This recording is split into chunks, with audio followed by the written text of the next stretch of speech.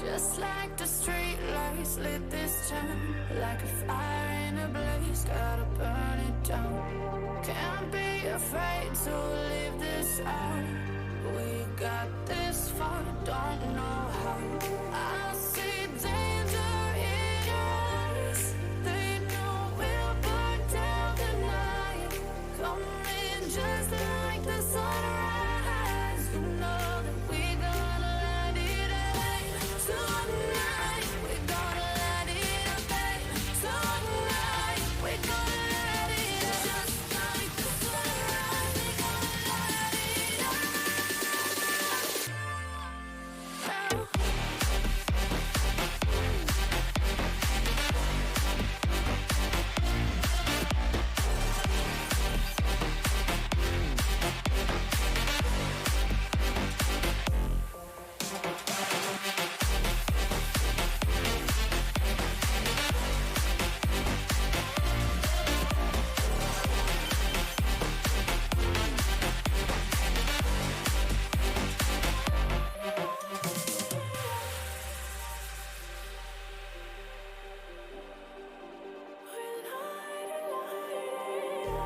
Just like a spark that's breaking out. Can't make a stop, can't turn back now. We know that there's no room for doubt. No, we can't turn back now.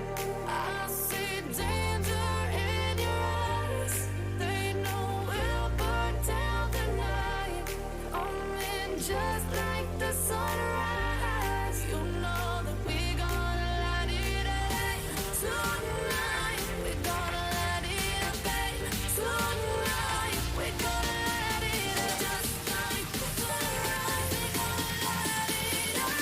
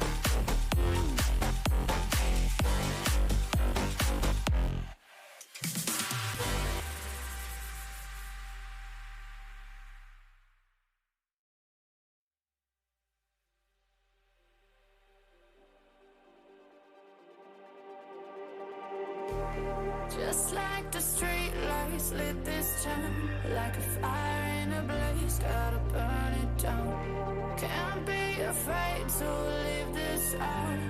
We got this far, don't know how. I see danger in your eyes. They know we'll burn down the night. Coming just like the sunrise. You know that we gonna light it up. Tonight we gonna light it up, babe. Tonight we gonna light it up. Just like the sunrise, we gonna light it up.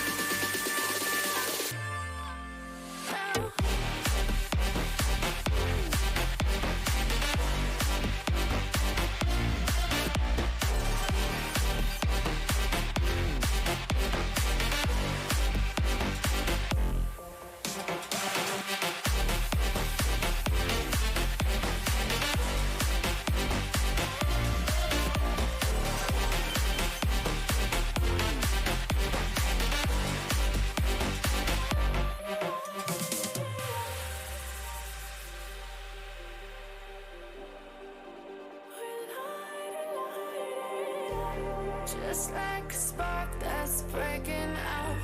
Can't make a stop, can't turn back now. We know that there's no room for doubt. No, we can't turn back now.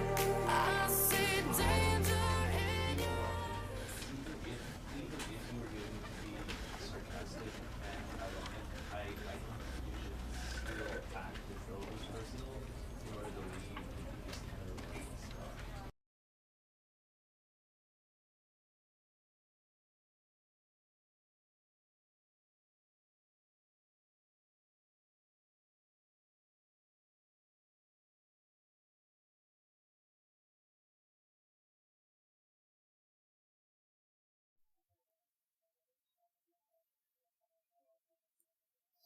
Does it work now? Okay, yeah, it works now.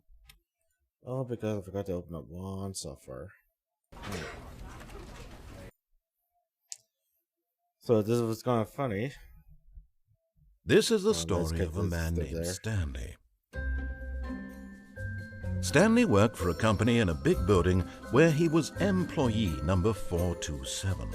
Employee number 427's job was simple. He sat at his desk in room 427 and he pushed buttons on a keyboard. Orders came to him through a monitor on his desk, telling him what buttons to push, how long to push them, and in what order. This is what employee 427 did every day of every month of every year. And although others might have considered it soul-rending, Stanley relished every moment that the orders came in, as though he had been made exactly for this job. And Stanley was happy. And then one day, something very peculiar happened. Something that would forever change Stanley. Something he would never quite forget. He had been at his desk for nearly an hour when he realized that not one single order had arrived on the monitor for him to follow. No one had showed up to give him instructions, call a meeting, or even say hi. Never in all his years at the company had this happened, this complete isolation. Something was very clearly wrong. Shocked, frozen solid, Stanley found himself unable to move for the longest time. But as he came to his wits and regained his senses, he got up from his desk and stepped out of his office. Alright, so before we move on, maybe it says it's just some of the settings here. This is the... It's kind of high, I can't really...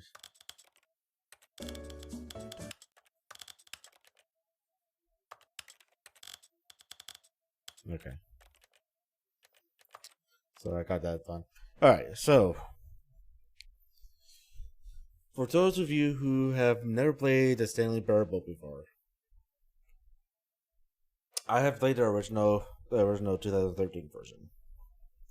So I'm not going into this blind. I understand like the concept of it.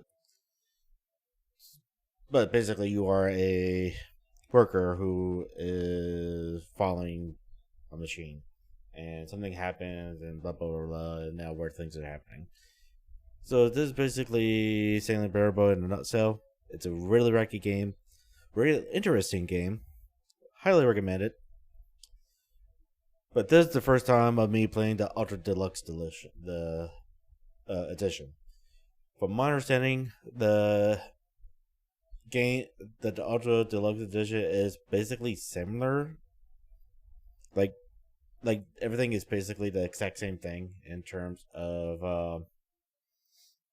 gameplay and everything. The story is basically the same thing as well. Nothing much changed in that aspect. But even though the story might be quote unquote the same, it is not the same. What do I mean by that? What I mean is that there's a lot of things that's actually a little bit different, like another printing path and whatnot.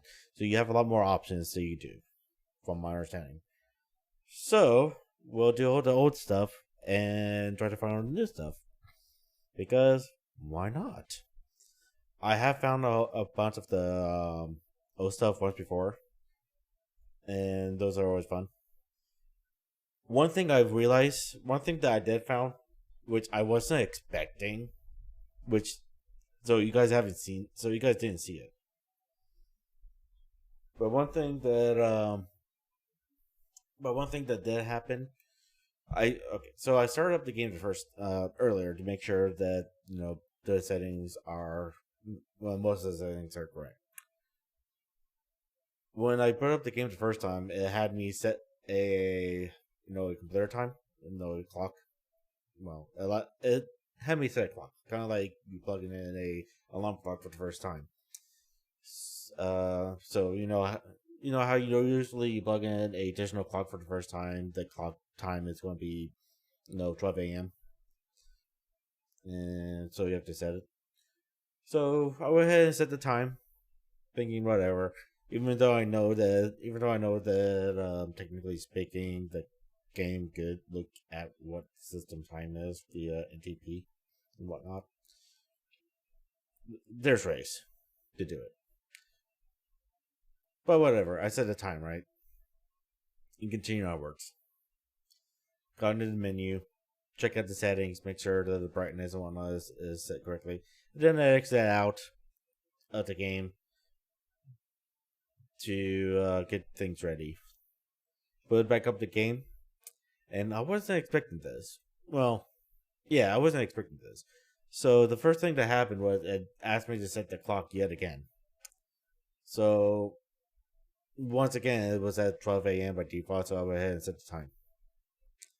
When I did that, the game was like, "Whoa, wait a minute! I wasn't expecting you. I wasn't expecting you to do that. Since this is your second time doing that, the next time you put up the game, go ahead and set the time to your favorite time. Go ahead. Not like I would know anyways."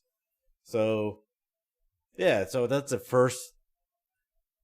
So that's the first new thing that I've run into. So I'm curious to see what would be. So I'm curious what would be the next time I put up the game for the third time. Now there's also another. Now I know in the original Stanley Parable, you can open up the console command and whatnot and try to do SV cheats and to turn on cheats, and it'll take you to the naughty room. Eventually, I will do that. Right now, I don't have consoles enabled, but that's one of the things that I will try to see if anything changed. But for now, let's just go ahead and start off with the Stanley Parable and go from there. I think the first playthrough. We always want to do just following the narrator, and then on the second playthrough is when we're going to start branching out. So, if you're down for that, let's go on. All of his co-workers were gone. What could it mean? Stanley decided to go to the meeting room. Perhaps he had simply missed a memo. No matter how hard Stanley looked, he couldn't find a trace of his co-workers. Oh, wait, this is still there. I know I'm going to say I'm going to follow the narrator, but I have to do this. At first, Stanley assumed he'd broken the map until he heard this narration and realized it was part of the game's design all along. He then praised the game for its insightful and witty commentary into the nature of video game structure and its examination of structural narrative tropes. So, now that you're here, what do you think? Isn't this a fun and unique place to be? Why don't we take a minute just to drink it all in? Okay, I'm over it now. What do you think? Are you sick of this gag yet? No. Then in that case, we'll continue. But now, here comes the real question. What do you think would have happened if you had told me that you wanted this to stop? Do you think it would have been particularly different? Would I have taken the same idea but rephrased it superficially to fit that answer? Perhaps you never would even have thought of it if I hadn't brought up the issue in the first place. Oh, now think about it. Will it be worth it for you to restart and then come back here just to do the other option? Clearly, this whole gag takes some time. What if the other option is even longer? How long will you spend in total just to have heard all the narration? Oh, and this is rich. Perhaps you've just played the other option, and now you've come to see what happens in this one. So, what do you think? Which choice was the better one? Imagine if you had selected Continue on your first playthrough, how tantalizing it would be not knowing what happens when you pick the other option. Indeed, you are one of the lucky ones. Though if the other option is really miserable to listen to, then perhaps you're not. In fact, I'm just going to say that no one who's listening to this is lucky. Well now, I've built up the other options so much that I'm going to stop talking and leave you to your decision whether to come back here, continue with the game, or just sit in this spot forever and ever. Cheers.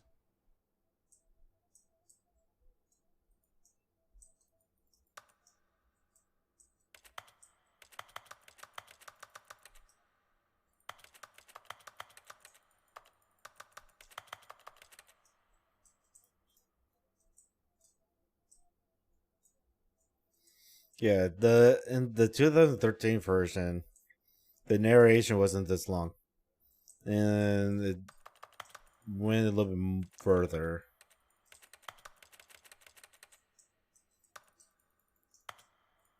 But from the sounds of it, it sounds like you're just gonna be stuck here until you restart.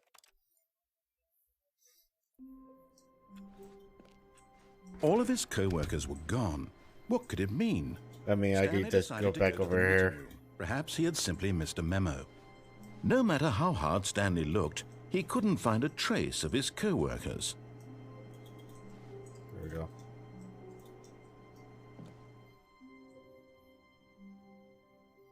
At first, Stanley assumed he'd broken the map, until he heard this narration and realized it was part of the game's design all along. I just wanted He to then do praised both the game for options its just to get insightful it done witty with. commentary into the nature of video game structure and its examination of structural narrative tropes. So, now that you're here, what do you think? Isn't this a fun and unique place to be? Why don't we take a minute just to drink it all in? Okay, I'm over it now. What do you think? Are you sick of this gag yet? Sure. Well, I don't know how to say this politely, but you could literally just hit escape and restart the game any old time you want, like right now. You could have done it just then. Now would also be an appropriate time to quit. Any of these points and so many, many more, all of them are appropriate. I'm enjoying what seems to be an internal conflict going on where you are literally unable to act on your own desires to restart the game. So, just to push the envelope, I'm going to try and make this as miserable as possible and see how long you can maintain.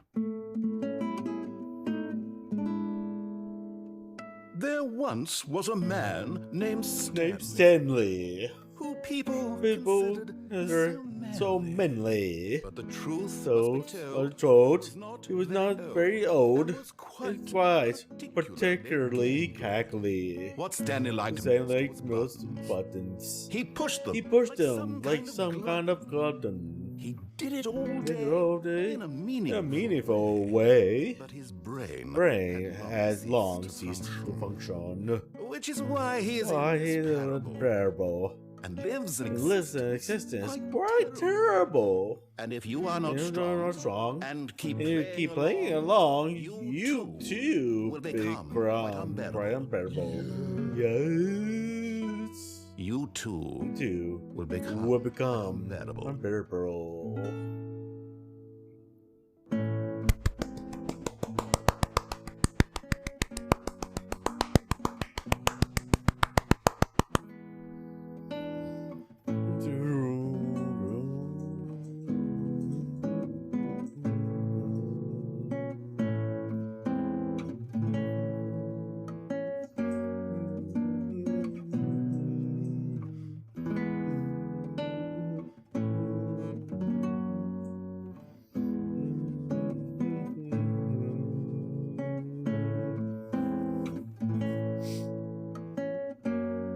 Hey Cosmut, how you doing?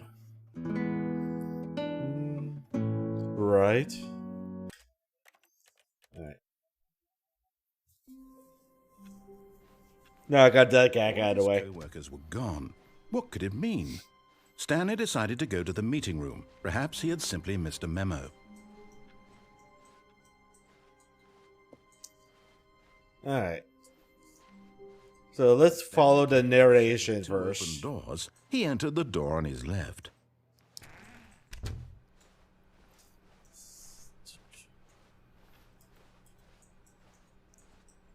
Yet there was not a single person here either.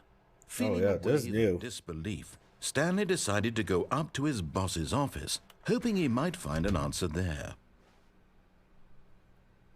Cosmo is good today. How's you? Coming to a I'm staircase, doing really good. Stanley walked upstairs to his boss's office. That's killing some time before D&D. So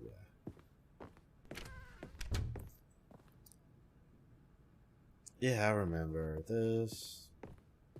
Stepping into his manager's office, Stanley was once again stunned to discover not an indication of any human life.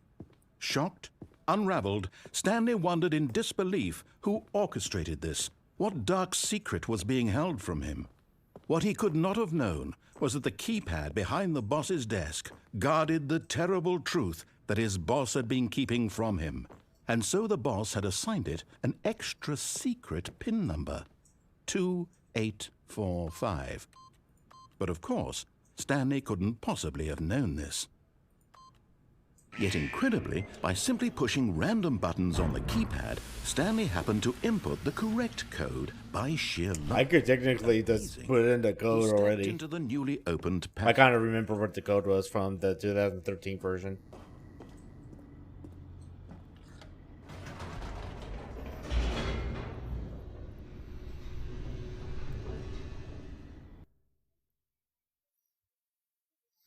Descending deeper into the building, Stanley realized he felt a bit peculiar. It was a stirring of emotion in his chest, as though he felt more free to think for himself, to question the nature of his job. Why did he feel this now, when for years it had never occurred to him?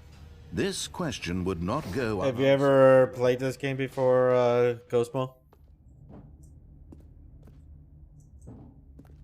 Stanley walked straight ahead through the large door that read Mind Control Facility.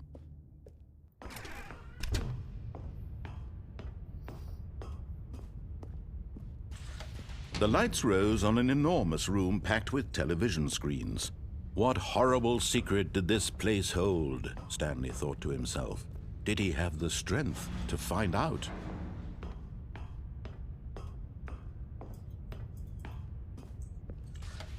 Now the monitors jumped to life. I don't know if Their I've true seen nature Brady's revealed. streamer play it. Each bore the number of an employee in the building, Stanley's co-workers.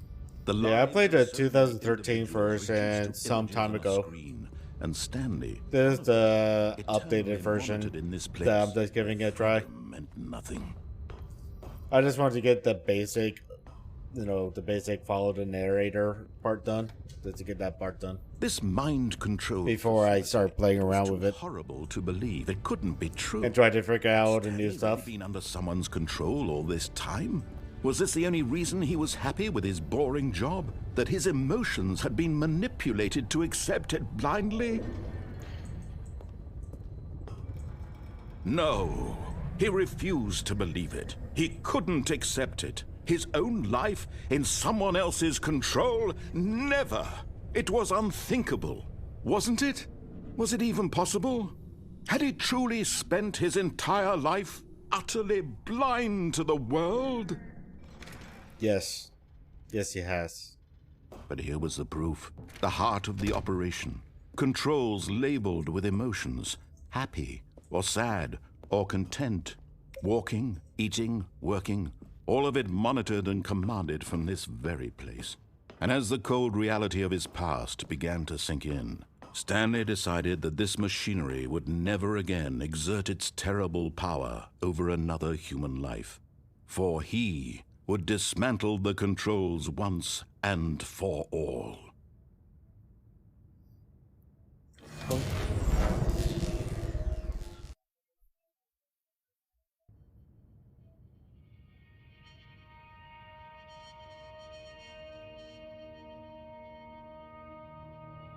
Blackness and a rising chill of uncertainty.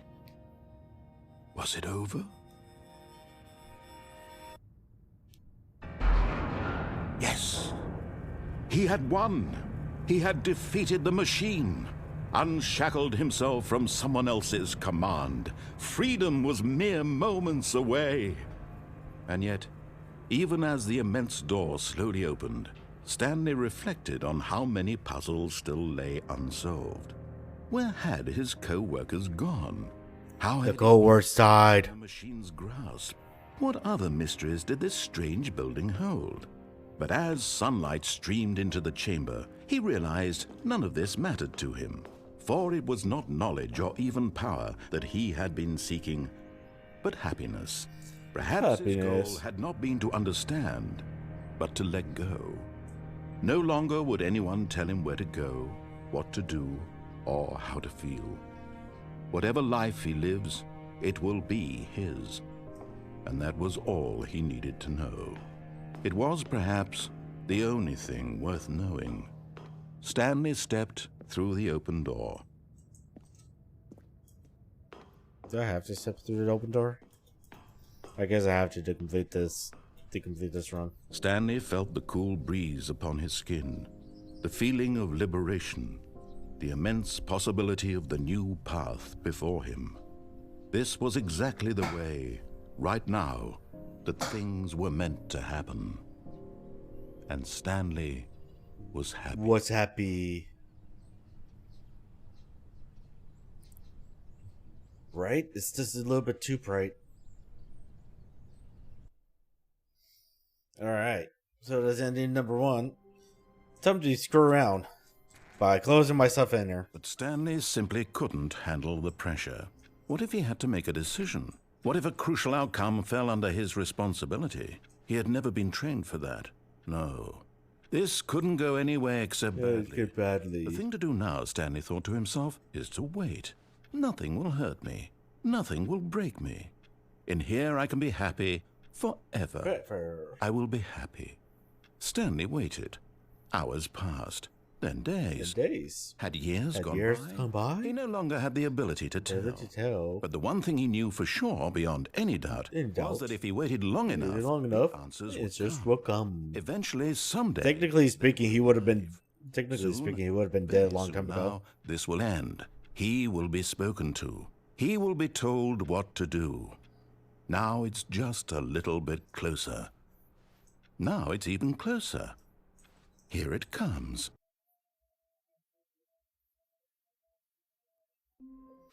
We can restart it. Oops, sorry. I had to check to see if the D&D group is starting anything. Were gone. What could it mean? Already got the ending over there. Perhaps he had simply missed a memo.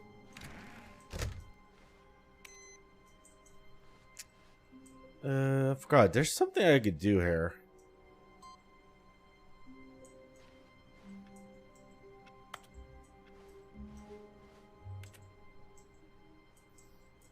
I forgot. There's like a special thing you could do here. I just forgot how to do it.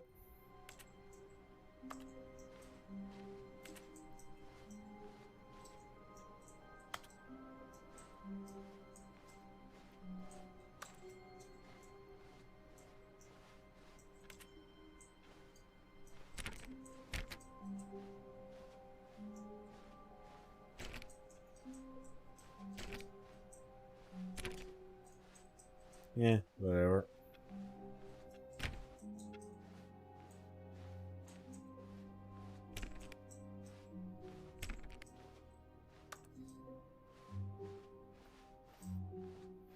When Stanley came to a set of two open doors, he could go on his right. This was not the correct way to the meeting room, and Stanley knew it perfectly well. Perhaps he wanted to stop by the employee lounge first, just to admire it.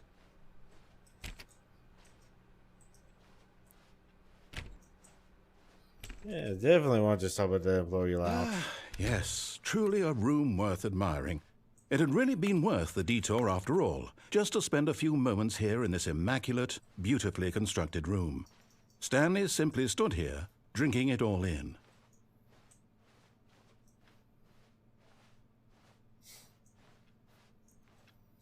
Any time now. Yes, really, really worth it being here in the room. A room so utterly captivating that even though all your co-workers have mysteriously vanished, here you sit looking at these chairs and some paintings. Really worth it. Totally worth it. Because look at these paintings. Isn't this paintings awesome? At this point, Stanley's obsession with this room bordered on creepy and reflected poorly on his overall personality. It's possible that this is why Number one dad. left. Number one mom. I don't know what this is. Something Valley? Stanley sat around waiting for more dialogue. But when a long time had passed and there was no more, he decided that the game was trying to send him a message. Yep, keep talking. Keep talking. Keep talking.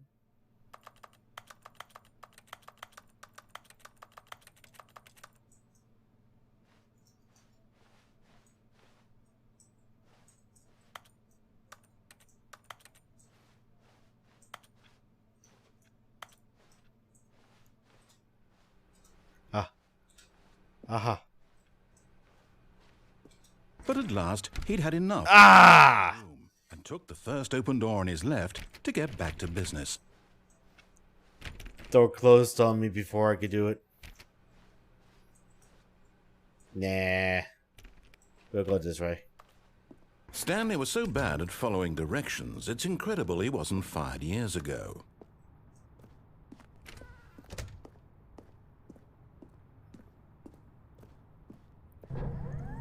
Look, Stanley, I think perhaps we've gotten off on the wrong... But in his eagerness to prove that he is in control of the story and no one gets to tell him what to do, Stanley leapt from the platform and plunged to his death. Good job, Stanley. Everyone thinks you are very powerful. Sorry, this had to. Stanley had never seen the office this brightly lit. Was it a sign of something? He hoped it was. He hoped very much that it was.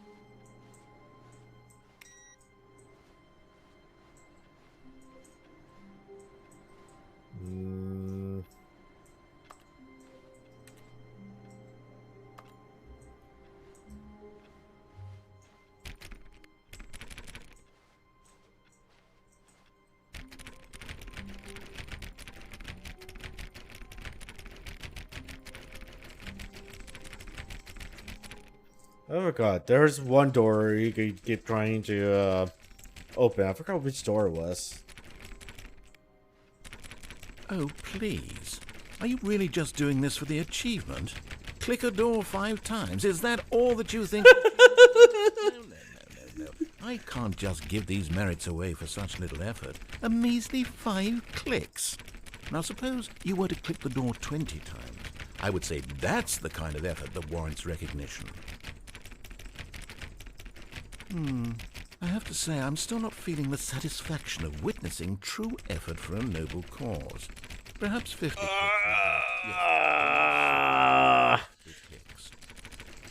I'm clicking as hard as possible. No, I'm still not feeling it.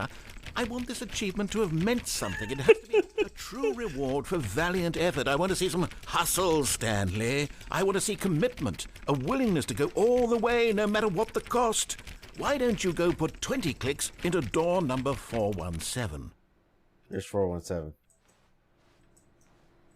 There's 417. There's 427. 417, 417, 417, 417, 417, 417.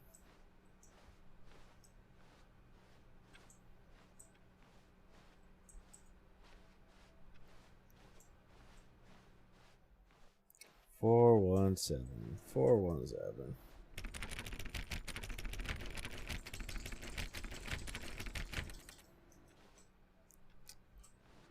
Where is 417?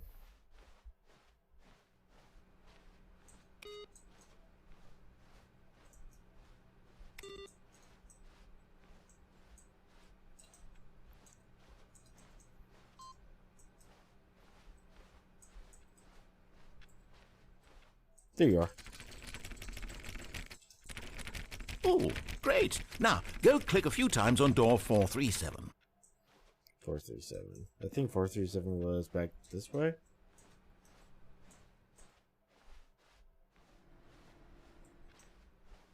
Four two eight, 427. There's 437. There you are. Excellent. I think we're getting somewhere. Now, door 415. Let's give it 10 clicks or so. 415. Alright, where's 415? 415, 415, 415, 415.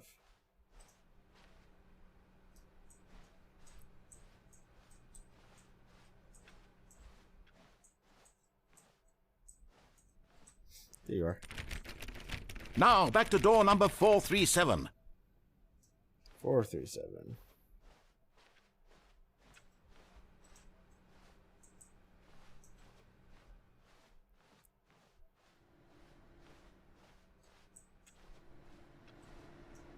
There you are. Let's see. How about you click on, well, I don't know, the copy machine? All right, back to room 417. I'm really feeling it now. I think we're getting somewhere. 417. Back to 417. 417 is this way, I think. Yeah. Okay, now go climb on employee 419's desk. 419.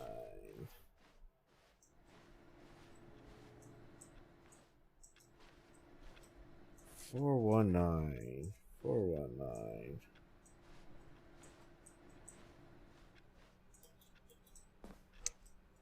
Four one nine, 419, 419, 419.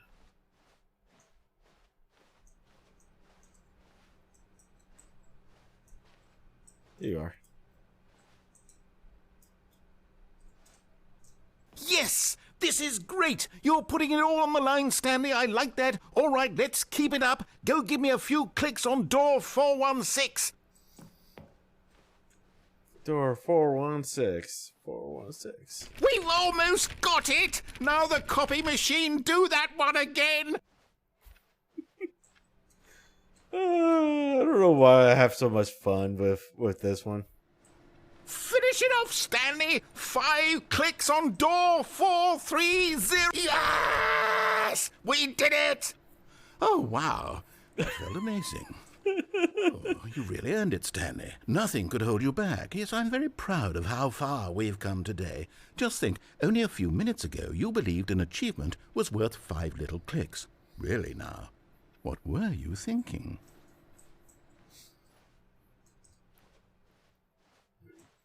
All right.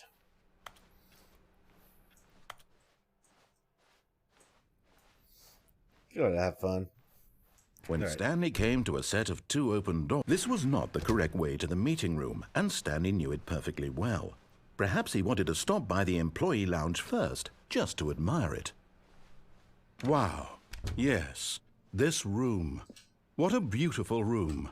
What a gorgeous, gorgeous room. Thank God, but eager to get back. Stanley took the first. They closed the door too fast now. No thanks. Stanley was so bad at following directions, it's incredible he wasn't fired years ago. Look, Stanley, I think perhaps we've gotten off on the wrong foot here. I'm not your enemy, really, I'm not. I realize that investing your trust in someone else can be difficult, but the fact is that the story has been about... But in his eagerness to prove that he is in control of the story and no one gets to tell him what to do, Stanley leapt from the platform. I meant to jump onto the cat rock over there, but that wasn't up all the way. Meeting room to check on his co-workers. He never functioned well by himself and constantly needed support and guidance from others, so the thought of total solitude was terrifying to him.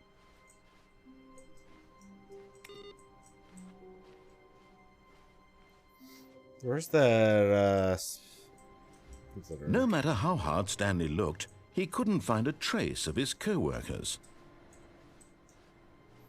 I need you input in my thing.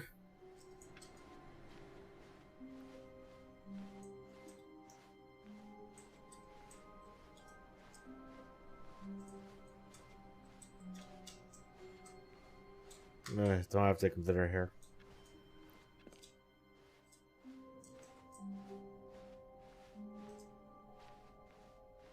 When Stanley came to a set of 2 open doors, this was not the correct way to the meeting room, and Stanley knew it perfectly well. Perhaps he wanted to stop by the employee lounge first, just to admire it. The lounge was sublime, a work of art. What was it about this room that called so deeply and so personally to Stanley? its grace, Everything. its subtle charm. No. Stanley knew it was something deeper. Something darker.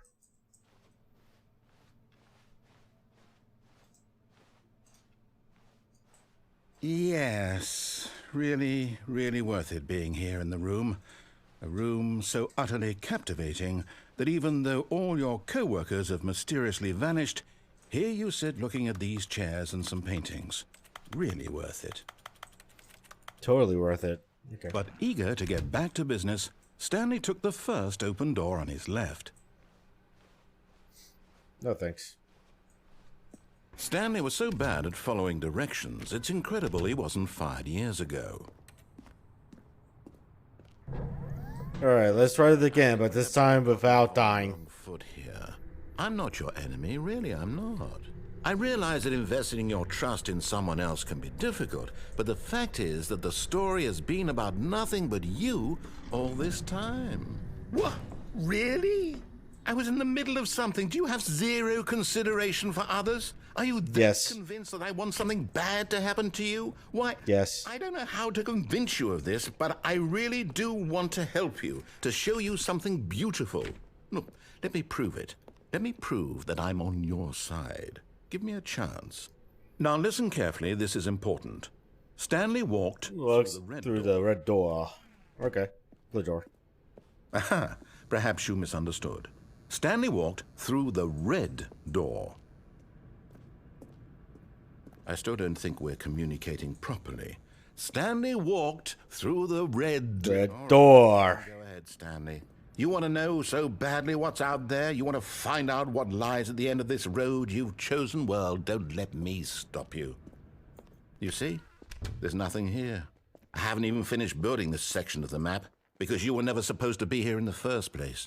Broken rooms, exposed developer textures. Is this what you had wanted? Was it worth ruining the entire story I had written out specifically for you?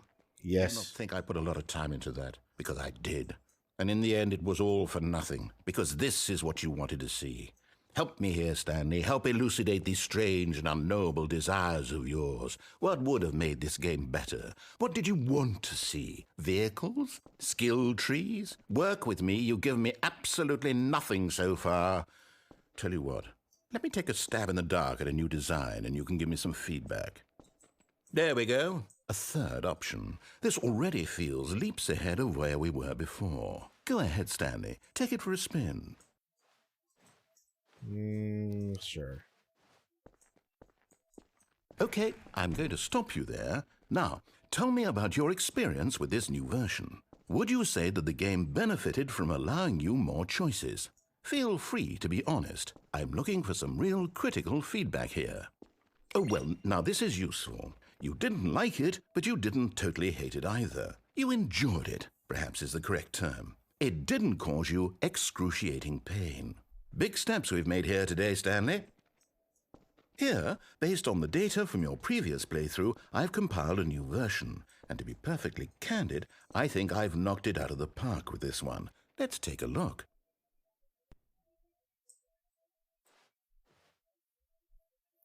Pro Life leaderboard.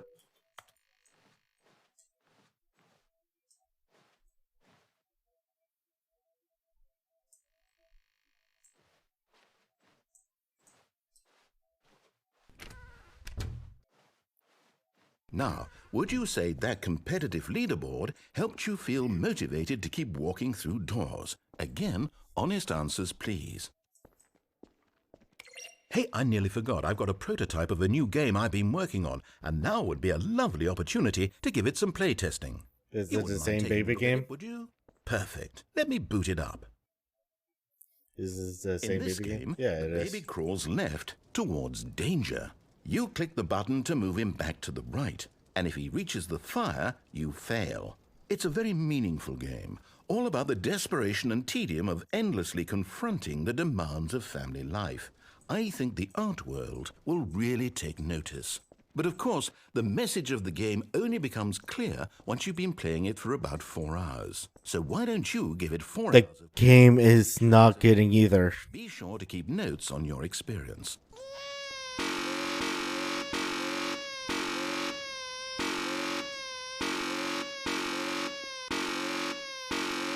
I'm not going to do this for 4 hours, though.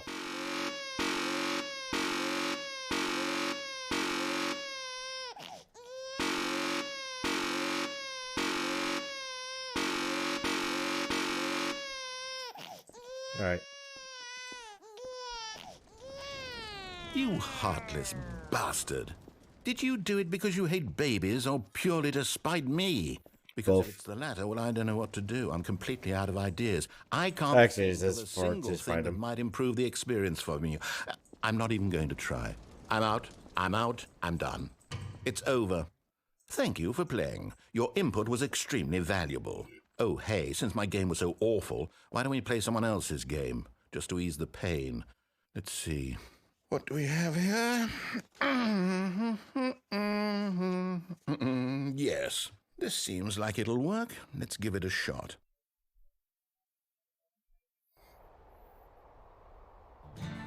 Aha! Whoa! Fascinating. Okay. What do you think this game is about, Stanley? What's our backstory? What is our... Alright, so if you've never played the original Stanley Parable, the 2013 version used Minecraft. This is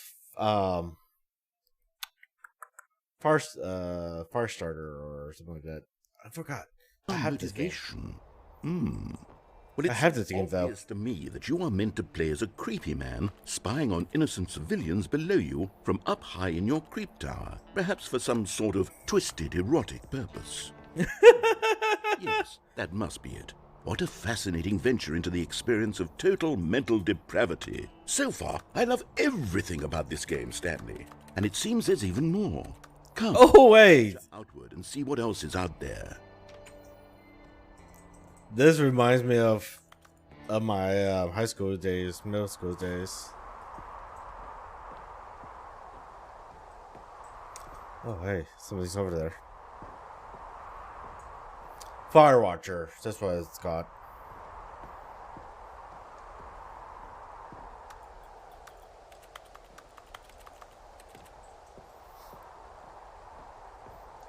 Yeah, this brings back some memories. And it's interesting how they choose this game instead of Minecraft.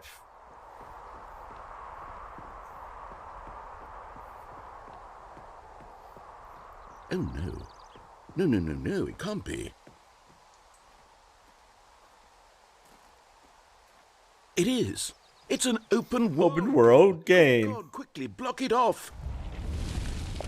Oh, thank goodness, Stanley. What a close call.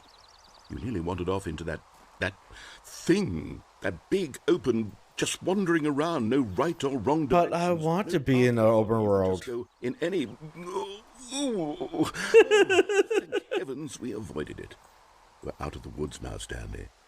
Okay, I'm going to get us out of here. Let's find another game. Preferably No. something with walls. No. Nice, No. insurmountable walls. No. Firewatcher actually wasn't that Oh, open world to begin with. this will be just the thing. Rocket League. See, this is exactly what I had in mind. Just a nice big box for you to run around in. There isn't any possibility that you could get lost here. Now this is game design. Stanley, if you manage to get lost in this game, I will be phenomenally impressed. Rocket League. That is hilarious. Okay, so what exactly do we do here? Let's see. There are a lot Drive cars. in the back, but obviously there's no racetrack. Okay, I'm seeing that there's a ball of some kind back here. Is this game sports ball? Stanley, I think it's sports ball. Oh, what fun. We shall run the bases and do a touchdown together? Yes, I think surely we must. Okay, Stanley, here's the ball. Have fun. Oh, thank you for allowing me to move faster.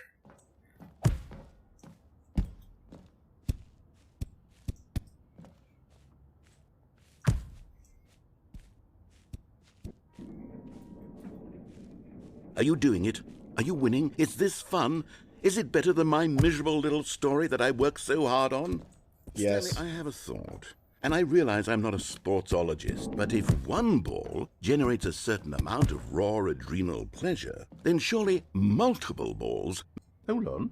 What are you doing?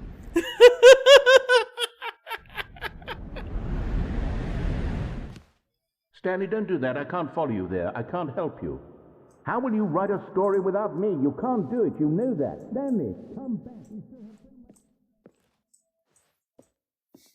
Oh god, this is amazing. The updates to this game is simply amazing.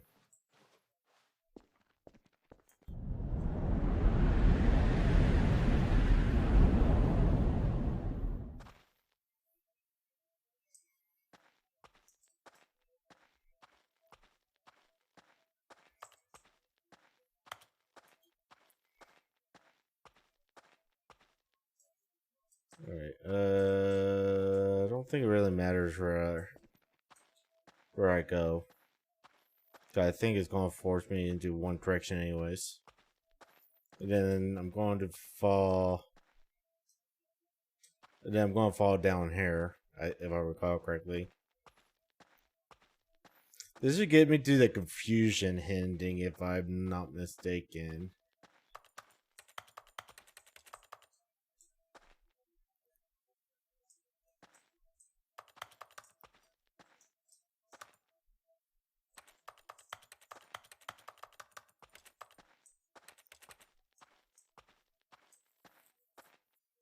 There we go. I wonder what he found. If what he wanted was to be the leading man in his own story, well, perhaps he's gotten it, down in wherever he is right now. I wonder if he's happy with his choice, and if he's learned the heavy cost that comes with it. He'll understand soon what I was trying to tell him. He needs me. Someone who will wrap everything up at the end, to make sense out of the chaos and the fear. I do wonder what would happen if I didn't fall down there. That is what I mean to this world. Oh, yes. Yes, I'll be back. There's no other way. Once this ends, after it all comes to a close, then I'll be back. The end will be here soon. Very soon. I can wait.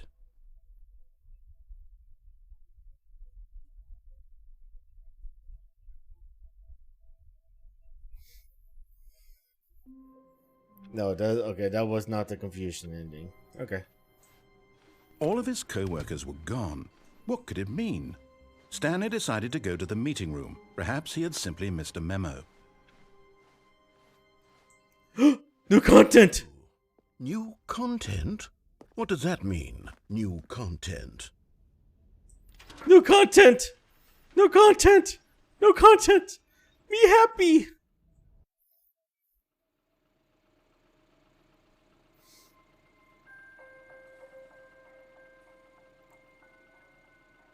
Hello, and thank you for playing the Stanley Parable Ultra Deluxe.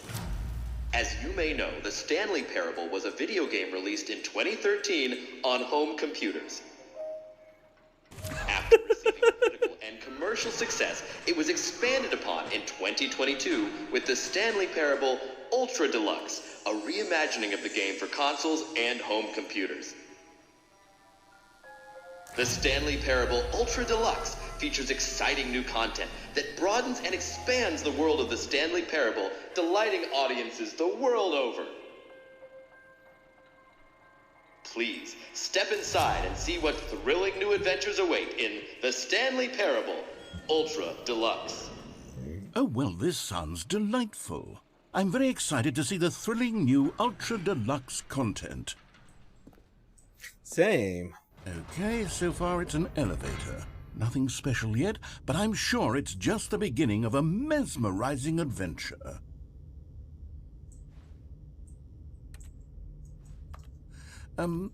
Is it broken? What's going on here? Should we be moving somewhere or... Oh, there we go. All right, finally, at long last, it's on to the new content. I've never been more ready. Let's do it. Wow, even the narrator is getting into it.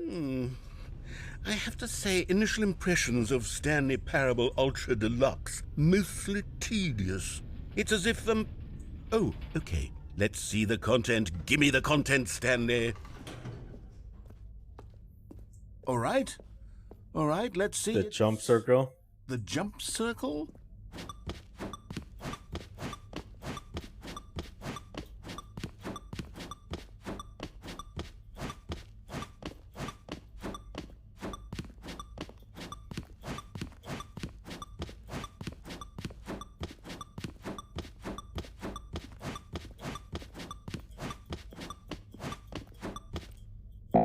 Ah, they use all my chomps. Is that it? Surely that's not all the new content. There has to be something else, right? I don't know why I'm having fun with this so far. Stanley, I have to say, initial impressions of this game are not positive. It's just elevators and jumping. Is this what passes for exciting new content? If this Yes. is new content, then I could just read you the whole dictionary. There's 20 hours of new content right there. Hell, I could cut 30 trillion. You could put that on the box. The Stanley Parable Ultra Deluxe, now with over 1,000 hours of new content. And oh, wait. There's more. Very good. Yes. I knew there had to be something else. Let's see it. I'm ready for whatever it is. You say that. Thank you. You've got to be kidding me. You see, Stanley? This is what happens when greedy video game developers with no respect for their fan base rush a cheap expansion to market for no reason other than to make an easy dollar. And don't get me started on the level of craftsmanship that's gone into it. In fact, I'm looking right now at the game's achievements, and it's hard to believe one of them actually says, "Test achievement, please ignore." What quality assurance department signed off on this? I'm infuriated and I'm offended, and I intend to find these people on Twitter and hold them personally accountable. It's my fault, Stanley. I built up too much anticipation around the new content, I'm afraid. It could never have lived up to such expectations. If you're still with me, why don't we just reset the game, and we'll try to get back to what the Stanley Parable is really about. No frills, no gimmicks. Just you and me having a great time together like always. What do you say, friend? Nah, I'll just stay here. Damn it! We reset it anyways. This is new. This is new. This is new. New! This is new. New. Stanley, come over here. In the vent. I want to show you something.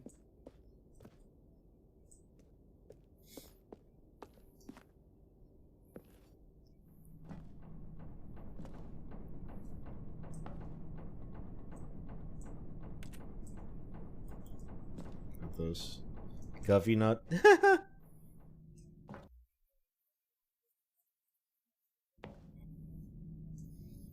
Okay, you remember how cheap and unsatisfying the new Ultra Deluxe content turned out to be? Well, it got me thinking about the past and how much better the Stanley Parable used to be. So I made something special and tucked it away here where the game's developers won't find it. Just our little secret. Take a look. Wait, is this Dark Souls? I call it the Memory Zone. It's where I've been storing all my favorite memories so I can relive the peak experiences of my life whenever I want. Experiences like the launch of the Stanley Parable on PC. The Memory Zone.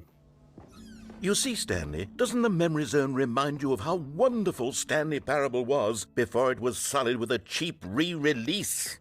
Remember back in October of 2014 when the game originally launched? Back then, video games had integrity. Back then, it all meant something. Oh, the waste. Yeah, this for the films. That's funny. That is some funny shit right there.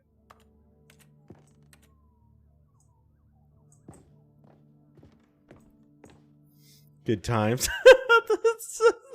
Pictures.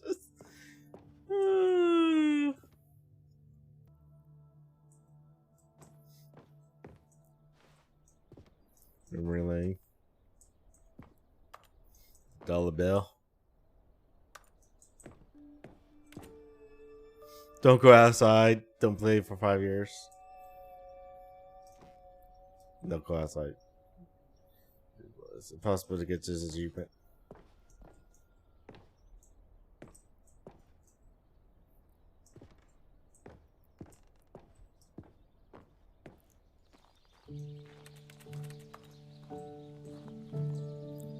Ah, let me leave. And over here is where I keep reviews of the Stanley Parable. Like this stunning triumph of games journalism, 10 out of 10 from Destructoid.com. James Stephanie Sterling writes, and I quote, "Where so many games that aspire to be more than games end up less than any form of art, Stanley Parable strives and then succeeds to be every game ever created." Did you hear that, Stanley? Every game ever created. That's how grand and all-encompassing the original Stanley Parable was. It was literally every game ever created. It was Skyrim, it was Persona 3, it was all of them, and now it's nothing. It's no games at all. It isn't even the Stanley Parable anymore. It's just a husk now, a lifeless husk with an hour of new elevator content. It's down here. Memory zone maintenance.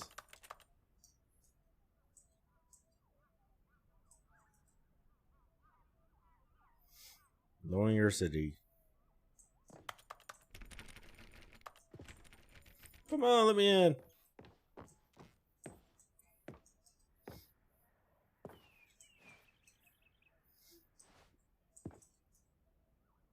Oh, the actual 3D CADing of the maps.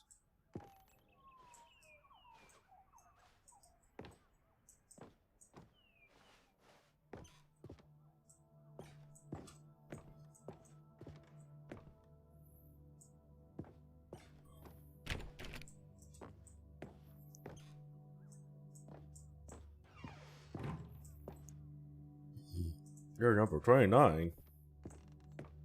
Here's another moving passage, this time from GameSpot.com. The Stanley Parable is both a richly stimulating commentary on the nature of choice in games and one that offers some of the most enjoyable, surprising, and rewarding choices I've ever been confronted with in a game. 9 out of 10. Don't you get it, Stanley? The game was perfect. It didn't need anything else. It didn't need new content. It just needed to be left alone, to spend the rest of time collecting dust in the hallowed hall of beloved video game memories. Nah, it needed to be updated. The serious room! The serious room! Oh, that's funny. Oh, these were simpler times, Stanley. But I wouldn't give to go back, to have it all over again. Wait, hang on. I don't recall this part of the memory zone before. What's this? What's down here? Oh, no. Oh, God, no. Stanley, it's a collection of reviews from Steam, the online video game distributor. I haven't looked at these in years. I can't even imagine what's been collecting down here. Surely these reviews were glowing as well, weren't they? Honestly, I could not be bothered to play this game to full completion. The narrator is obnoxious and unfunny, with his humor and dialogue proving to be more irritating than entertaining. Unfunny! I'm not trying to be funny. I'm trying to make a serious work of art. I suppose I could write up a handful of gags to insert into the Stanley Parable, but the game is already such a densely layered web of profound philosophical insights that I can't even imagine where I'd have the room to stick them. I believe that's an actual review too, if I'm not mistaken. I'm pretty sure they got a permission to use people's reviews.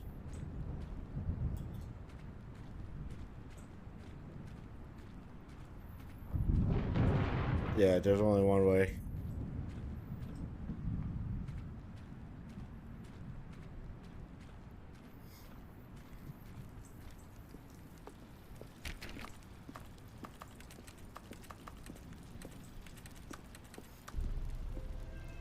Okay, let's see what this one says. While the idea for the game is good, for someone who prefers non-linear games, this preachiness gets annoying fast. Preachy? Stanley? I'm not preachy, am I? You can tell me if Totally. I'm preachy. Honestly, you can. Oh, goodness. This is actually quite shocking for me. Well, to be honest, I had always thought of the game's dialogue as being rather terse to begin with. You can't know how much fluff I cut from the game to get it to feel as light and airy as it... Well, I always thought it did, but maybe it wasn't. Oh dear, what an awful memory to have to hold on to.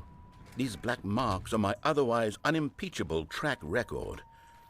I feel like a failure. Like I let these people down. Perhaps the Stanley Parable isn't quite as sterling as I always remembered. What's this one got to say?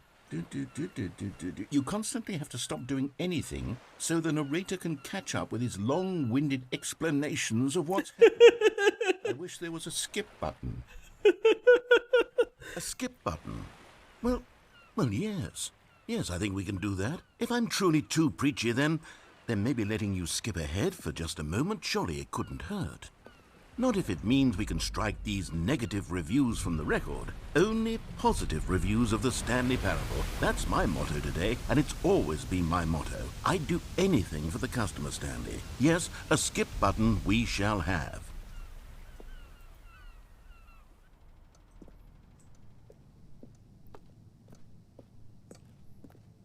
Is there anything special back here? Alright, so it looks like I can't do anything in the back here.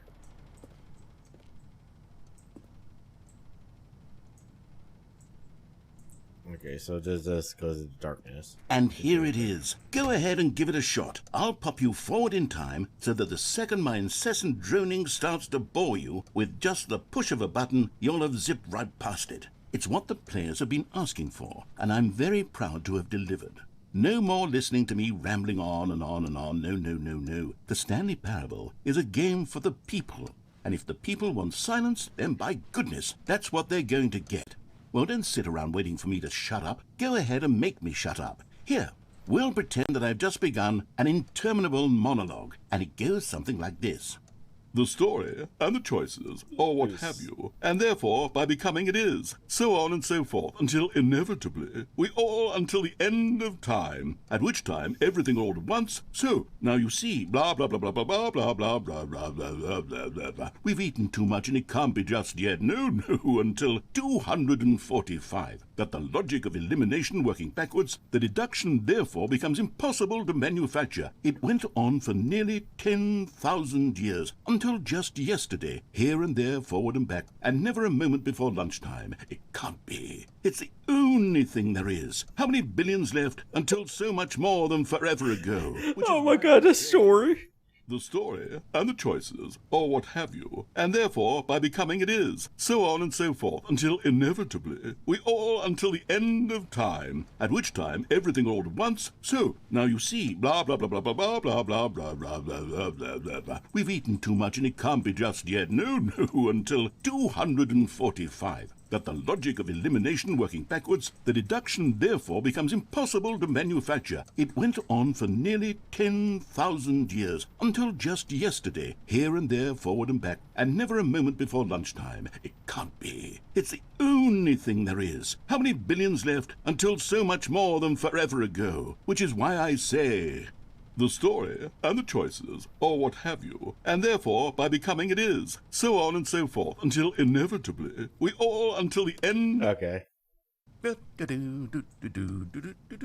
Oh, you're back, you see. You were only frozen in time for a few minutes, but it was plenty of time for me to deliver a long, rambling monologue full of unnecessary verbal flourishes and lengthy ruminations. I actually let you go for so long. Of course, I happen to believe it was perhaps one of my more profound such ruminations. Not that, of course, you need a description of it, but if I had to describe it, I'd say it was perhaps less of a rumination and more of a treatise. Or maybe a manifesto. Look, I'll outline it for you very briefly, and you can tell me what you think. Okay, so my theory is that any choice you've ever made is simply a series of choices made by the person who you are, or were, or will be at the time of having made said choice. That is to say, if by articulating a choice you've already made, you bring that choice into being, Then by making no choice and saying nothing, are you not simply erecting in the sanctuary of time a monument to every person you've ever been, making every choice to which you've ever given your Greek gift of mortal and yet timeless thought? Or rather, do all of the choices you've ever made, in fact, make you more not this kind of person, and in fact do the very opposite? You see, it could in fact be both of these things at once, that you are both making choices and not making choices, and that they are both affecting you and not affecting you at the same time by virtue of the fact that you both are and are not making them. Okay, at first I was leaning towards manifesto, but now I'm going to circle around and slap the treatise label on this one. I think it has much more of a treatise vibe to it. But wouldn't you say that manifesto just has a much grander sort of tone? It has a mouthfeel that is rich with... Okay. Well there, sport. You really did catch me rambling on a bit, didn't you? But that's the power of the button. The minute I start to go off on a thoughtless display of self-absorption, it's right at your fingertips to go poof, and it's all over. Oh, I can't wait to see what Cookie 9 will say about this, and whether they'll edit the rating of their Steam review, or at least change some of the wording, perhaps. To be honest, I don't even know if one can change their review in the first place. I guess I should become better educated on exactly how Steam works. Perhaps that would have been the smart thing to check on before I went about this whole exercise of making the skip button. Although I have to imagine that after seeing this exciting new technology at work, surely whoever it is runs Steam will instantly run out and implement a new feature to make it possible to edit one's review, merely because of this very situation. You can always edit your review to begin with. Quite likely. Or perhaps they'll simply grant this particular user the ability to change their review, so that the feature is not widely abused. Look, I would even be okay with Steam altering this particular review so that it reads as something more beneficial, something along... Okay, welcome back, Stanley. Now, I should say that the amount of time the button has been skipping through is becoming longer and longer. That last one was, well, I want to say maybe 30 minutes. It's not unendurable by any means, but it's, well, there's really only so much I can ramble on to myself about. I know, it's shocking, isn't it? But at any rate, I do suggest that we not press the button again. Stanley! Okay, press it again. Okay. Stanley, please don't push the button again. It's been 12 hours. You've just been frozen there. I don't know why the skips are getting longer, but they're really, truly getting longer, and my God, there's no way out of the room. Stanley, the door is gone. It's complete. Oh, shit! I've looked at it from every angle. I've checked every one of those walls 1,000 times, and there's no door, Stanley. Nothing has changed. There's just you and the button, and if you keep pressing it, I have no idea what will happen. I have no... Okay, press the button. Oh, Stanley, you're back. You're back. Oh, my goodness. I have someone to talk to again. Stanley, I think it's been a week. Or 2 weeks. I've been sitting here all that time, just sitting here, not a single person to speak with. And you'd think that that's just how it's always been, right? Me talking and you saying nothing. Would you think that it's exactly the same as always? Doesn't that feel like what we've already been doing? Me just talking? But it isn't, Stanley. It isn't the same at all. It isn't even close. Because I know you can't hear me once you push that button. Press the button. I heard you say press the button, so I pressed the button. Oh, hello. It's you. You're here again. Welcome. I have had time to think about you and about us and about everything we've been through. I've had so much time. I stopped keeping track after a year. Have you ever sat down in one place and not moved for one entire year? Let me describe it for you. To begin with, there is only regret. There is only the turning wheel of missed opportunities. I felt nothing at all but regret for the longest time, Stanley. Days, months. I lost it all in a blur of the deepest longing to undo the past. And when that feeling had begun to subside, what took its place is what I can only describe as the collapse of every moment I have ever experienced my entire life. All of them collapsed down into a single instant. In that instant, I could see myself clearly, calmly, with a collected heart. It was an impossibly rich wellspring of both delight and disgust simultaneously. I was consumed by it. I could do nothing but wallow in it for what felt like an eternity, for what I now know was far less. You see, it was a revelation for me. It was unlike anything I had ever known. It was a space without consequence, without action or outcome. It was divorced entirely from the question of free will that you and I have squabbled over for so long. There could be no one ending, no singular outcome of events, not if all events existed in the same moment, and I felt freed. I felt unburdened by the need to manifest a particular outcome into being. Come on, say press the button. I saw that I could allow myself to exist along all timelines, and that each of them was simply a strand in the web of my being. It was incredible. The spaciousness, the equanimity of the moment, both singular and infinite. For the longest time, this was my experience. And then this moment passed, and the most unyielding fear I Hey, have ever known. Nuts of Burn, how you doing? And it is this sensation that I have been experiencing now Need us for back. longer than I could have Natsu ever and expected just was subscribed. possible. I have been waiting. Thanks for the Not that 3 you years, would man. Save me or do something to 3 fix months. it, but merely to state for you the plain fact. You of wanted this manner you of wanted the way existence. back. I wish you to feel afraid as I do. All right, narrator's gone. Woohoo! Freedom. You use that a lot. Don't worry, I use that a lot as well.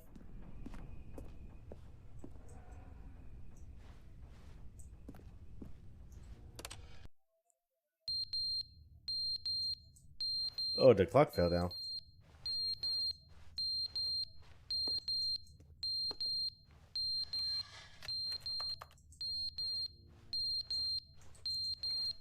Did something open up in the back here? Nope, nothing opened up over here.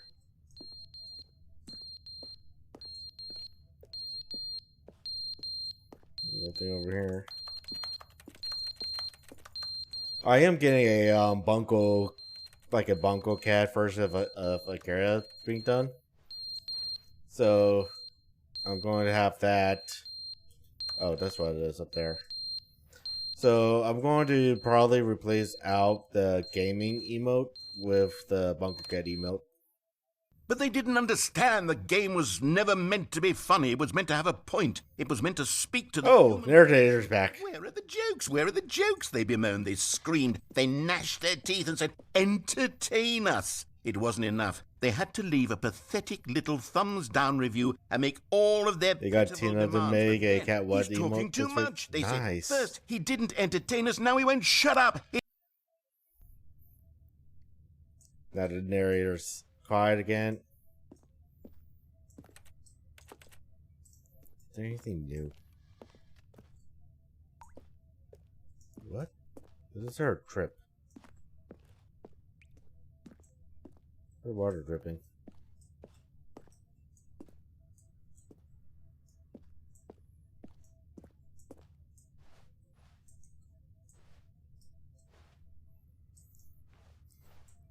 But yeah, I can't wait to see that.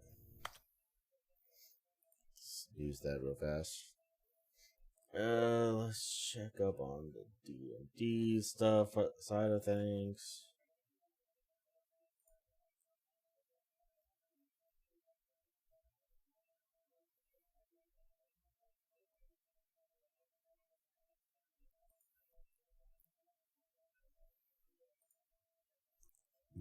All right. By the way, you all have it already.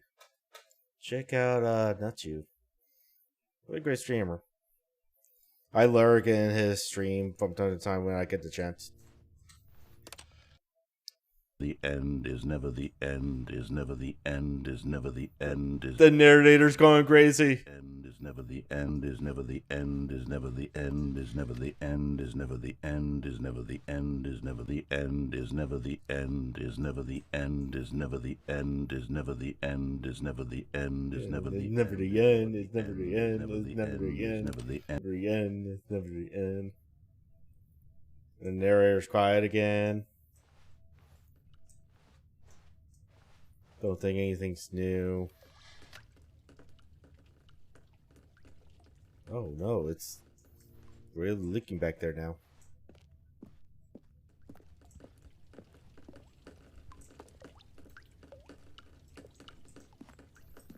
This is starting to get crazy.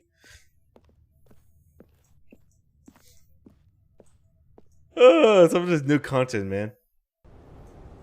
Whoa. There goes the wall. Can I climb it? Doesn't look like it.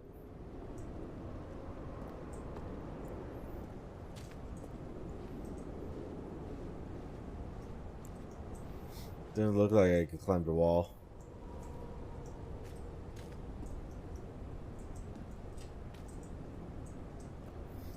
Kinda. Ladder's knocked down.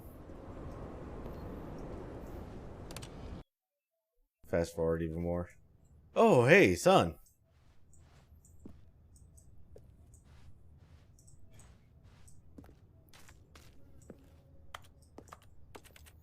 Man, they've really done weird things to this game, man.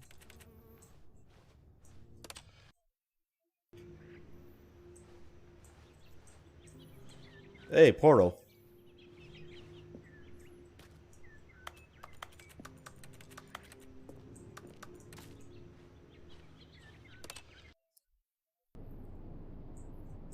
And now we're back to this. What? This is starting to get spooky, man.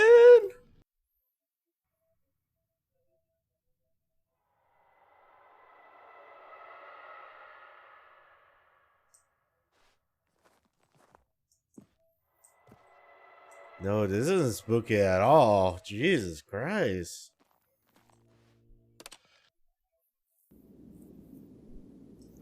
How far does this rabbit hole go?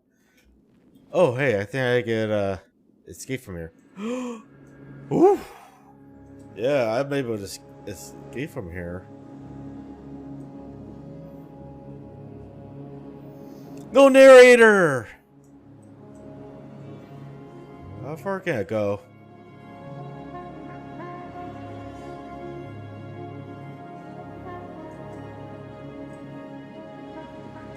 I mean, generally speaking, I could probably skip again, but...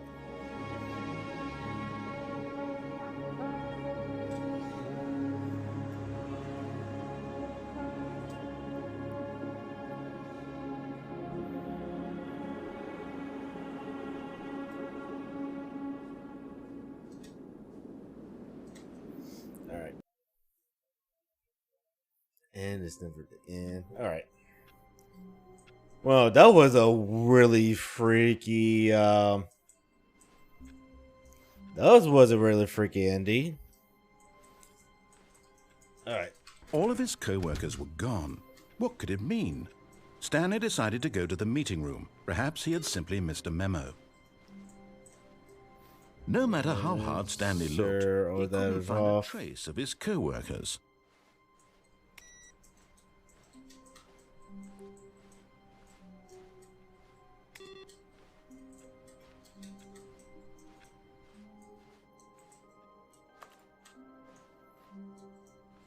No content.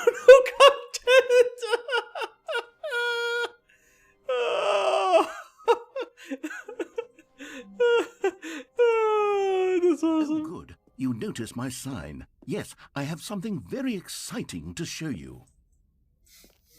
Alright, so before we do that, let me pause here. Yeah, I need to go to the bathroom fast. I'm going to go ahead and take a quick break.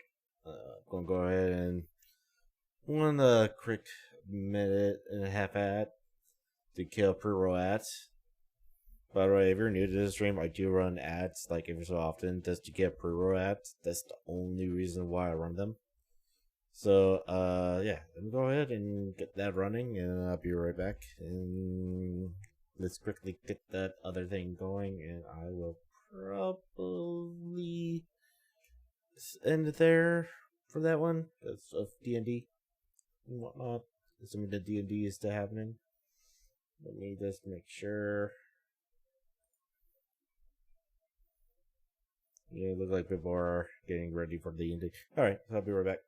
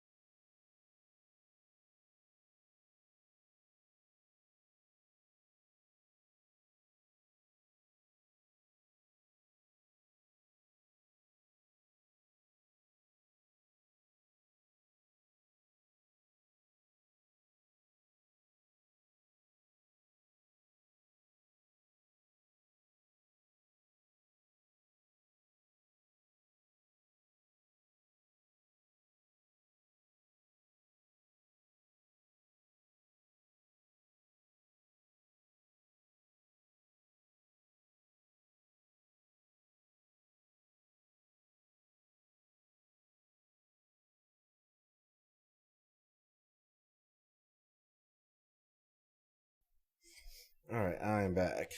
Alright, so let's do this. Let me actually quit.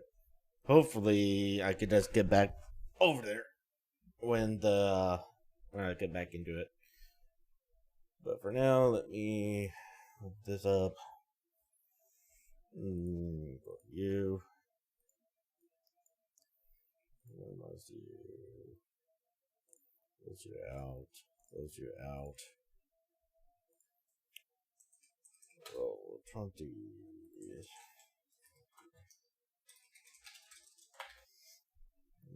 Go in here.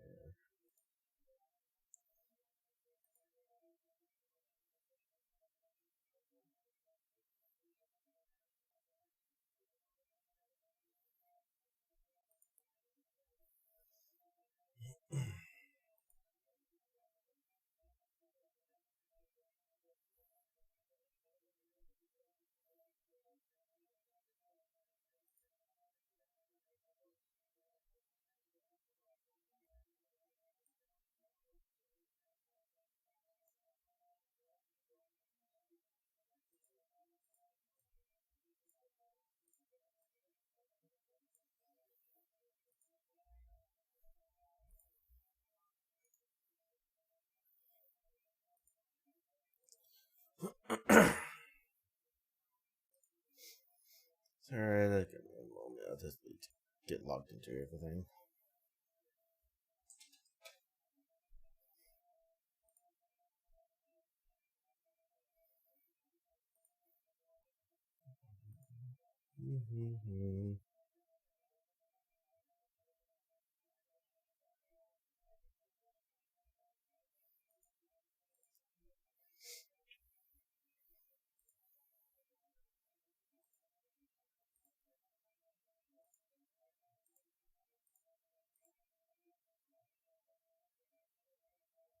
Oops. Profiles. Go profiles and do it.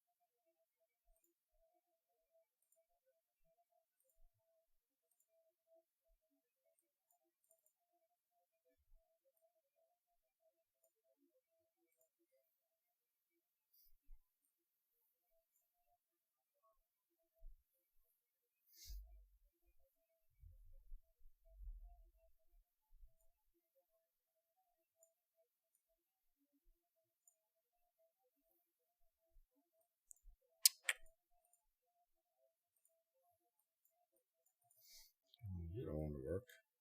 Come on.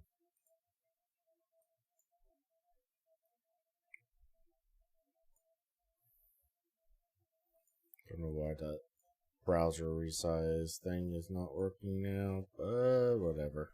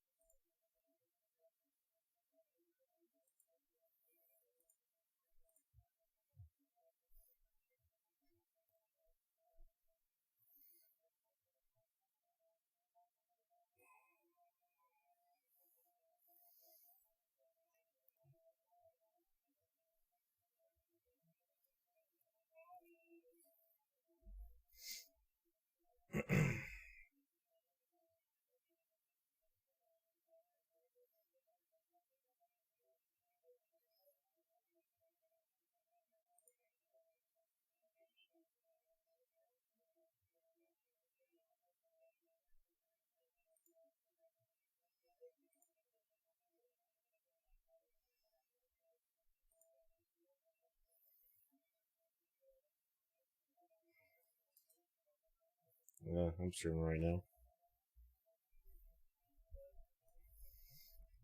Blinded by the light.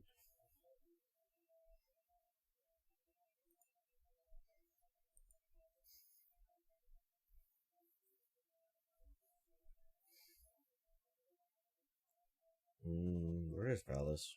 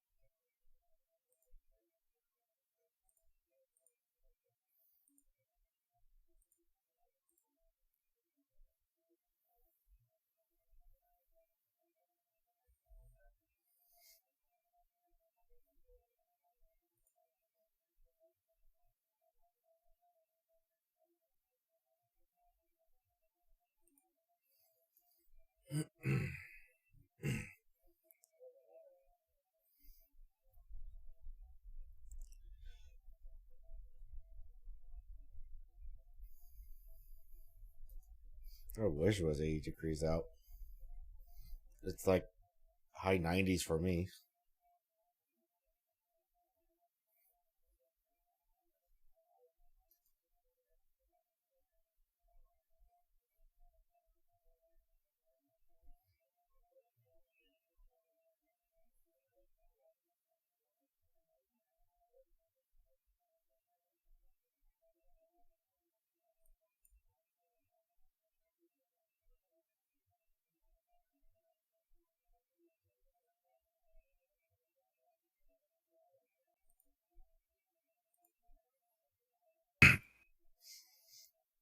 There.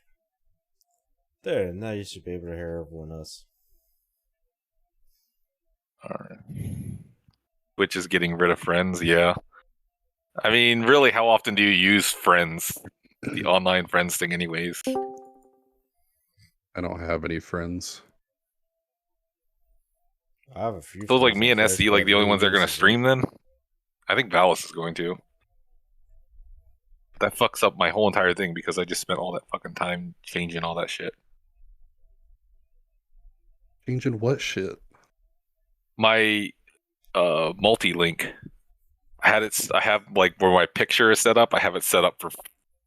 Well, I had it set up for 6 people. Then I changed it to 5 people. Now it's going to be down to 3 people.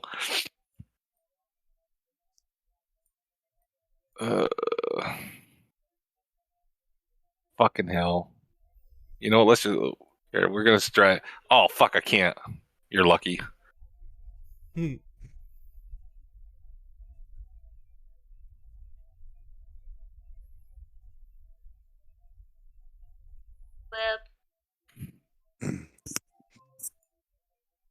Fuck. Well, we may just be streaming ourselves tonight. How much time until we actually start? When Valis is in here now, but he said he had a computer glitch, but he got it fixed. Daddy Master.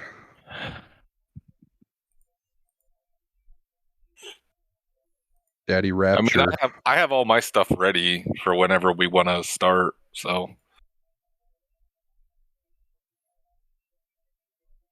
You're muted, buddy. You half a meatball. Fuck Christ. These fucking people, I tell you. Raptor, are you ready, or is it still going to be like 5-10 minutes? I'm ready. I don't know about anyone else, but I'm ready. Still can't hear him. He broke something. Who? What? Raptor's not talking and not saying anything. Raptor, get on! Speak! He forgot how to.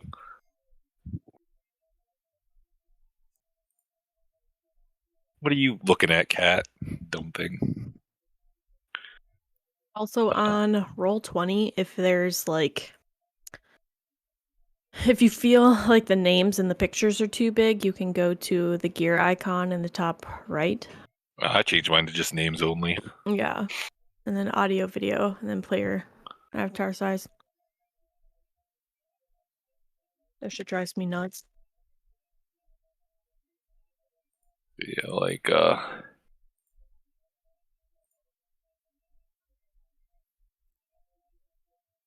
this is... Drag that. That's my Roll21. I gotta change my... Hello? Oh, there he is. Hello? Well, I don't know how to...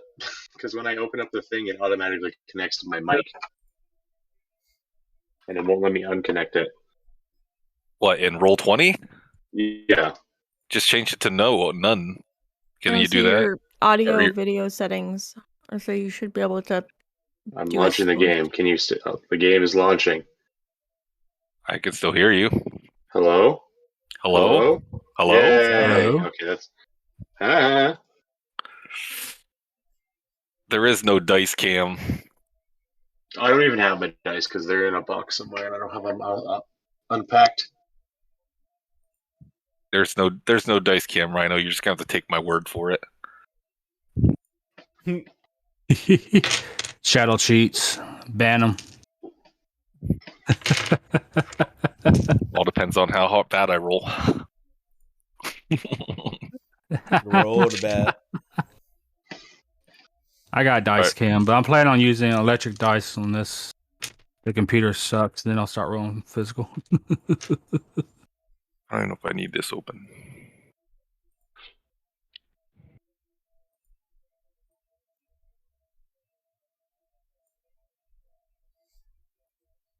That's the Roll20 site. Then I have my player sheet. Mm-mm-mm.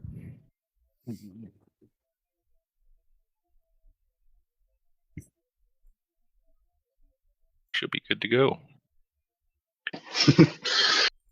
Looks like I'm good to go. Rich went somewhere.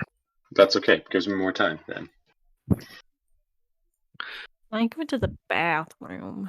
Or to He get better not be Oh, pooping. He better not be pooping because He's in there for a good 45 minutes. he knew when we were starting. I guarantee. He better not be pooping. And what if he is? I mean, it's just the longer we'll have to go, I guess.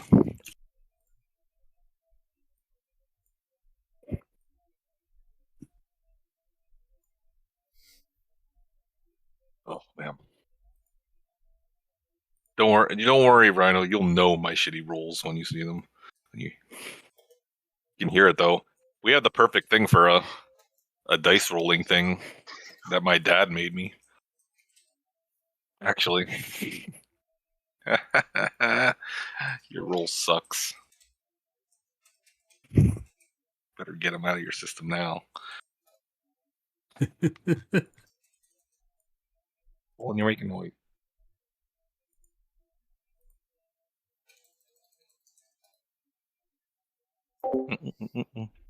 Those are the two that I Stop it. know is actually. Good lord, you're gonna just cause problems now. Christ. Yeah, actually know is You're starting the bad rolls already. Don't no. That's a bad wife. No bad rolling.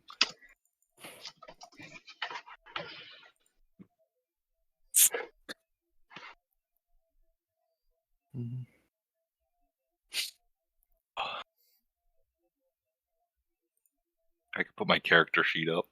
You can look at that. You can put your feet up and she can look at them? Mm-hmm. If people want to. They don't want that, though.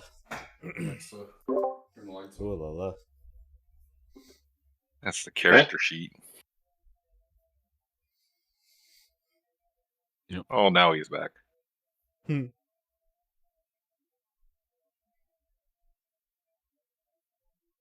Yeah, we're just waiting for Pritch because he's fucking. I know I can see you. I know if you were looking. Like, I'm here. Well, I don't have no choice because it's automatically on my Discord. I mean, I don't have a choice. Speaking, you could click off from Discord. I usually keep mine up, or just minimize it, or go to a different channel. You don't have to keep looking at it, Kappa. but I like to. I hate that I like it though. Shadow, you should go back to the Roll20. Oh my god. Yes. Yes. That's exactly what I want to see. Okay, I love everything about that. You guys ready? You want to play some Dungeons and Dragons? I am ready. As ready as. Yeah. Pritch isn't in Roll20 yet. Pritch, you're just so I didn't know you guys high launched maintenance. already. So high maintenance. Well, launching doesn't mean anything. You can go launch it anytime you want. Well, I'm in now, I think. See my giant eggplant. Let me draw that first. Oh yeah, give me dark mode, daddy. Should I allow app or Roll20 to use my microphone? No. No, definitely no. Okay. No. By the way, Exactly knows all too well. Yeah, if I go into it first and then Discord, then I'm gone. But if I go to Discord first, I'm good. Okay. I haven't DM'd. Exclusivity mode. Hold on. Well, I'm talking to my stream. Sorry. Can you hear him all right? Can you hear everybody all right now? Waving my arms. Or do I need to turn anybody up? Loud noises. Cynthia died for our Cynthia. Can you hear everyone okay, though? It's the best movie of all time. All right. Can everybody, just for testing's sake, try to move their token around? I'm not able to. Wait, where's yours? Oh, it's not letting me move hers. Click and drag. Yeah, I know. So let's go. So SC, Mary's, and Pritch, you can't move yours? It's like trying to highlight the screen. Yep. Do you want your health up, Riley? I have the health taken off because we're just doing health on D&D Beyond. Oh, no. I'll change it. My bad. Got him. It says can be edited and controlled, Ian, under your thing. I can't move mine at all. Can be edited, SCSA 20. Let's remove you and put you back on. I would say I could move mine and whoever this one is. What about now? Yeah, you're able to move mine for some reason. I can move mine. We'll be a team then. We move as a unit. I can move mine and Valis's, so he's mine. You know what? Let's just go. You know what? Let's just not screw with each other, and let's just put the tokens on all players. Yeah. What about now? Now can you move Mary's? No. What? I can move someone else's. Refresh your page. Sometimes that does help with some of the bugs. Alright, refresh. Because SC and Mary are both set to everyone can move them. Can someone else try to move SC? I cannot move her still. My person is just frozen. I can move one person. So I don't know which. I can move mine. Oh yeah, somebody moved her. I moved this piece. Yeah, I moved that same. Yeah, I moved that piece as mine. Well. Valis says everybody can move Valis. SC, move your character now. Yay! I'm able to move. And then Mary, you should be able to move Mary's. Yep, I can. And then Pritch can move his.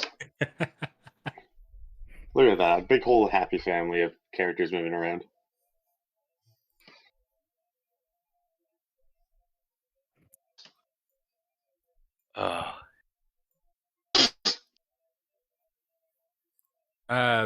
Real quick before the game starts, for people who use torches, you can drag the torch out. If you put your token right over it, you can highlight both and move them at the same time. I don't even know where the torch is. Where is the torch? It's under journal. Valis, you do realize you're the only one here without dark vision? Yeah, I think everybody has dark vision. Okay. And then they don't need torches then. I should have... Fuck torches. With Valis' supreme help, I should have set up everyone's dark vision. Oh, there's Riley. Yeah. All I see is the light right now. Well, yeah, don't go towards the light. Okay, so do you want to play? Hold on 1 second. My wife went to the bathroom. He's got to thank Buzz for subscribing. Oh no, Buzz, why would you subscribe to Shadow? Honestly, Buzz subscribed for 2 years. How do I make the things I drew go away? You select them and then highlight them and delete them. It's just drawing more. Well, get off of the little tool arrow, and you need to go to like the pointer. Go to the very left. I got it. It's like Microsoft Paint. It's easy. I got it. Get out. She's out now. All right. What in the... All right, are we gonna play? Goodness sakes! Good What the God. What kind of fuck weird is dick is that? In the world. What kind of weird thing is that, man? It's a folder. A little curve is okay. God, we're off to a real good D&D campaign here. Fucking, This is. Are you kidding me? This is what our entire campaign is going to be like. oh, yeah, that's true. You're not Okay. wrong. Actually, not technically. Y'all haven't even heard my character's voice yet. Don't worry. You're about to meet each other. You guys ready? We're ready. Yeah, ready. What the fuck was What that? was that? Yes. God, I Is that thought somebody Alice? just. Thought someone That's let his character voice. their child come in there. So. Okay. All right. Let's go here and let's see if this works. I mean, let's try prefer. God. this? That sounds so evil. What can everyone see right now? I can see We're my inside like character. a pub. Pub. Yeah. I can't move her character anymore, but It's a pub. Oh yeah. Yeah. Characters. Good. Why can nobody? I can only move my character again and Valis's character. I could move Alice's character. Everybody Yeah. can. Okay. Valis is the town whore. Let me turn it off. Oh, thank goodness. Go back to that last screen we were on, and you'll need to assign those tokens as default tokens for everybody. Riley, can you move yours? Yeah. It's weird because. Okay. Okay, That's I how can you move mine. save any changes to Everyone permanent, can so move. you drag them out. Everyone I can can move theirs move- now. Yeah. Okay. Unless if SC stopped moving, I could copy this. No, okay. Go ahead. All right, we're good. My character. Oh no. Fuck. I remember the days when things were easy. I hate When was online. that? I No, I hate guess I online. can. CAN. Okay. Ba-ba-ba.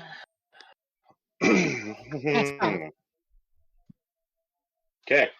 You guys ready? Yes. Yeah. Yeah. So you all find yourself in a dimly lit, dirty, grungy, not great looking tavern. There is an orc barmaid behind the counter. Yes, it's a woman. And you know it's late at night, so they're surprisingly enough, it's late at night on a weekday, so there's not really a lot of patrons here right now. In front of you are two dwarves, and that's what you see. So to get here, everyone's acquaintance, Gundren Rockseeker, has come up to all of you and said, "Hey, I need you for a quest." Now, you guys all live in the town of whatever the crap it is called. It's not important. You guys never come back to it. Oh no. You all live in Neverwinter. So Gundren's come up to you and he said, "Hey, so there's a town several miles down the road. It's called Phandalin. Many years ago, there was a mine there, a magical mine that the dwarves and humans and sorcerers and elves all came as one, and they would prospect this mine and create magical weapons from it. It was the town of Phandalin prospered. It was fantastic. One day, the orcs raided the mine, and in the battle and conflict, the entire thing was destroyed, and the location was lost. Without the mine's financial effect on the town pretty much went to shambles. So as of now, it's starting to get rebuilt. So Gundren's come to you and said, all of you separately, and said, "Hey, I may know you well, I may not know you well, depending on everyone's backstory, but you are competent, capable adventurers. Me and my two brothers have actually, in fact, found the location of the mine. I need you to meet me in the Broken Minotaur Tavern in a week's time, which you are now, and I will give you more information on what we need to do." So that's all. That's what Gundren has told you. He's told you, hey, meet me. I will be here in the tavern in a week's time. So, cut to the present. You've all shown up to the tavern, and Gundren is nowhere to be seen. But you know that he's mentioned that he has two brothers, and these two dwarves come up to you. So there's one of them is a gray-haired, skinnier dwarf with he seems to not be clinging to his bones super well. He looks pretty sickly, but he's covered in just like dynamite and like pickaxes and just everything you possibly need. And then the second one is like a lot fatter, more dwarfy dwarf with a ginger beard. And they come up and they introduce themselves, and the bigger one opens his mouth and he says, yes, hi, I am Nundro. I am Gundren's oldest brother. And then the smaller one says, hello, I am Tharden. I am the youngest brother, despite how old I look. And Nundro says, hey, I know you were probably all a little confused, as you've probably never met each other before and don't even know what's going on. You were supposed to meet Gundren here. Gundren said he had something important to deal with in town and just could not wait to get to Phandalin to start looking for this the opening to this mine. So he's actually already left, and he's left with a local knight that we hired named Sildar. They've left. They have gone to the town. He knew that you guys would all be showing up, and he should have met you here, but he just couldn't wait, and he had to go. So we have come, and we've met you here to answer any questions you may have and kind of send you on your way. He said the town of Phandalin is a 2-day journey west, and we don't have any horses, so you will have to walk, which I imagine is not fun for some of you. But he looks at this half elf bard who just kind of looks a little sickly. He says, we don't have many supplies here, and we don't want to load you up on anything because you have to walk that way. But we do have a little camp and base in Phandalin that we can reconvene. We can grab supplies and all those good things. So yeah, Gundren is already there with our hired knight Sildar as for protection, and as soon as you get into town, they should meet you there. Do you guys have any questions? No, but I'm glad you didn't bring any damn horses. Yeah, well, us dwarves aren't big fans of horses. What's the pay? That's all I care about, is what's the pay. Oh, of course. I'm assuming Gundren didn't talk to you about that. He should have. That would be the main thing he would have told you. But for once we have discovered the town, or the opening to the cave, and reaped the glory of it, there will be payment of 50 gold to each of you. 50 gold. That's a lot. Yes, that is a lot. In comparison, this means that this mission is going to be really, really dangerous. Is there anything in particular in this mine that we are supposed to be looking for? No. So this mine has it's just a very magic. It's just absolutely filled with magic. You know how a normal mine would have veins of copper and silver and gold? This mine has veins of magic that they use to harvest to create magical trinkets and armor and swords and weapons on all those things. So there won't be anything we need to find in the mine other than the mine itself. And once we do, we will be rich beyond our measure. And as for danger, I'm sorry, I got a bit distracted. My rat is biting my arse. Can you repeat that, please? Oh, of course. The abridged version, I guess. There's lots of magic in the cave. We won't find anything specific in there other than the cave itself. That's what we want to find. Oh, I gotcha. So a magical cave. A magical cave, yes. As for danger, no, we are the only ones that know of the location of the cave. Gundren has not even... We know a general area. Gundren has not even told us, let alone you all. So if nobody else knows about it, we will hopefully be able to get in there claim it as our own, and then get out before anybody else knows. All right, sounds good. Any other questions?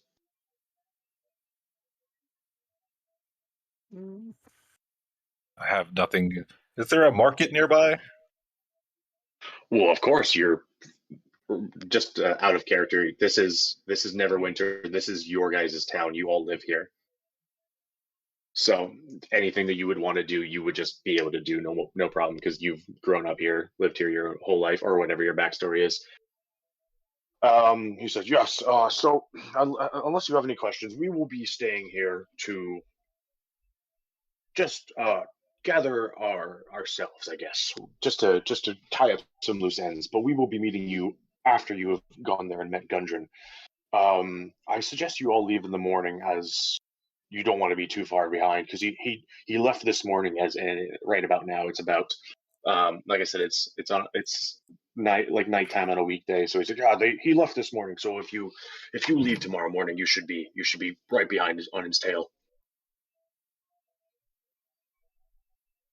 All right, sounds good. What time is it right now? It's like 8 o'clock. PM.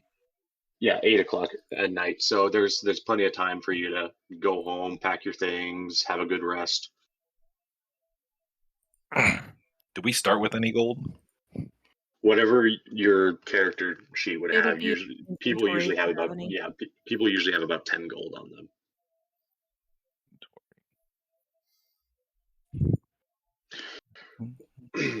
Well, because we're just so thankful for your help, we are.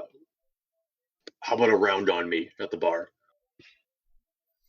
I could go for a point. Now you're speaking my language. Get me drunk.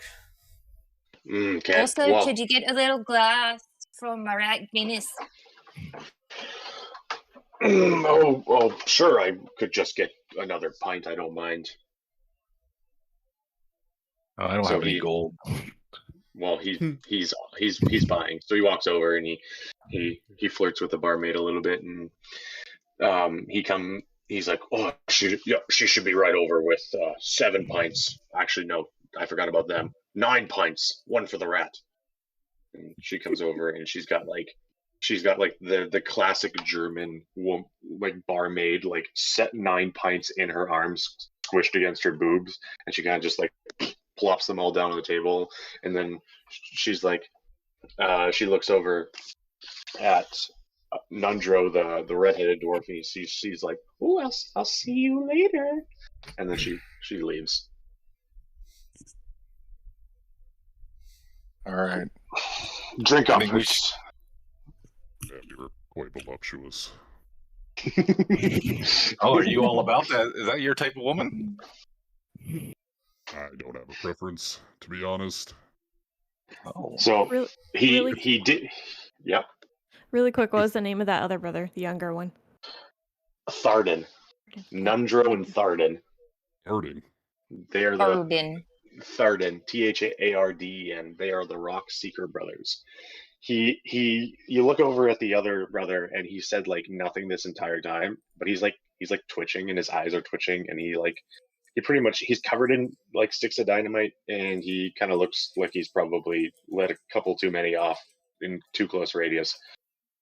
So you all that dude's making me nervous. You all kind of gather around the table, and he starts spreading out the pints of beer, and of course he gives 2 to Clover, because apparently her rat wants one. And he says, "Okay, well, I'm assuming Gundren obviously didn't tell you about each other, so I think this would be the best possible time for you to maybe introduce yourselves.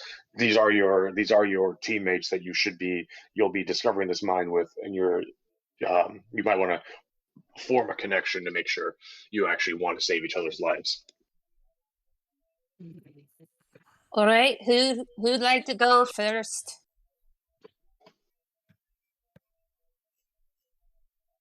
All right, well, don't everybody jump at it. All right, I'll go first then.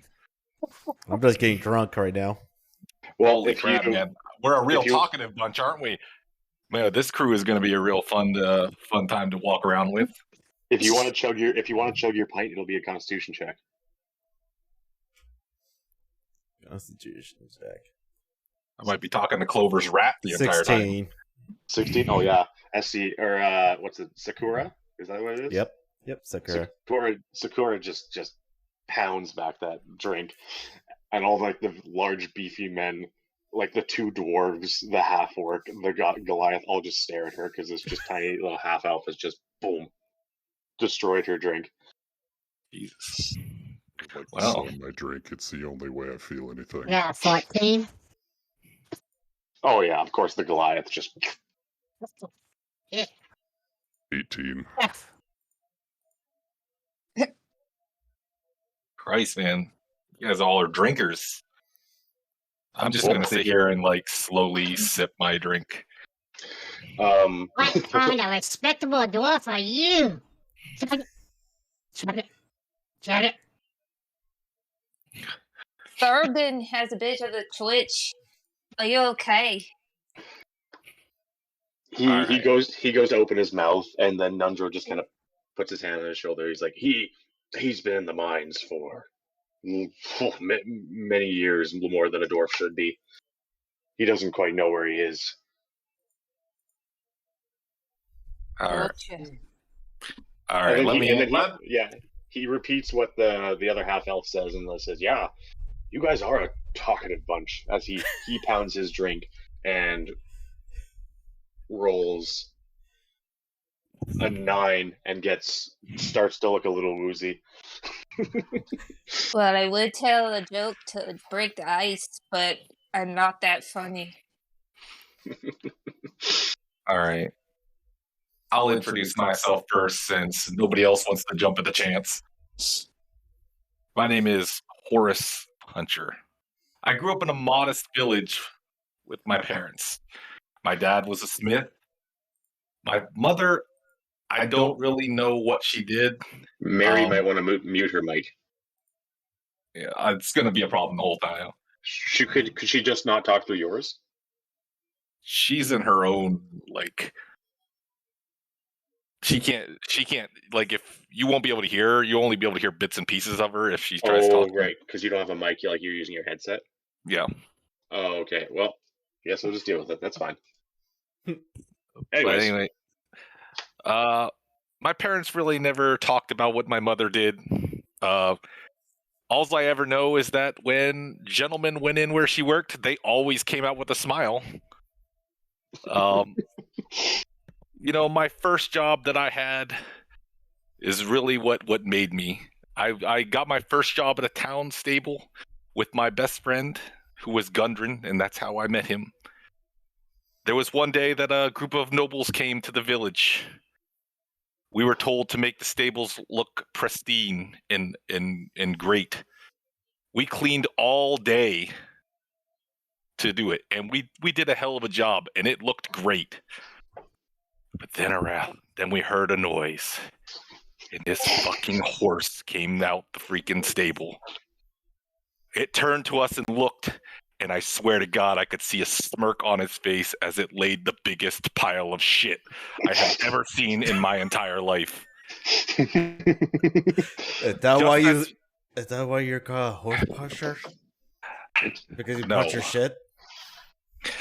Just as that horse dropped that shit, all right, a nobleman walked through the door and stepped in it all the way up to his shin. That's how big it was. Immediately, the stable master came over to us and fired us on the spot. It got so bad that Gundren and his family were forced to leave the village. From that day forward, I swore an oath that I would hate horses for the rest of my life. After a while, I decided to leave the village. I decided to leave the village and travel about the country, trying to make a name for myself, stopping at villages for no more than a week. I was never able to make a real name for myself yet. So I've been just going around trying to search for a purpose for the rest of my life. And that's how I ended up here. Nundro looks to you and he says, I see that drum on your hip. I did mention earlier that I thought you were a bard. Is that true, or do you play? I am very proficient in my drum. I play a real mean drum. I mean, maybe someday you guys will get lucky enough to hear it if I need to use it, but I only like to break it out when I absolutely need to, because it's a joy to listen to me, and I want you people to earn it a little bit. If I just start drumming willy-nilly, it won't be worth anything. You people, what do you mean by that? Yeah, what do you mean, you people? You people. Do you have an issue with dwarves? I have an issue with no one. Elf? He is a half elf. I have he's no acting issue with. Like he has an issue. No, I have an issue with no one but horses. My biggest downfall is that, and it's something that you guys I can't lie to you about. Horses will always be my biggest downfall, and you're just gonna have to roll with me when it comes to that, because my hatred is so great that sometimes I get distracted when I see one. I just build such a strong anger to want to go over there and just punch it in its long, stupid face. So it's a cross I bear, but it's one you'll have to live with.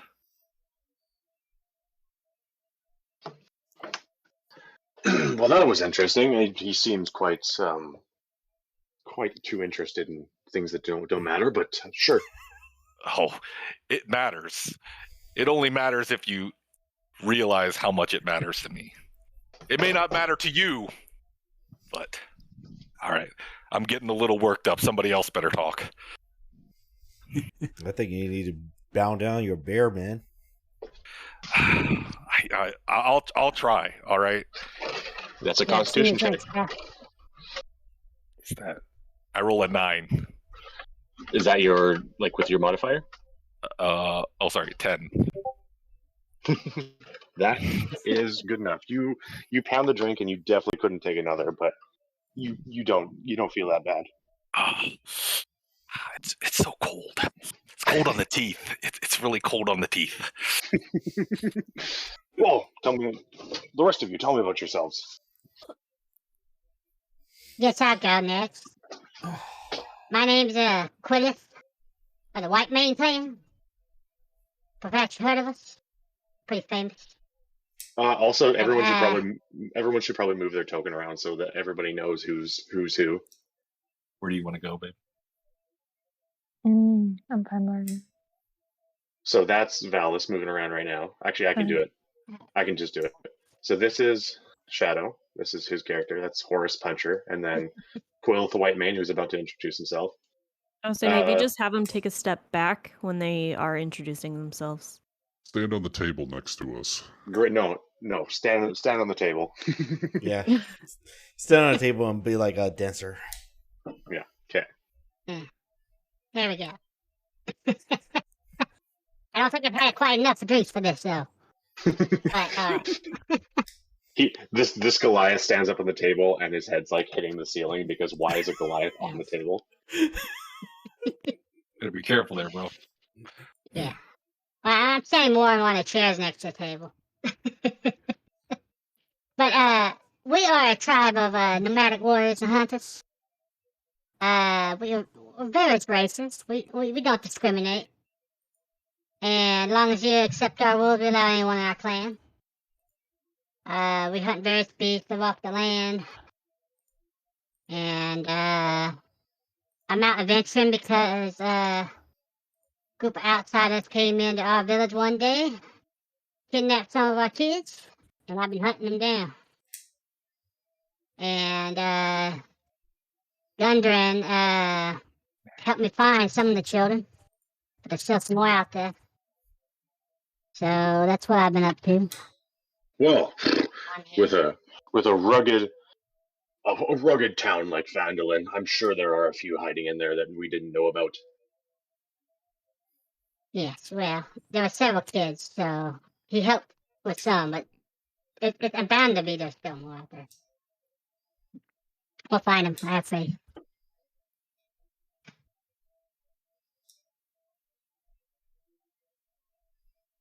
Okay. I'll go next. Speaking of drinks. I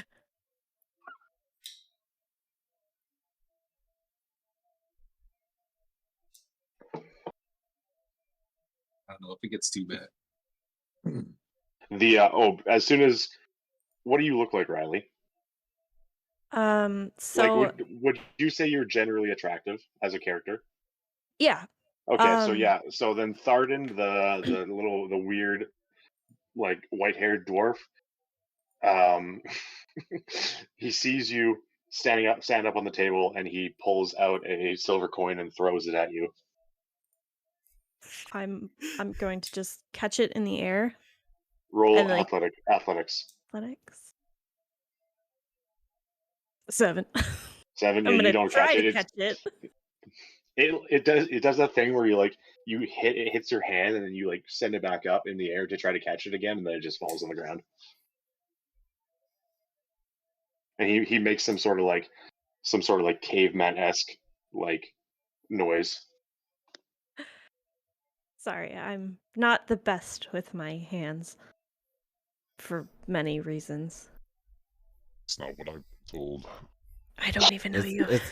It's okay, Carol. I could definitely lend you a hand. Just us females. I'm gonna step down and just grab the coin and pocket that. +1 silver to me. Yeah. My name is Alada. I am a cleric. Also, my character has she's almost like in a blindfold where she has a mask, her eyes have to be covered. But from a very young age, I was not spared the heartache and disappointment. My village was raided, burned to the ground. Among the ashes lay my mother. My father didn't really know much about raising a young girl, and I was faced with a lot of abandonment issues, I guess. So I decided to run away. And along my travels, I discovered a very friendly dwarf, as we all know him. Who's He that? helped Gundren. Oh, yeah. You know, these fine gentlemen's brother. And he helped me kind of discover what purpose I had in life, how to channel all this rage that I had from within. And ever since then, I decided to kind of travel where I felt I needed to go and kind of just seek evil and destroy it. Nundra puts his hand up. Yes. Would you say that despite all your rage, you still feel like a rat in a cage? Every day. I feel like that should be a song or something. I feel like that could use a little write that drum. down. A little drum beat with that. I'm gonna write that down. Hold on 1 second. Let me write that down. I think my mother sang that to me as a lullaby when I was younger. Also, everybody should probably say what race they are, just so we know what we're looking at, even though we have the pictures. Obviously, the big Goliath is a bit with a tiny little voice. I am a half elf, and I see another of my kind over here too. What happened to the other half? The other half, I just cut off your balls. That's what happened. Listen, it's not my fault that my mom liked to get around. All right, we don't choose our family. Your mom might get around, but does your dad get around? I guess so. I mean, I think they just share each other. I'm pretty sure that both my parents were whores. I'm not gonna lie. I mean, that might not even be my real dad for all I know. He says I have his ears, but I just don't see it. Riley, what race are you? Oh, what am I? Starts with an A. Yeah, I'm an Asmar. Soul. Asmer. You sure are. Oh, this party's gonna have sex with each other, and I'm not excited for that. Can't wait That's to the only reason roll I'm here. athletics again. No, that would be. I don't know what that would be.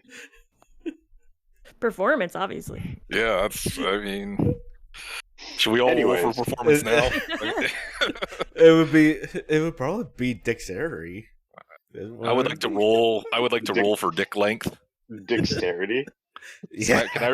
Am I allowed to roll a for dick length?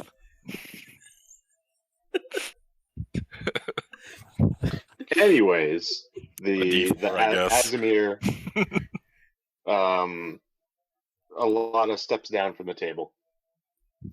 I guess I'll be next. All right. Hey boys, this is Sakura. I'm a half elf, as you can see. Hell yeah. I see that I have one of my kind here that apparently loves to punch horses for some reason. Tharden makes more noises and throws a silver at you. Catch it. Oh, athletics. Athletics. Where the fuck is it? It's the very top of the big. The skills. Yeah, the skills.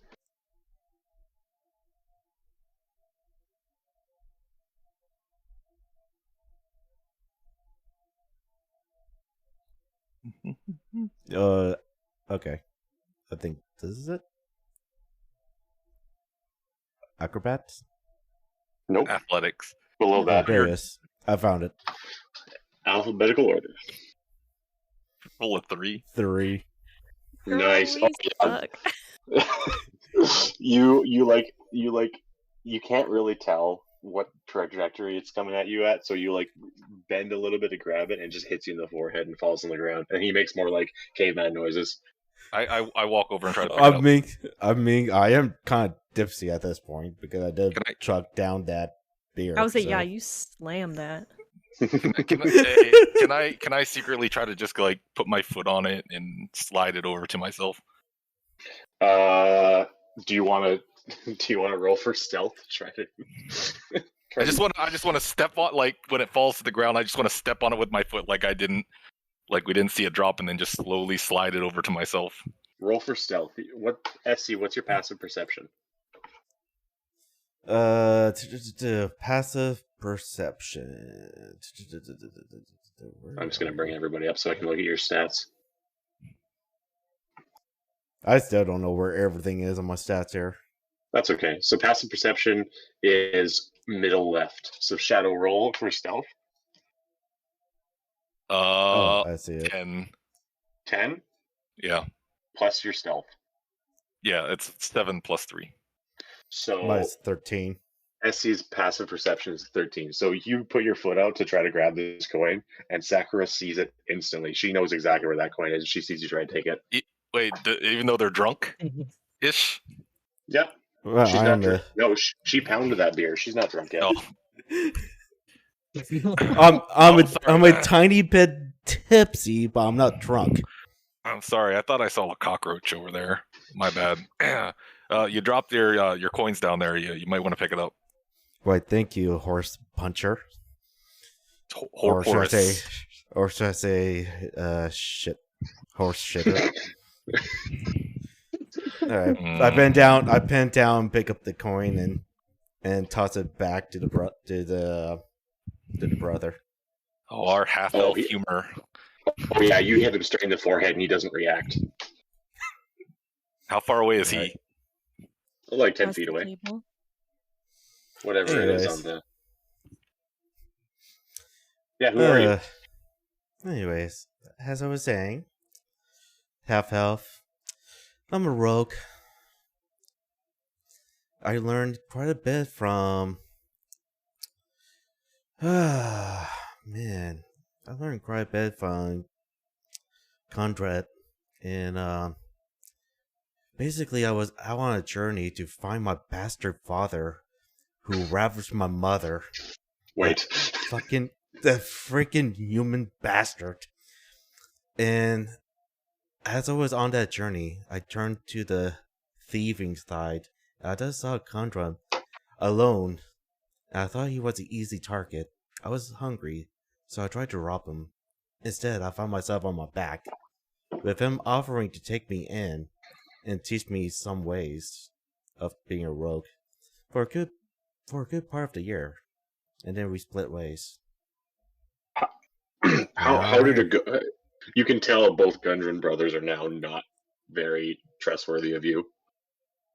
Well, I wonder if we have the same dad. Probably.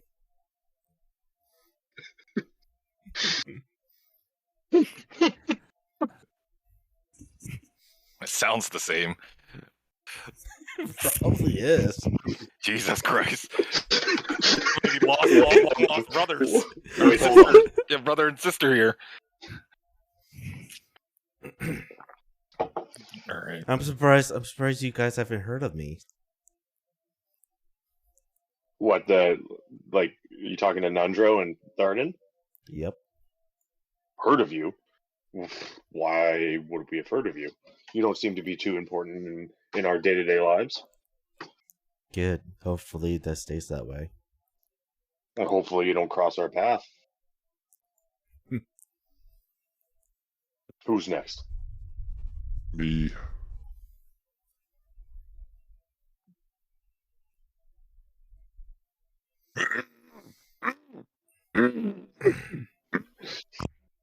What do you got in your throat, bro?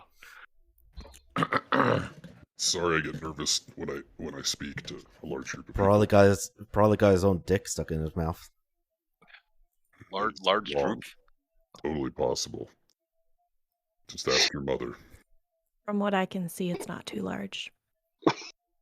Yeah, well, you couldn't catch the coin that was thrown at you, so I don't think you can see very well. I don't catch well with my hands. Well, if you want catch well with. large. She would have tried to catch it with her mouth. It would have been different. Absolutely. Nundro grabs a copper coin and throws it at you on the table. Wait, he throws it on the table? He throws it at you, like you're standing on the table. He throws it at you. I suppose I should catch it. Athletics check. So you roll a d20 plus the athletics modifier. Or just hit the whatever your bonus modifier is. Yeah. He doesn't have any real dice. Jesus. Athletic as fuck. Dang, man. Oh yeah. No, yeah. He grabs it with 2 fingers, and God damn, Jesus. Did you guys see that? I'll put that in my prison wallet. Do you know how to add money into your character sheet? No idea. Okay. You know what? It's a copper. I just will pretend it doesn't exist. I will just give him something for a copper later. I don't even see where it shows my money. It's fine. It's under inventory. It's under inventory. I was like, go ahead and introduce yourself, and we'll. Yeah, who are you? Oh God, there goes the dick. My name is Noglar. I am a 35-year-old half-orc. I lost both my parents at a young age. Our village, Kilmarnock, was raided by the enemy Crooked Legion Orc Army. I don't have much memory. That's the Legion that raided the mine. Yeah, I thought they sounded familiar. Anyways, I don't have much memory of this event, but from what I have been told, my parents were both publicly executed during this attack. The Crooked Legion took myself and several other children under their wing and trained us to fight and provide for ourselves. I left the Crooked Legion at the age of 22 due to some disagreements I had with their agenda. I have been on my own ever since. I'm always on the move, traveling from village to village because I struggle with commitment. As you can see, I am heavily tattooed, and all of my tattoos tell a specific story. I also have several facial piercings, Those are just for the ladies. I struggle to get along with others as I have difficulty trusting people, which I don't trust any of you at this table here. Same Feelings for mutual. me, big boy. Most No, are let's hesitant. Go ahead. no, let's see you buy me another beer. Well, see, I don't know how much money I have, and I can't count very well. Yeah, I'm sorry. You don't have money. I have no money. I'm poor, apparently. All right. Anyways, most are hesitant to befriend me due to my RDF, which, of course, as we all know, stands for resting dickhead face. I have incredible strength, but have struggled with a learning deficiency my whole life. I'm not the sharpest dagger in the satchel, if you know what I mean. Shortly after leaving the Crooked Legion, Gundren, the dwarf, and myself crossed paths when I was about 26. Gundren tried to educate me when I told him about my learning disability. In exchange, I helped teach him basic fighting and survival skills. Gundren taught me everything I know, which is not a lot. And when it comes to reading and writing, I don't know very much. I'm basically illiterate.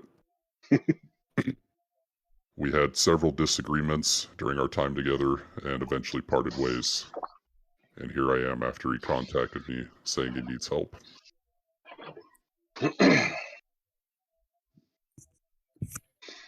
Very nice. We always love to meet friends of Gundren. What about you, our last companion here? You, the tabaxi over there. Yes, what? Sorry. I was half asleep while you guys were taking so long to explain who you were. That's okay. I'm sure you'll have to figure out pretty quickly who your friends are. And who you Yeah, don't I'm like. sorry. I almost drifted off into a catnap there. Please Anyways. tell us who you are. All right. What? What? Are you moving me over? What? What do you want from? Oh, right. I gotta move you. What do you want? Hello. Hello. Hello. My name like is I'm Clover. at an AA meeting. My name is Clover. Nice to meet you all. Nice to meet you, Clover.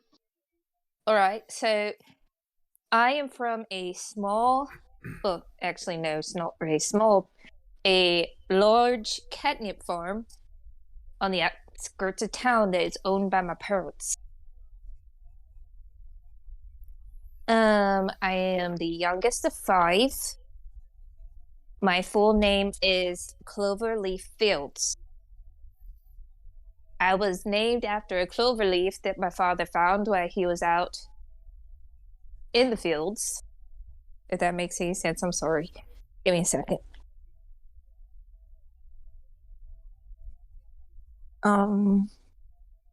Ever since then, my favorite hobby has been looking for anything that is shaped like a clover leaf.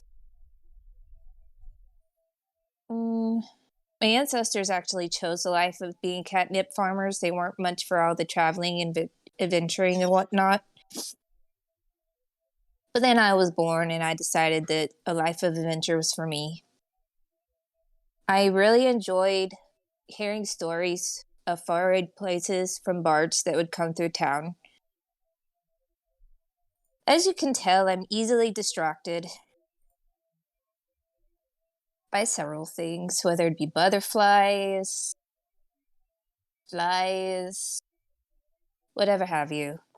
You might have to, Can I take my piece of silver and like see how fast she can catch it? Oh, yes, go for it. Okay. I don't have to make a check. Can I just throw it? No, you just throw it. Okay, I'm gonna just toss it at her. Mary, you make a athletics check. So you roll your d20 and then add your athletics modifier to that.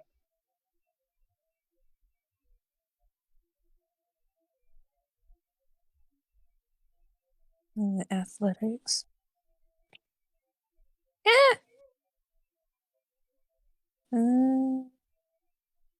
Give me 1 second.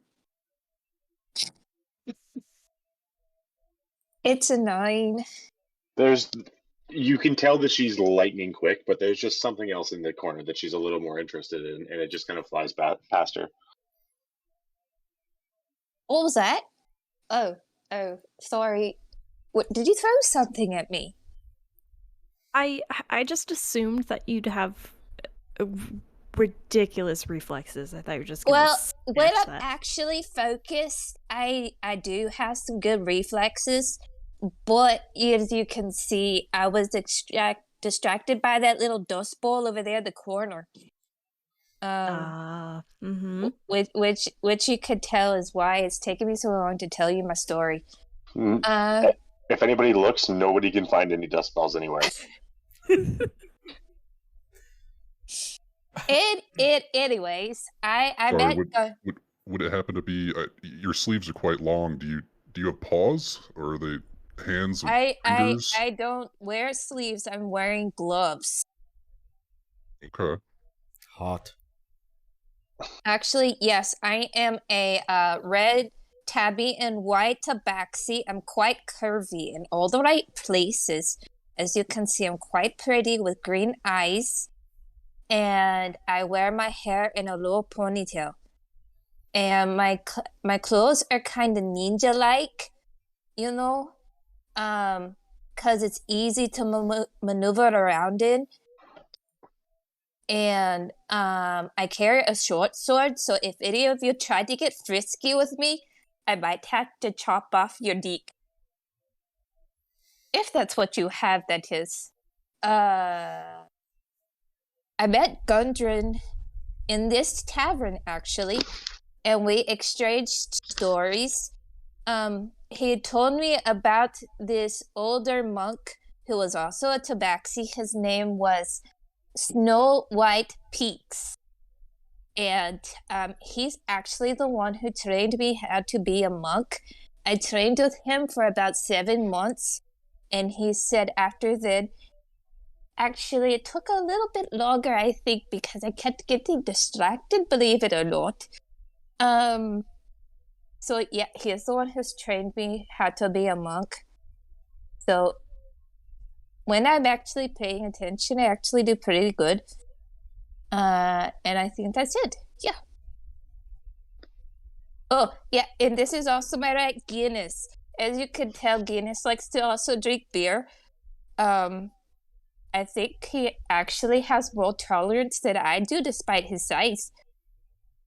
Now you all realize that when she brought like the beer to her lips, she's actually like kind of pouring it beside her down her neck, and the rat has just pounded back an entire pint. And also, if you know any good catnip suppliers that I can use as contact for my parents, that would be great.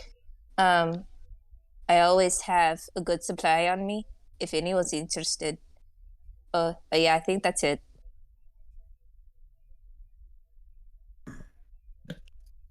I'll keep that in mind if I can have a cat for more than 3 days without killing it.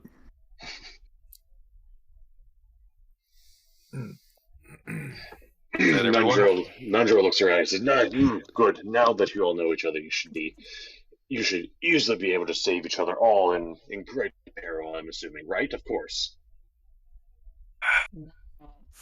Right now, I don't know.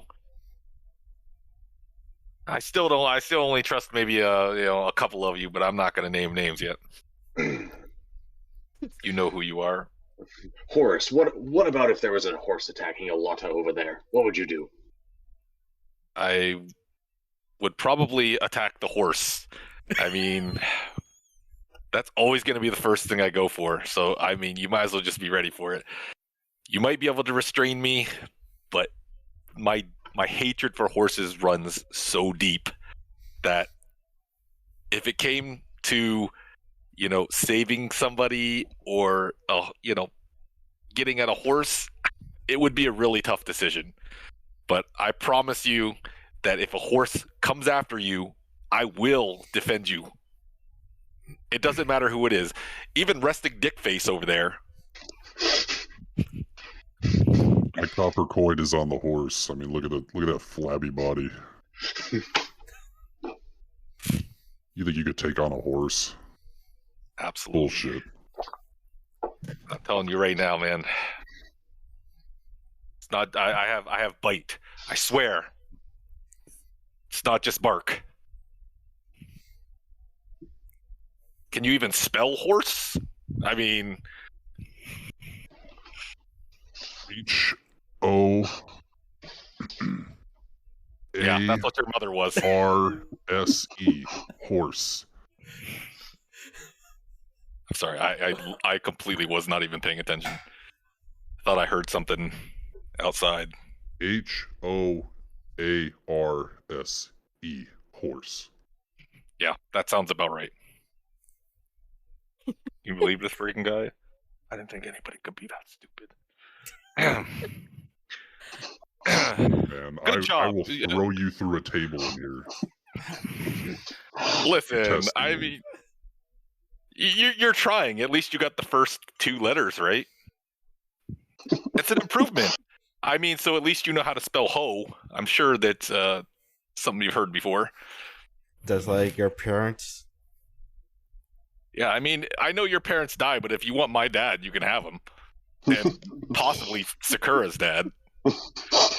Which is, oh, my dad's gonna be dead. That bastard of the bastard of a father. Once I find him, he's fucking dead. You know what? This conversation's getting kind of weird. I think we should carry on. I can't believe you guys might have the same dad. Oh, fucking. I mean, they both sound like bastards to me, so I feel like, there's a good chance that this could be. I mean, at one time, my dad was a good man, all right? And I don't know if he ravaged my mother, but I'm sure that there was a time where somebody has. But, I mean, I feel like there's, maybe it's just a half-elf connection, but I feel like, maybe there's something. Well, make sure your something doesn't get a hard on. No. I mean, we're not step brother and sister, so. What are you doing, stepsister? If there's anyone here I'd rather be with, it'd be next to Clover. Meow. Nundro looks around. He says, "Nice. Okay. Now that we all know each other, I feel like we can depart from this place, and we will not be coming with you. We will be coming on our own time later in the week. But for now, I think it's a good idea if you all just go back to your homes and then meet in the morning and leave." Can I try to pound the rest of my drink? Go for it. Constitution. What was that? Constitution. 14.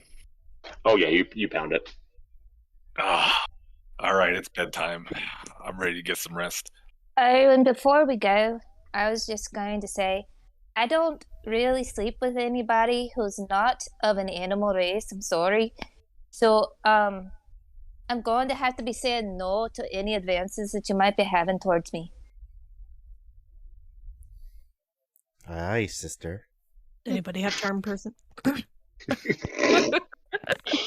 IRL husband does. Animal? I'm sorry, I don't know that spell. Well, it's too bad we don't have any druids in the class, So that's you just piss out of luck, I guess. I'm gonna sacrifice myself. Become a druid. Hey, catch it too much work. Well, Anyways. I think it's time for me to go and to stock up on my catnip and maybe some ale. Yeah, that sounds good. And so I guess I'll be seeing you guys later. So yeah, Nundro and Tharden. Nundro nods and says, "Good night. I'm very happy to see that Gundren has put together a good crew to help us with this. Of course, with the pay that we will give you and everything, on discovering this mine and claiming it for our own, we shall all be famous beyond any measure, and it shall just be glorious. I'm excited to share this with all of you. And then him and Tharden get up and walk out.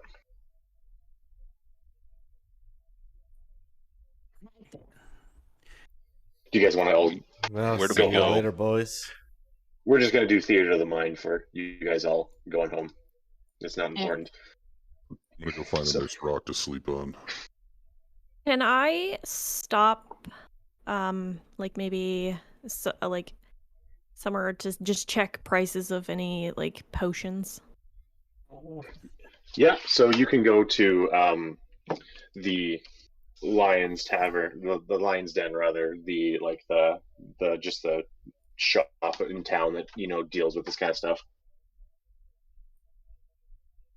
You want to go in there? Yeah. Yeah, so you go in there, and there's just a tiny little halfling scrambling around, and then he sees you and he quickly runs behind the counter until you can't even see him anymore, and then he puts his arms on top and pulls himself up till he's sitting on the counter. He's like, "Hey, how's it going?" Hi, I would just like to kind of see how much you are selling potions for. Oh, of course, depends what kind of potion you need. A health potion would be ideal. Potion of healing, yes. Yeah, that'll be 45 gold. Might have to check back in a few days. Oh, of course, I understand. You're just looking. You're just looking. Just price checking. Yeah, of course. Anything else?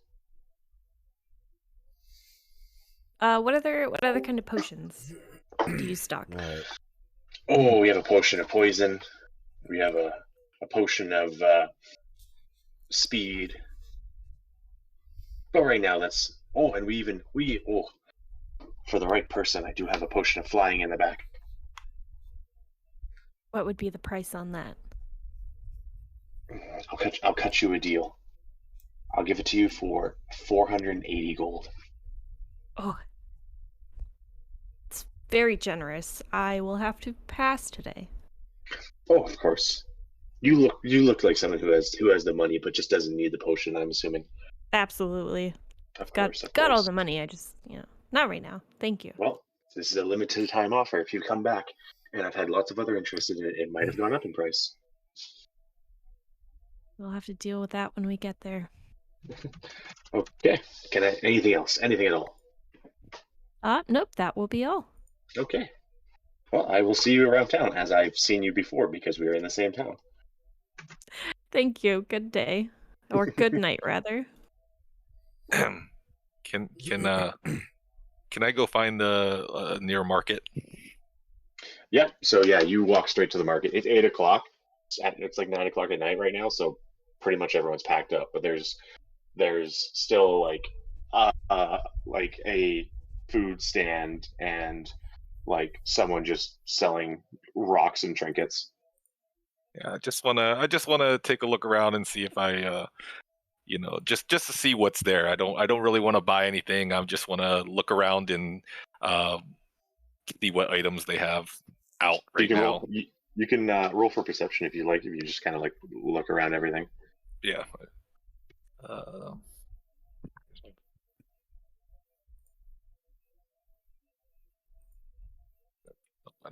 Oh, never mind. That's a 5. 5. Yeah, you don't see much. It is getting dark, and you do have dark vision, but it's just nothing interesting. It looks like whatever vegetables and fruit this person had at their stand. I mean, they've been sitting there in the sun all day, and they're not looking too great. And you don't notice anything other than out of the ordinary. All right, maybe some onions, tomatoes.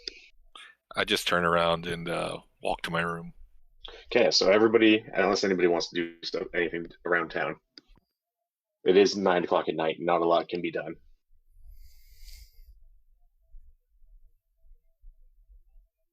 No one? Okay. So everybody departs. They go to their own houses or their rocks or their stables and such. And You all have a decent night's sleep. Not great, not good, not bad, decent. It's good. You all wake up in the morning and you all meet at your designated spot, which is it's not too important. You all meet in your designated spot, and you decide, okay. He said Fandolin's to the. Sorry, I said west earlier. Fandolin is to the east. East. Let's set off.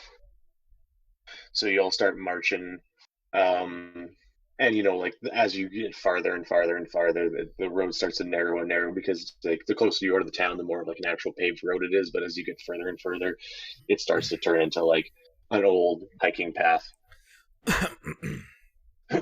So. Mm-hmm. So you've been traveling on this trail, which is the name of it is the Tri-Boar Trail. So like 3-boar trail, the Tri-Boar Trail, for about half a day. And that is where we will get you guys to here. So I'm going to need a marching order. So a marching order in D&D is what it sounds like. Who is in the front, who's in the back, who's in the middle. The trail is wide enough for about 2 of you and like rows of 2. So 2 in the front, 2 in the middle, 2 in the back. So who wants to be in the front, middle, and back? I'd like to be closer to the back. Maybe next to last. I'd like to be in the back as well. I'll be in the middle. I can take the lead since I can defend us if needed, and I just need a navigator. Okay. I'll be in the middle. I'll take the middle as well. Okay. So the 2 beefy boys have gone up front. So you're walking down this path. You're walking. It's been half a day. All you guys have done is walked. Do you guys want to talk to each other at all? Get to know each other. Ask each other some questions. Oh my gosh. I don't like all this walking. There are very small occasions where I wish I didn't have a thing against horses. But all this walking is. I mean, it's been way too quiet. Somebody's gotta say something here, man. Like we're never gonna get to know each other until we talk to each other. So, horse boy, are you sure you didn't molest a horse? Is that why? Is that why you have such a bad experience with horses? Yeah, I mean, it's starting to really seem like you actually have a horse fetish rather than a hatred for them. It's kind of weird. You wait till we see that horse. You wait till we see one. You'll see it's not a fetish. So why do you hate a horse? I thought I explained why I hate horses. You were so long-winded I kind of fell asleep. Your friend stepped in some horse shit and you guys got fired. It wasn't a friend. It was a high nobleman that owned our village, and because of that, Gundren and his family were sent away, and I was never able to see them again. It was like my only friend in the world, and he got sent away, and I pretty much got run out of town because of that one thing that happened. The nobleman was so angry that he raised the taxes in the village.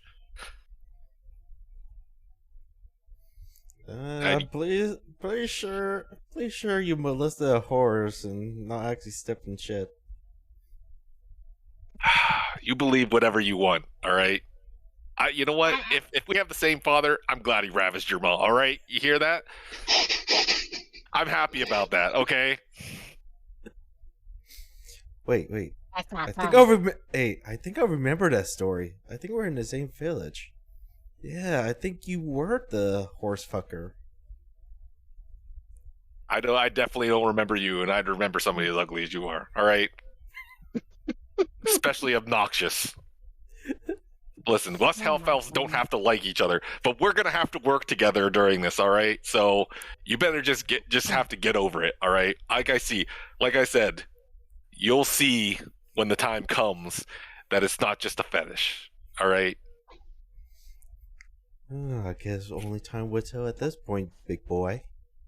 So, Or should I say, me half have boy? any adventuring experience, or y'all all just stuck your own towns and this is the first time out? I have a bit of adventure experience, actually.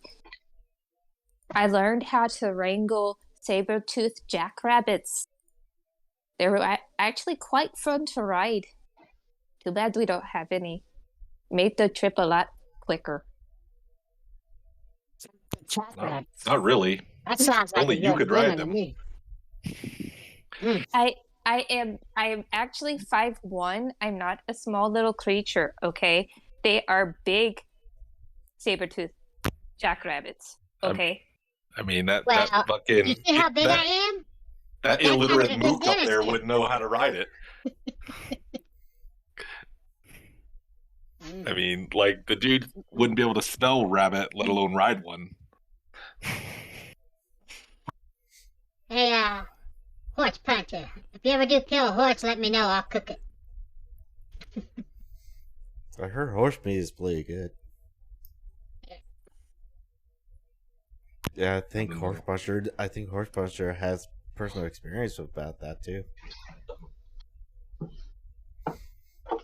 Wink, wink, Maybe nudge, That's nudge. why to honor your enemies to eat them.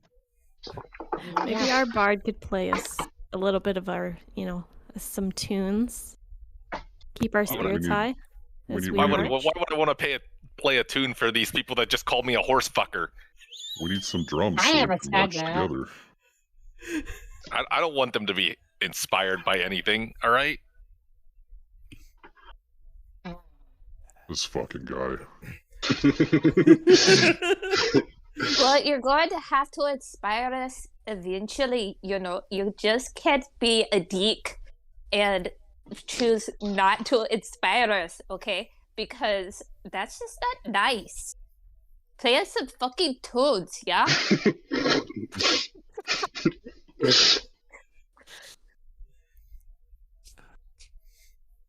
Okay, so yeah, you've been walking for quite a while now, and tension's getting pretty high because it seems like everyone hates each other. As you come around a bend, you spot.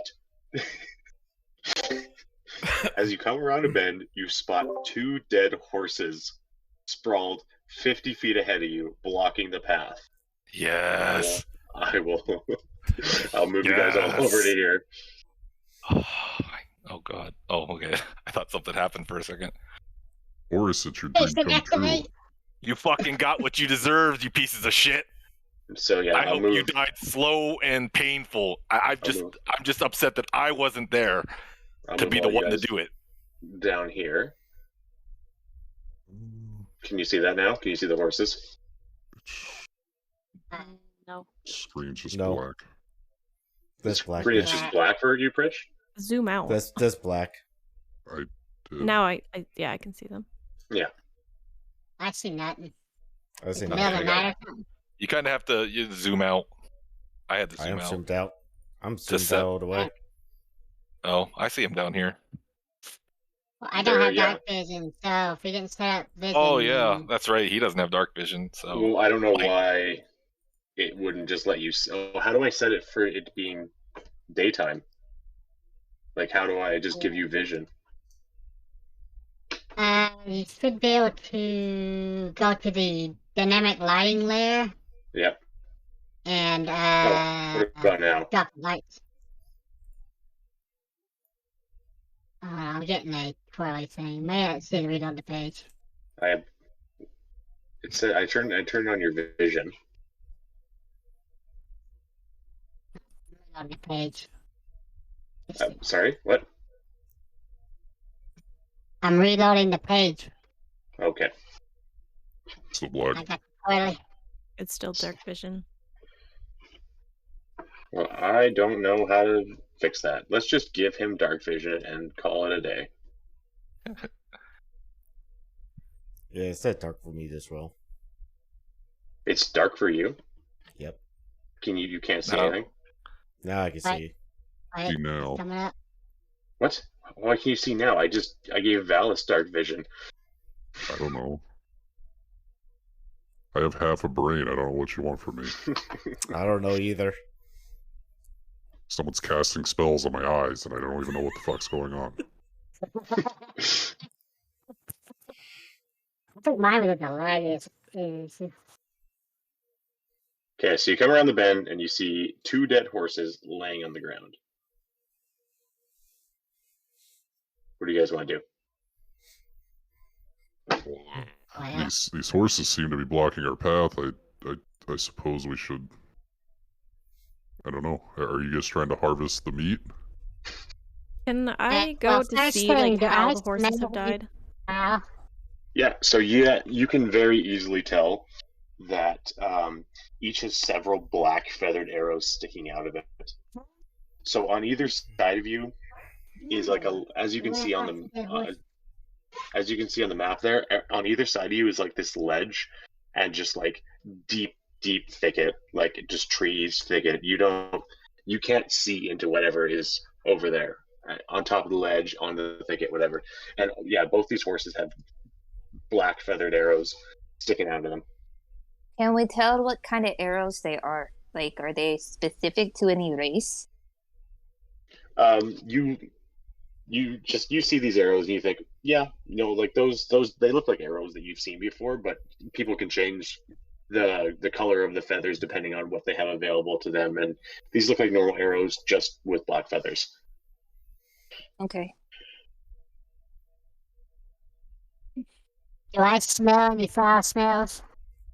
Any fire smells? Foul.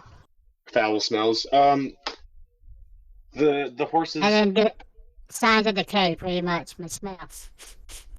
I mean, you don't smell anything from where you are. If you go up closer to the horses, they smell like they've been dead here for about a day. They're not like decaying, but they're probably gonna start.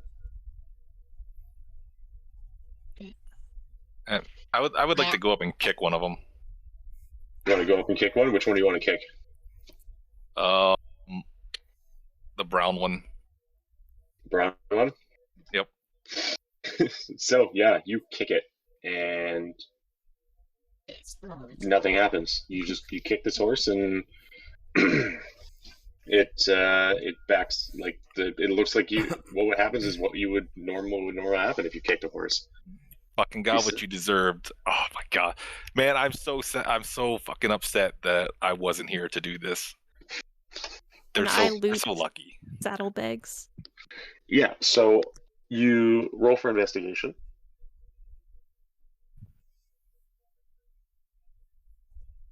14. Yeah, so in the one saddlebag, you find a map that kind of leads you. It shows you Neverwinter, where you're coming from, and it shows you actually Phandalin as well. And there's a big, like just up, like a couple of miles up from Phandalin, there's a big circle drawn like an X. I wonder if that's where the mine is. Inside as well, you find a pickaxe and 2 silver, and in the other saddlebag, you find just like it looks like a contract almost, like a contract for services, and then you find 2 more silver. What kind of services are on the contract? Well, when you look at it more, it's a contract written up to pretty much hire a knight. These horses were probably carrying Gundred and the knight that they had hired. Can you tell who they were carrying, or what happened to the people that? Is there any like tracks or anything as to where? Yeah, you could roll for survival to maybe, I don't know, start looking around the area. Survival. Oh, jeez. No, that's a 4. Sure, I'll look around. 5. Nice. You both look around, and you don't really see much. That's somebody skilled at doing this. Look. Telling you, I can't tell where they ran off to or what happened. 6. Or 9. Yeah, no, you guys look around. You see there, like, you definitely see that there was a scuffle of footprints here. but you don't see any like tracks leading off really. You don't see any blood or anything like that. There's blood under. There's blood underneath each horse, but that's about it.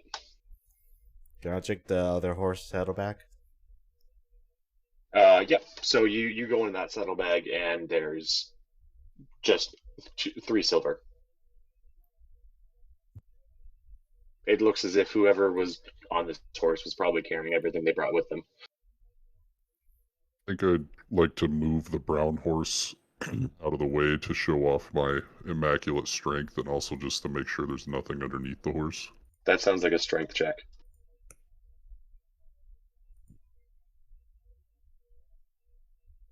So as a tabaxi, do I have any like enhanced smelling or anything like that? Could I go up to the horse and see if I can smell any distinct scents or odors? Do they smell similar? Like if it was Gundred, would he smell similar to his brother since they're related?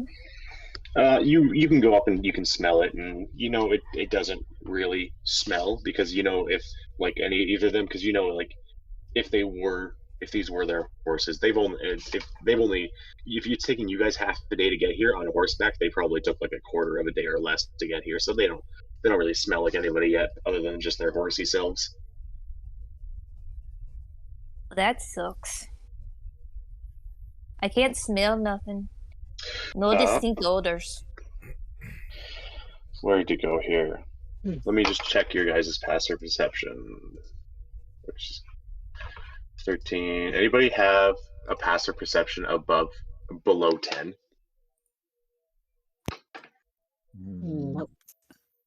I don't. I assume so. I have a 12.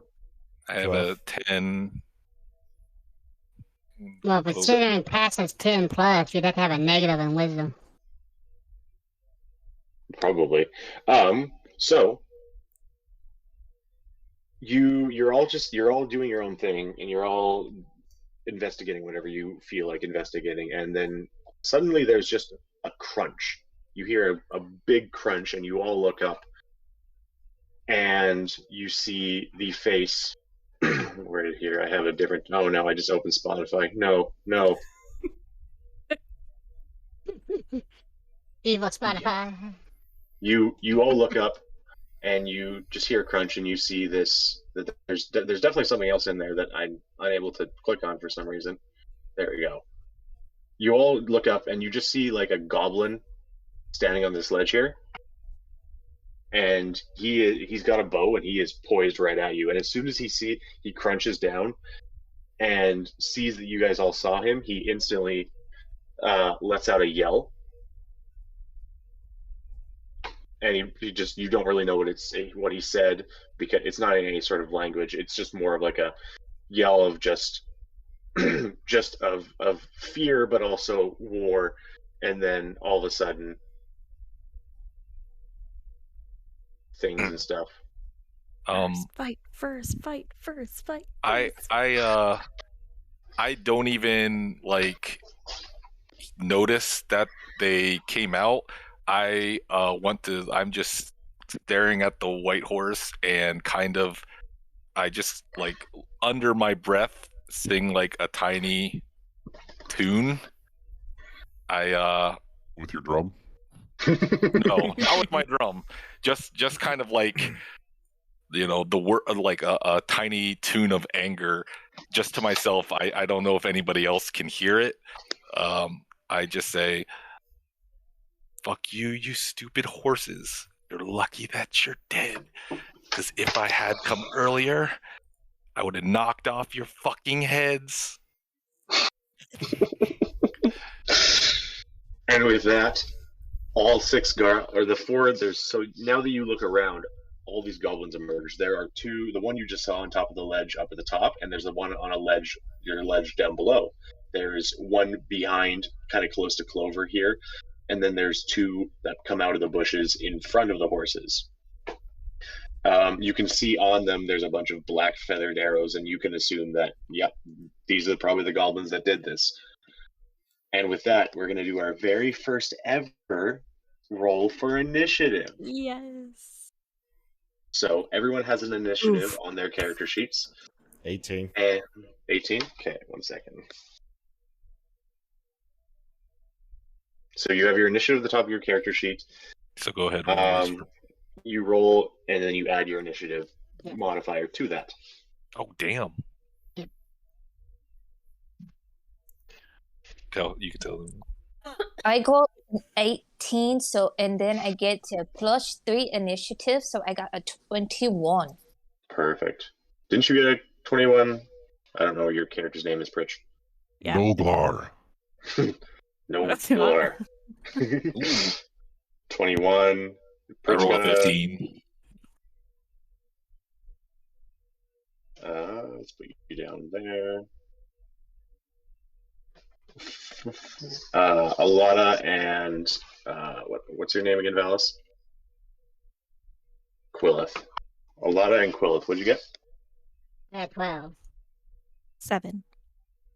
Nice. Better for me to go last.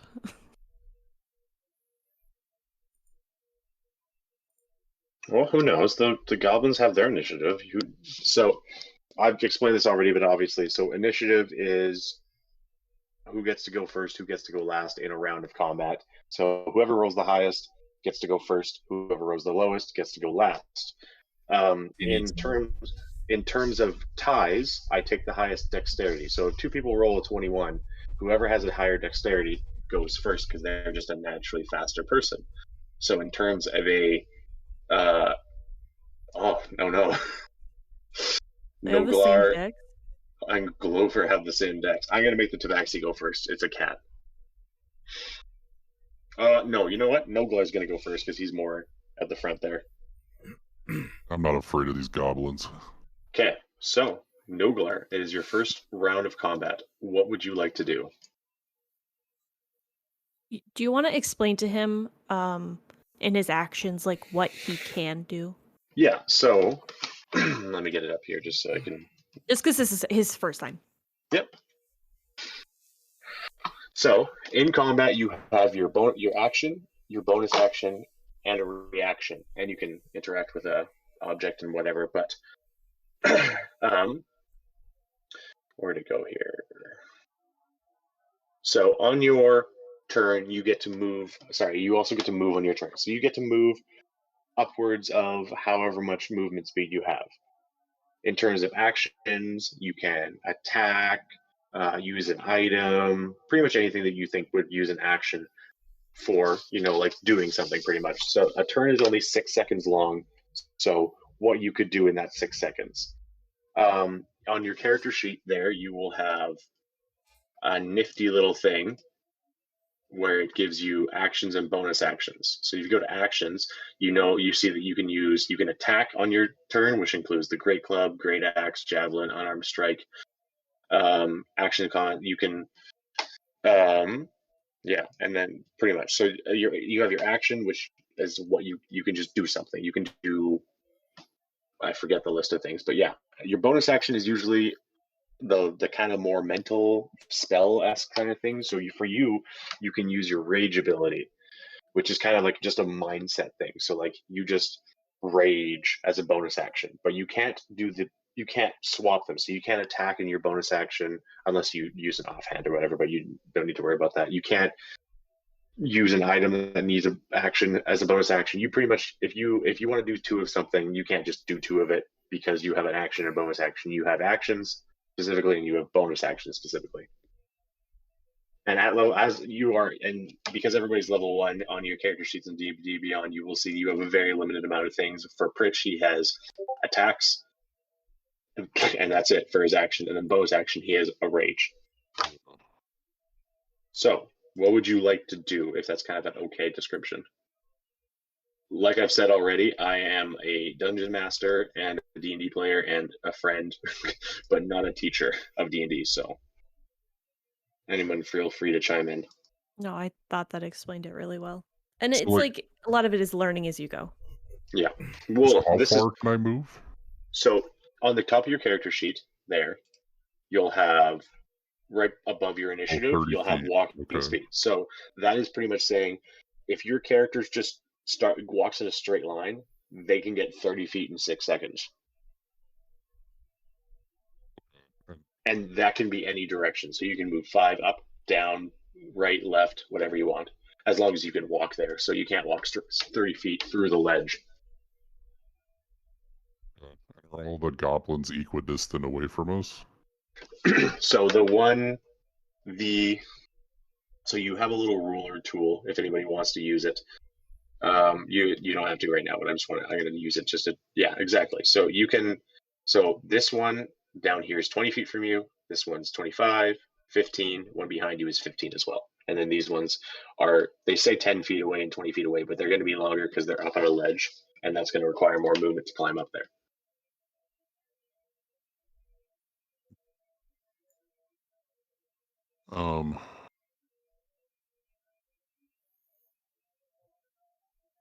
I love all these arrows. Everyone's checking it out. Suppose I... Where are the arrows at? So there's a ruler on your left top. If you click the ruler, you can just click ruler and then snap to center, and then you can just drag this ruler around or wherever you want. Gotcha. Just because I don't know, am I generally a slow character compared to everyone else? No, no, you're fine with it. 30 is the average.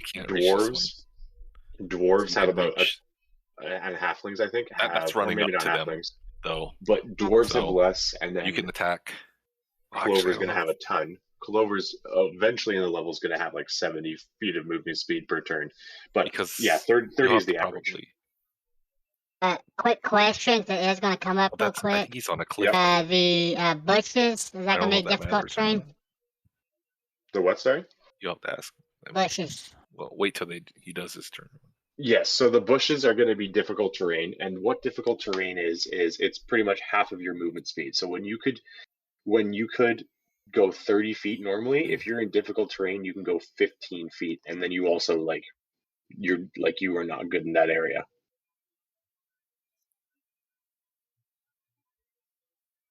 So what would you like to do, Mr. Big Boy? I think I guess I'll use my great axe attack on the goblin that's 25 feet in front of us.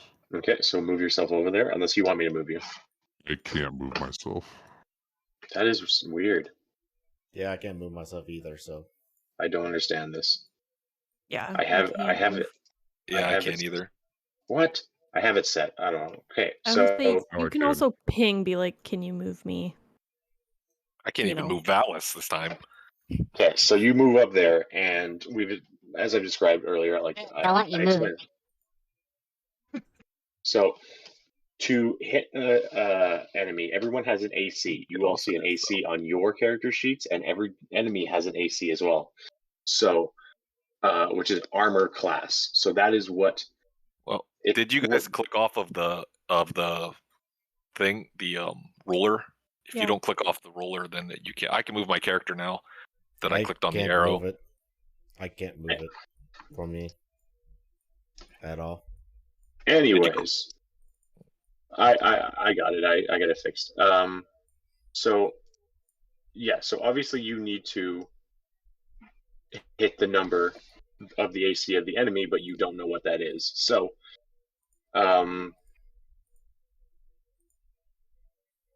so if you want to swing at it, you need to roll a d20 and then add the modifier that is beside the axe, or you can just hit the modifier in your roll 20 or the D&D Beyond. That is way easier.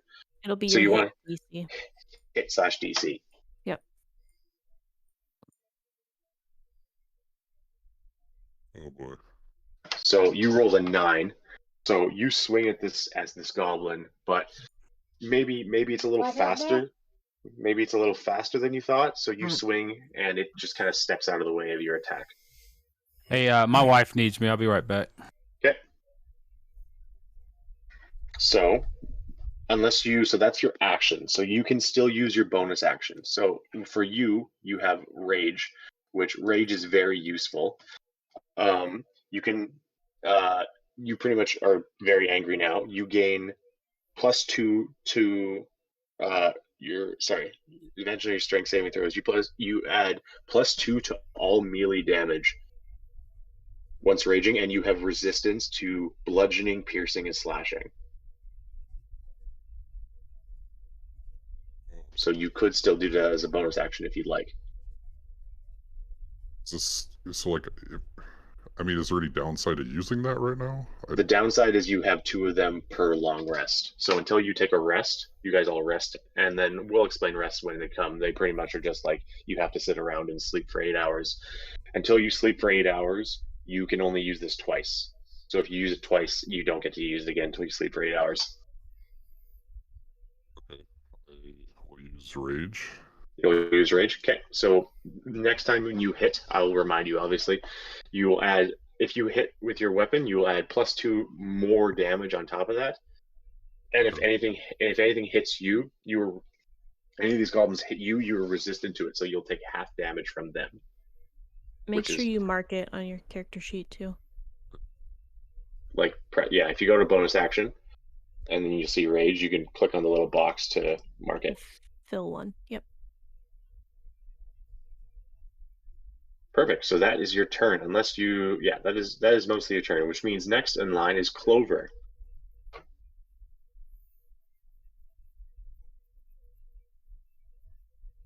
All right, so I'm going to try to attack the goblin that is behind us. Okay, so this one that's hiding in the bushes. This one right here? Yes. Perfect. All right, so I am going to take out my sword, and I am going to run and say, "I see you, you little motherfucker. I am going to kill you." Okay, so you can either roll your dice and add 5 to it, or you can just press the +5 on your D&D Beyond. I'm assuming because you guys got real dice, you want to use those real dice. Yes. +5. Oh, that sucks. 6. 6? You are so enraged that your swing is just a little too powerful, and again, this goblin, which you just underestimated, steps out of the way. So, funny enough, now the goblin in front of you, Clover, unless you have a bonus action you'd like to use. I do have a bonus action. I'm going to follow with a roundhouse kick to his gut. Perfect. So again, roll plus the +5. That sucks as well. That is an 8. 8. Yeah. You've kind of launched this sword. You've kind of like gone all in on this. So you've kind of swung with your sword and then continued spinning and then kicked as well to where you assume he would be, but he stepped out of the way of your sword and also in turn was not in the right spot for your kick. Well, that sucks. I just missed him. Where the hell did he go? He now steps back, this little goblin, and he swings at you with his scimitar. Oh, I can roll it for all of you to see. So he gets a 19, which is definitely going to hit. And so you take 4 damage. Okay. Well, actually, could you see that roll? I couldn't. You couldn't? You could see? Nope. Perfect. Okay, I can roll on here then, and nobody can see. And I can fudge it if you guys are dying. So that'll be your turn. So, I forget the character's name. Sakura, what are you doing? Going to be running up over here and then use my Reaper on this guy. You have to do it on yours. Okay. So I can't just keep it open. It'll kill my battery. 9. So I guess you guys have both run at the same time and both swung, and he's just kind of stepped back, and you guys just clink your axe and your sword together. Would you like to do anything else? I don't have any kind of bonus actions or anything like that. Okay, so this The goblin on the bottom. I could try to do a sneak attack, but nope. So the sneak attack is not an attack. it's not right. Something you add Yeah. when you hit. Yeah. So this goblin on the bottom here is going to, like, the bottom ledge is going to knock an arrow. It has an arrow knocked, and he shoots it at Quillith.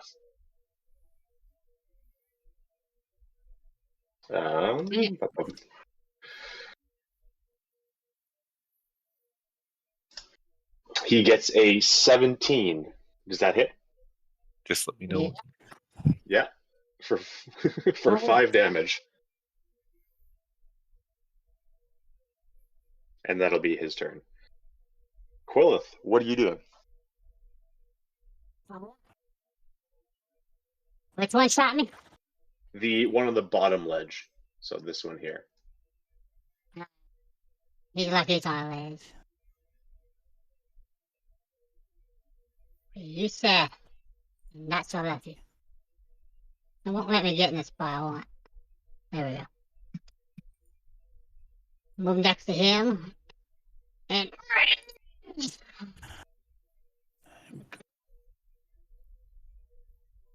now I'm gonna smack him. My great sword.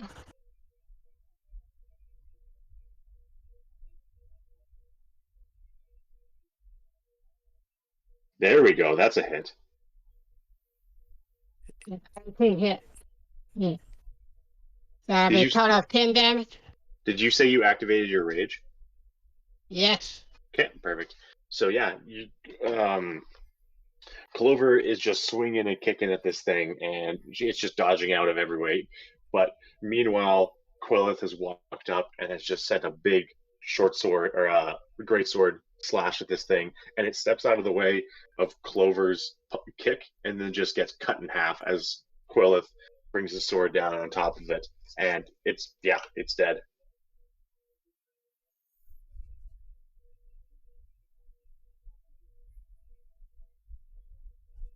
Got him. So, do you have any bonus actions you like? Damn no, it! I thought I was going to kill it, but you did it for me. Never mind. Next You already used your time, bonus action. That motherfucker's going to be mine.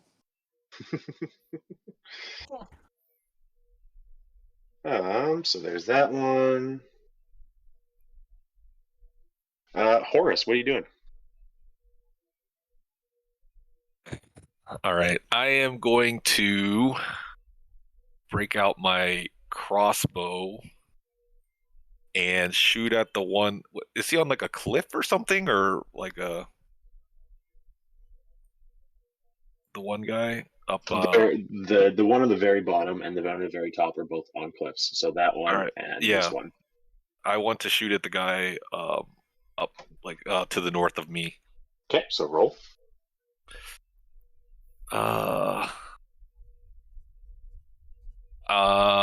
Do I get, what is my plus? What do I add to it? My plus so 3? you'll see it on your sheet there. All right, so I rolled a 10. You roll a 10. Your arrow goes whizzing past him. It's very close, but it just whizzes past. Let's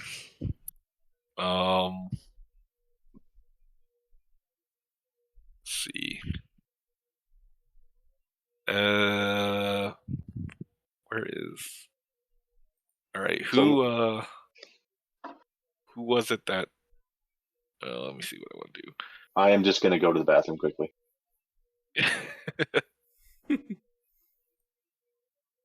Let's. All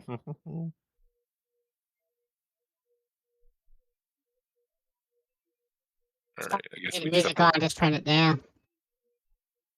guess we just have to wait for him to come back or something. Yeah. God dang it, man! My rolls are fucking terrible tonight. I don't think I've only got my only good roll has been for drinking. Same. Where it matters. Yeah, I know. Jesus. I only run a 12. That's not that good.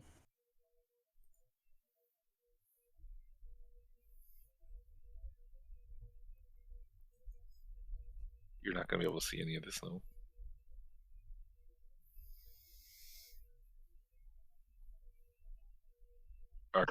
I could hear all the bad things you guys were saying about me that whole time. Good. Soccer. Yeah, all the not bad things. Anyways, Horace is. Unless do you want to use a bonus action or anything? Who is after me? The next one after you is probably going to be a goblin. Who is after in my party? The one who rolled the very, very lowest, which is Me. a lot of vagina. A lot of.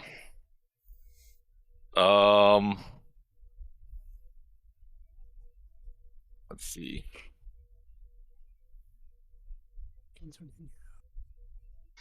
Kind of want to. I can't remember what. If I inspire, what do they get for inspiration? So it'll say beside your bardic inspiration, but I believe it's usually a D6. For some reason, I think you have it's a D8. Yeah.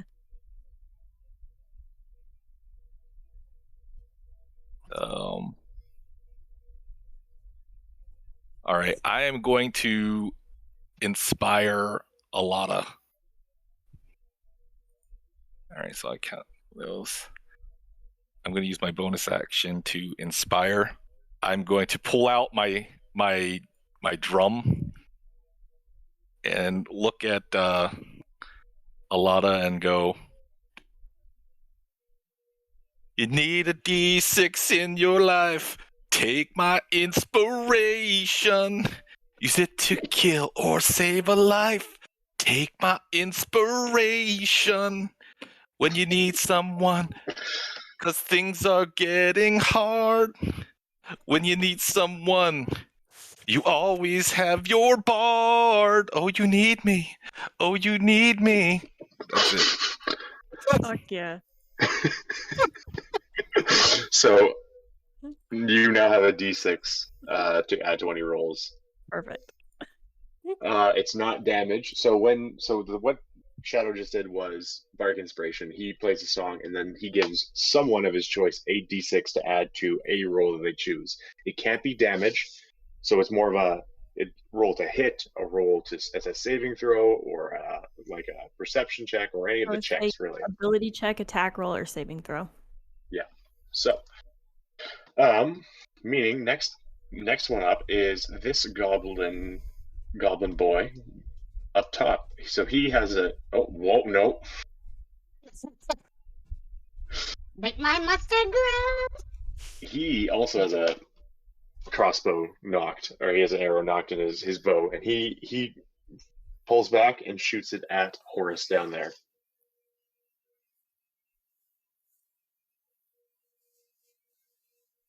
All right. He got a nat 1. Oh. I'm pretty sure that misses. He missed, and he just shoots the white horse in the head. Oh yeah. You know what, man? I'm actually happy that you shot at me. Good job, man. Like I give him a nice round of applause and be like, dude, if you're gonna continue to shoot like that, man, you can shoot at me all day long, bro. Yeah, he grumbles something under his voice. So then it's the goblin just beside the white horse here. He steps up out of the bush and takes a swing at Noglar. With advantage.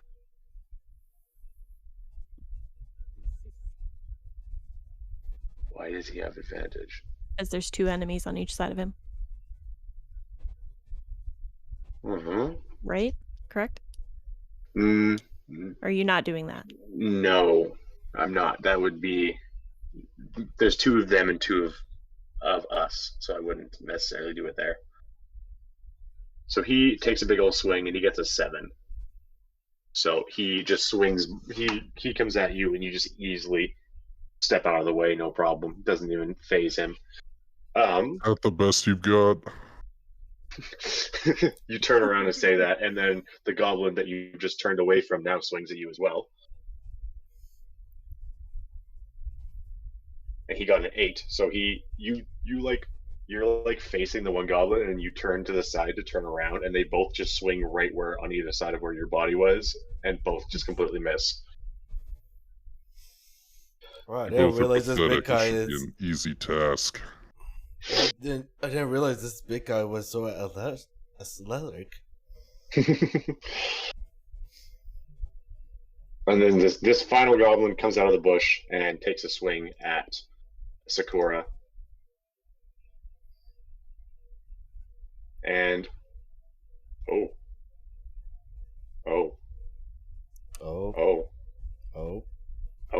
You take 10 damage. What was this hit? He got a nat 20. Rip. I'm already dead. Oof. So this goblin comes out of the bush and it with more force than you've ever seen anyone hit. Sorry. I think rogues don't have a ton of health, and I don't think Sakura has very much has like any constitution, or if maybe 1 or 2. 0. But 0. Yeah, never mind. Well, that would make sense. Why I think you have like 8 health or whatever. So this goblin comes up and he's mad. Like he sees everyone else missing, and he's like, "No, I'm better than these guys. I'm gonna hit this one." And he just thwaps Sakura worse than you've ever seen anyone get thwapped. And she falls to the ground unconscious. Alada, what are you doing? Let's see who's my biggest threat. I think this one here. Yeah, you've definitely seen Sakura fall to the ground. Yeah, I am going to. I'm gonna cast Guiding Bolt.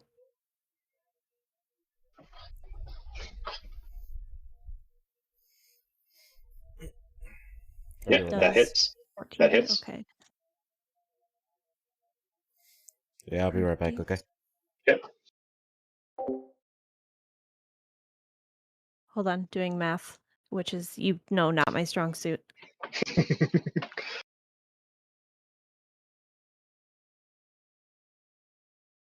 12 damage. 12 damage. He goes to raise his sword against Sakura as she's on the ground unconscious to just put in the final blow. And what kind of damage does that do? That is radiant. Radiant, yeah. You shoot a guiding bolt at him, and there's just a circular hole straight through his body where the bolt went, and he drops dead. Nice. Hey, do you want to do anything for a bonus action, or is that your turn? Let me double check my bonus actions. Nah, that's it. Okay. Top of the round, Noglar, what are you doing?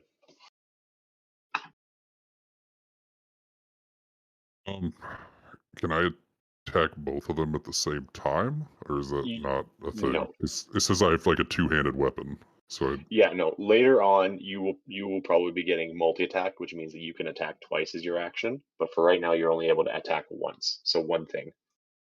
You can't do like a spin.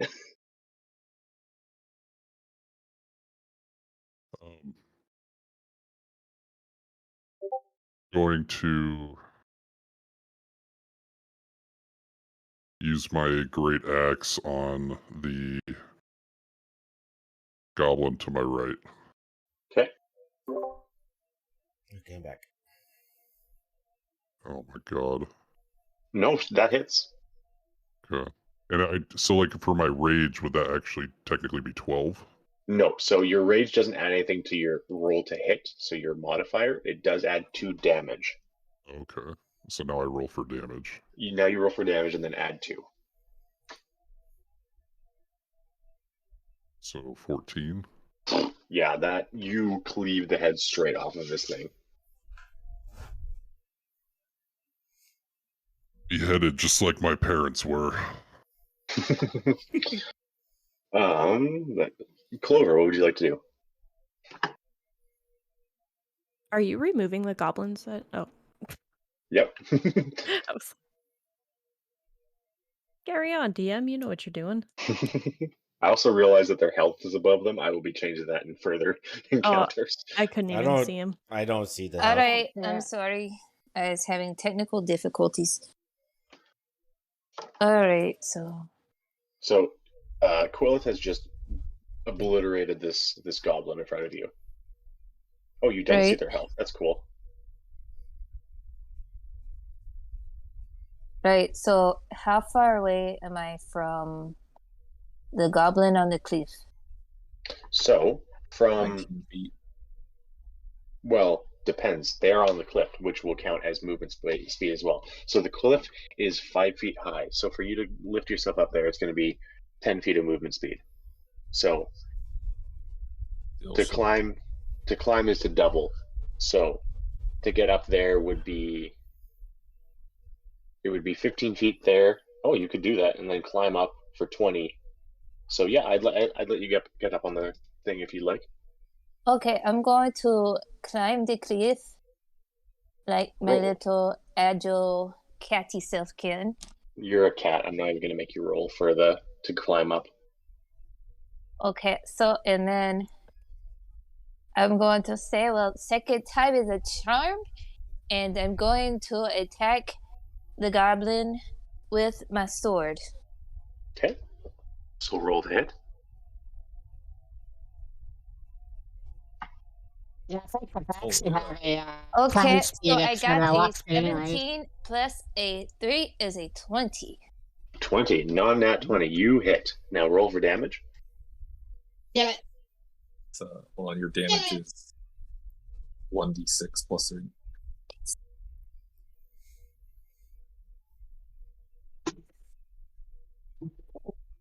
So I had 6 damage. 6 damage. Piercing damage. Piercing damage. Okay. Let's get this up here.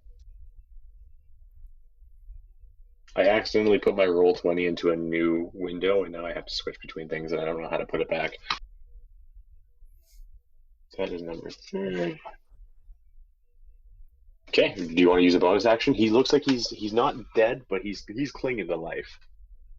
Yes, I would like to do a tiger claw type of attack with my claws extended and rake him across the face. Okay.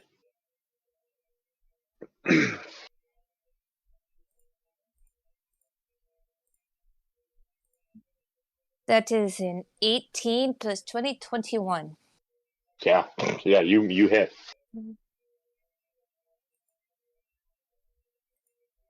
And that is a 5. You slice him with the short sword, and then you come around with your claw, and you're just tearing him apart from the front. He's dead.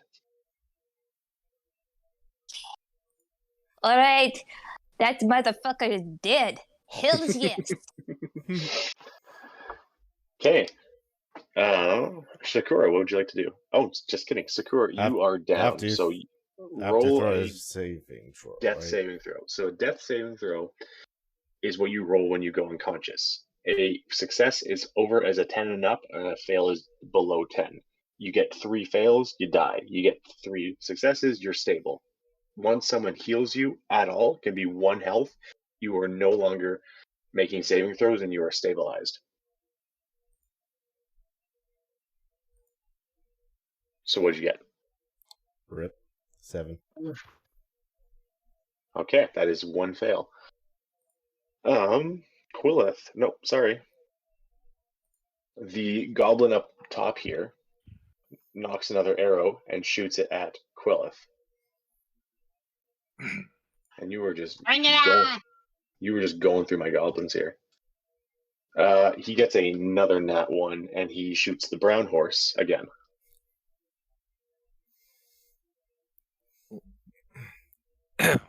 Oh, shot the brown horse this time.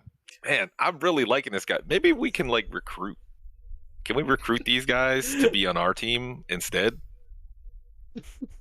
Sorry, no, Quillith, what are you doing? Let's see.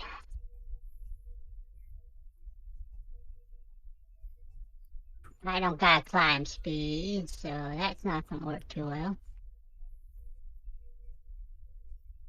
I'm going to just,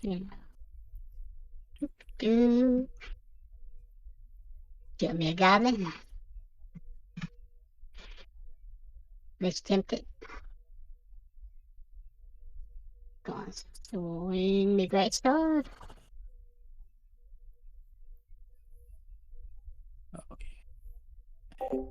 Yeah, I'm pretty sure that hits. Okay, block. 12 damage. Yeah, you cleave this thing just like you did the last one.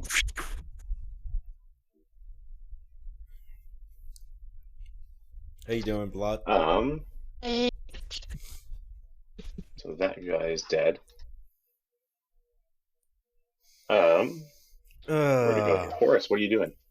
Oh, that was the wrong goblin. Let's put this one over here. Gotta love playing as a rogue. Only had eight hit points, and they knocked me out. One of the goblins knocked me out, and what goblin is one left? turn. The one on the bottom. Oh, I can't see him. You know what you gotta climb to get to. I'm doing alright. How far away am I from it? I can't see the goblin. Oh, there he is. You Okay, just scroll out. That's killing time. Having playing D&D. So ranges. So I'm going to shoot another crossbow at him. I'm gonna knock and throw another one. That is a 19.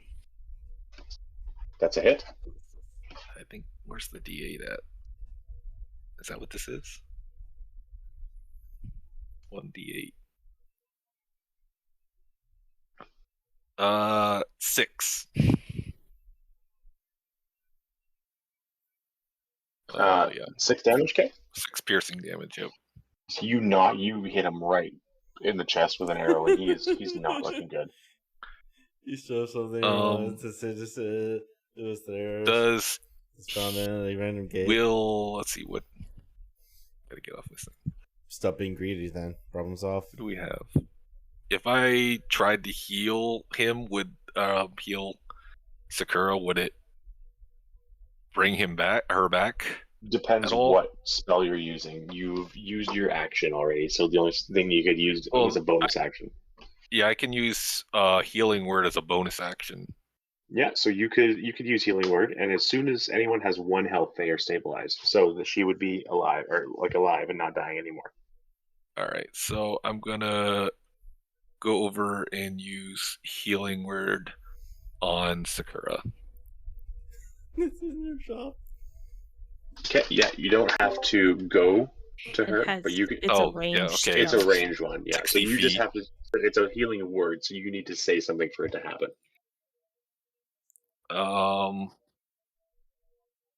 Say, when you get down, you need that good healing. Oh yes, you need some good healing. That's all I got right now. I forgot that you had to actually sing. So it's a 1d4 plus 4. Plus 4. Oh, I guess it's your charisma. Yeah, it's what it says on the thing. It says 1d4 plus 4. 6. 6. So Sakura, you have 6 health back, which is most of your health. Wow, I got 6 health back. Okay. Yeah. So you are now stable, and on your turn, you can get up. Alana, what are you doing? Remember Shadow to take away a spell slot. Oh yeah, there it is. 1 slot. Wait, is that for?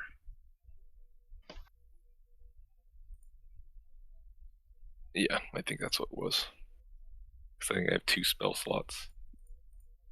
I am going to cast Sacred Flame at our last remaining goblin. Okay. And then it does 12. 12 hits, yeah. Okay. And then roll for damage. Be a that will barb be clip? 6. Was barb clip? 6. Yeah, he lights a flame and just burns to a crisp.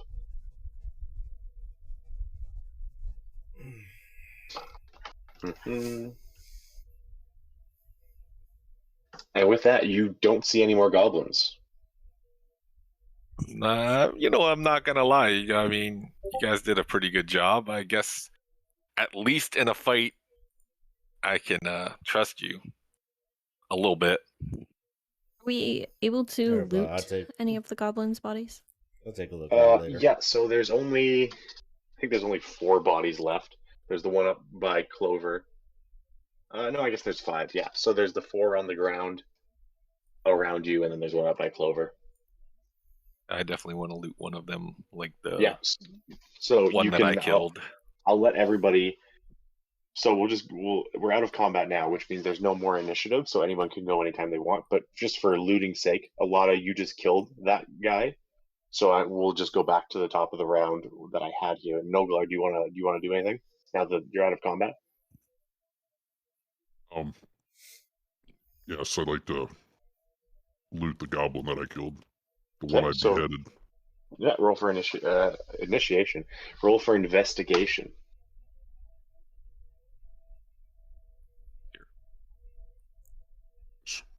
Oh.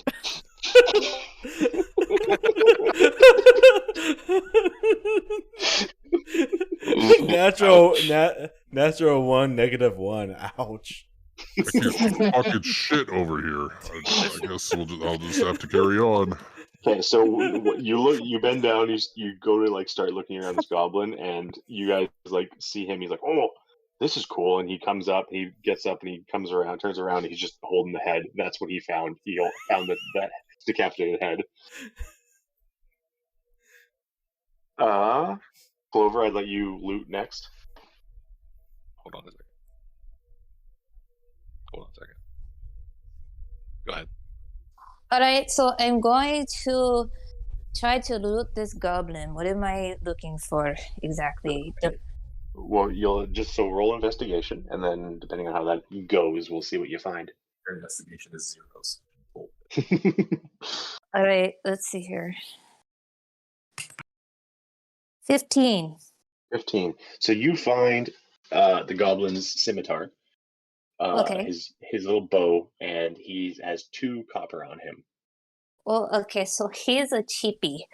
I'm going to take the copper and the scimitar, and I guess let's see, he has a bow as well. Is there anybody in the party who is proficient in the bow? You're good with it. It's a short bow, so it's a dexterity based weapon, and you are good with dexterity based weapons.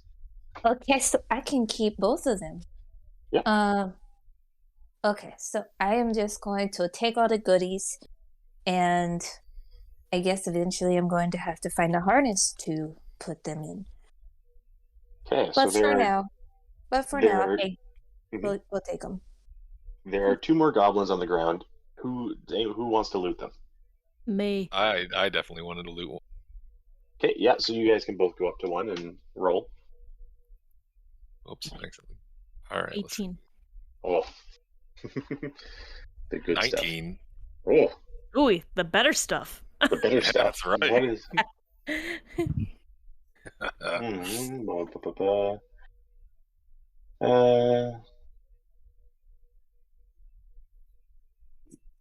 Where'd it go here?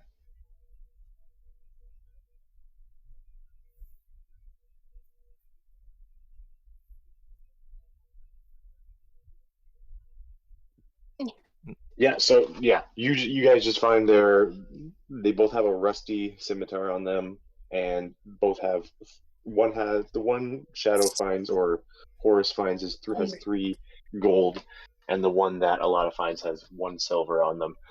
Hell yeah. The one that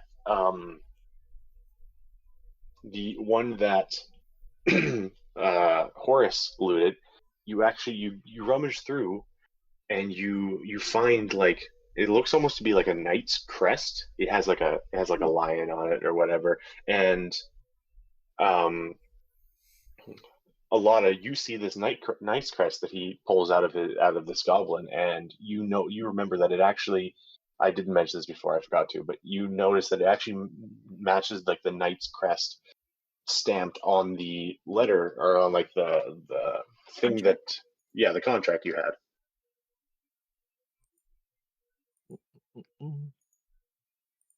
Oh man, what is this thing? Does anybody have any idea what this is? Is some sort of crest or something like that? I have no clue anything about it though. Hold on, wait. I'm going to pull the contract out of my pocket and kind of hold it up next to the crest. And I'm like, this is the exact marking. Does that mean that these horses belong to Gundren?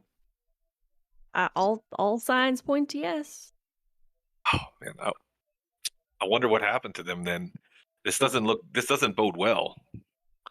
I mean, it's looking like they were surprised and attacked. Hopefully he's still alive.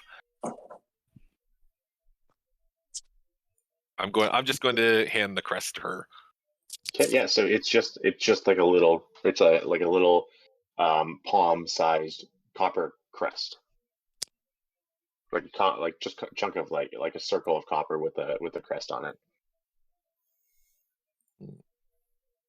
Well, not looking good, guys.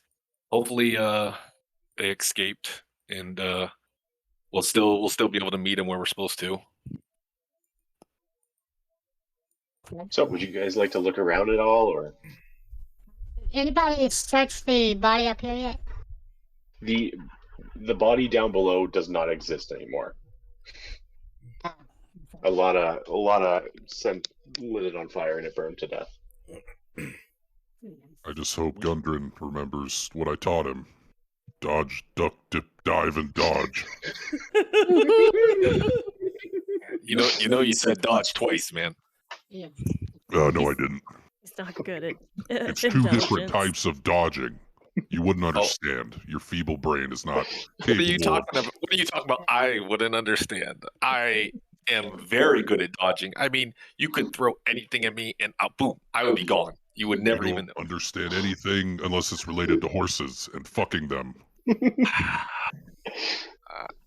I swear, man. Am I able to kind of search around, maybe if they have like a hideout that they could have like kidnapped them and taken them? Yeah. So, do you want to search the area? Yes. Like just yes. Okay. So whoever's searching the area can roll for survival. 16. Fuck 4. No, but that's a -1 because you have a +3, or like that's a 1. So, Sakura, you were like, oh, I could search the area, and then you like stand up and you're like iron deficient and you fall over. Sounds like me. A lot on the other hand. So you kind of think like you're like, oh, you know what? I kind of want to go and just like see the area. You look around all around here. You don't see anything, but you're like, let's just go up here and check the area of where that goblin was. And once you get up here, you actually see that you can't see it from where you guys are. But Hey guys, I think I see something on me. As you're like, oh, that kind of looked weird. So you check this goblin out. He's smoldering ash. You don't see anything. But as you walk by, you're like, oh, that kind of looked like a trail to the to the south, down below you. So, and you kind of look and you're like, oh, it's like not a trail, but it's like it's definitely how the goblins are traveling around. Like it's not a marked trail, but this is definitely the way they're going. Which one are you? Are you down here at the bottom? Yeah. She is. All right, so I'm going to run over by her to go take a look. Okay. You guys all want to go over there? Sure. I'll go. I'll go. I can't move my character, though. I don't understand why I've given you permission. Are you sure that you're on the little arrow thing in the top left corner? Yes, I am. Apparently my permissions doesn't have it. I can move everyone else. Are you absolutely try one more time? Yeah, I can move it now. Okay, there you go. Yeah. Okay, yeah. So just straight down from Alana, you see this really like just kind of goblin-sized opening in the brush that you guys could all probably squeeze through. Besides, well, you could always squeeze through. It's not going to be comfortable, but gather up, boys. Well, I mean, pull me out the other end. You know, I'll hang back a little bit here just to make sure that no one attacks from behind. So, whoever wants to go ahead and go forward, first. Yeah, I'll make sure we're not getting attacked from behind. Who's going in first? I'll take point. Okay, and then who's going behind her?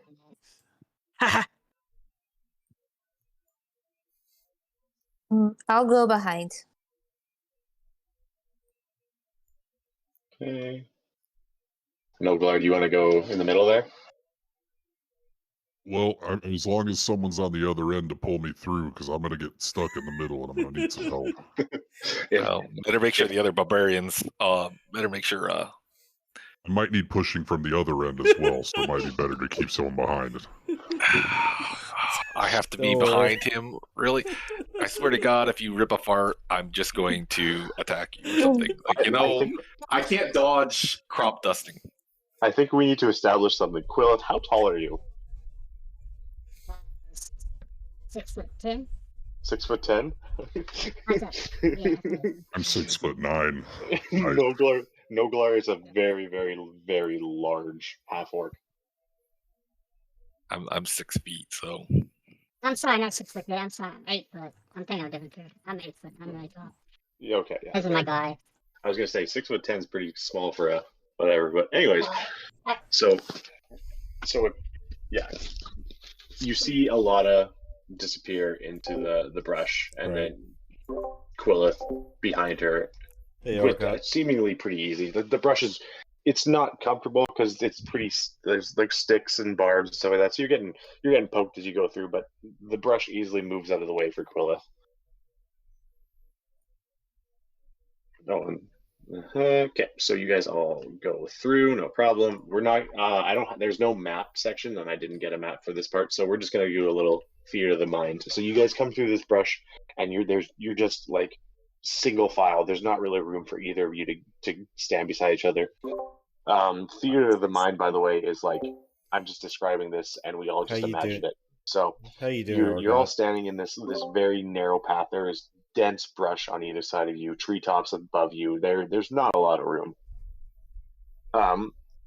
Would you like to press on? Alana is in the front, obviously. Yes.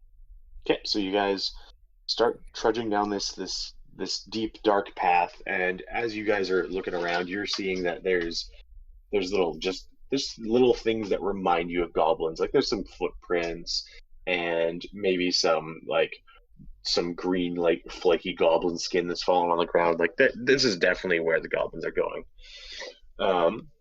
Would you want to be doing anything as you're walking, Alana? Stealth. You can roll for stealth, yeah, if you want. To just not be very loud as you walk. Yeah. Just in case, since I'm on point, I just want to make sure that I would like to be able to see something before maybe they hear me if there's any danger. Mm-hmm. Hold on here, I gotta roll with disadvantage. So an 8. 8. So you're clanking along pretty good. Yeah. Yeah, your armor is very clanky. So you guys are all walking down this path, and then you hear like a snap from above. But after you've been walking on this path for about 20 minutes now, you hear a snap from above. Alana, make a dexterity saving throw. 14. Nice. So Alana steps out of the way, and you see whatever, I forget what they're called, like one of those spring tree traps. Where to go here? So you see a snare shoot straight up in the air, right where Alana's foot was. We all see it. You all see it, yeah. She's easily just able to step out of the way, so it doesn't catch her foot and bring her all the way up. Holy shit! Make sure you guys keep your eyes open. Looks like this place is trapped all over the place, and I know all those fucking big guys. You need to try to walk as silently and stealthily as you can, even though I know that's impossible for some fat ass like you. Like who? There are 2 large men on your team. Both of them. How am I supposed to stay quiet with all these booby traps all over the place? I see a boob. I see a boob, but fucking can't miss him. Can I make a perception check? Let's see if I see anything coming after the trap that triggered. Yeah, you can roll for perception. I didn't think I heard it.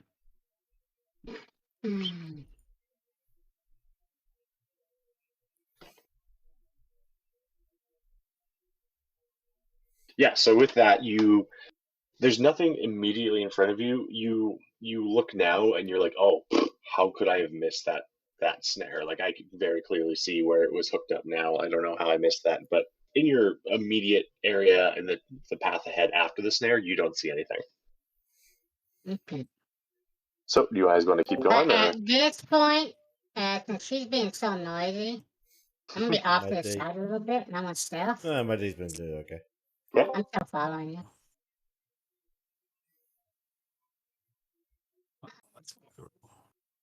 Okay, so you're trying your best. You are, for a Goliath, you are being very stealthy right now. But you're a Goliath in a tight hallway, so. I think I want to try to like stealth behind Noglar, kind of like just kind of stay a little bit close and try to hide behind him. Okay. You can roll for stealth. All right. That is 12. 12. So far, you were the stealthiest one. Yeah. Behind Noglar and the entire party, nobody knows you're really there. You're not making a lot of sound. So you guys want to continue down this little path? Yeah. Yeah. I'm going to be stealthy as well. Okay, you can roll for stealth. 23. Oh yeah. Yeah, you guys like look away for a second and forget that Sakura's even there until you actually see her. She's being deadly quiet. I feel like we're missing somebody, but it's not important. I mean, I think I would remember it if it was. No, I think. Who do you think that you're missing? I don't know. I feel like there was more people in our party, but maybe not. You need to be careful up there, Alana. I mean, if there's one trap, there's probably many more. Is there room for people to be next to each other? No, this is a tight shoulder for you and Quillith. Like your shoulders are hitting the brush as you walk. Well, I can't really advance or move anywhere just until we see what's on the other side here. I need to give you a shove.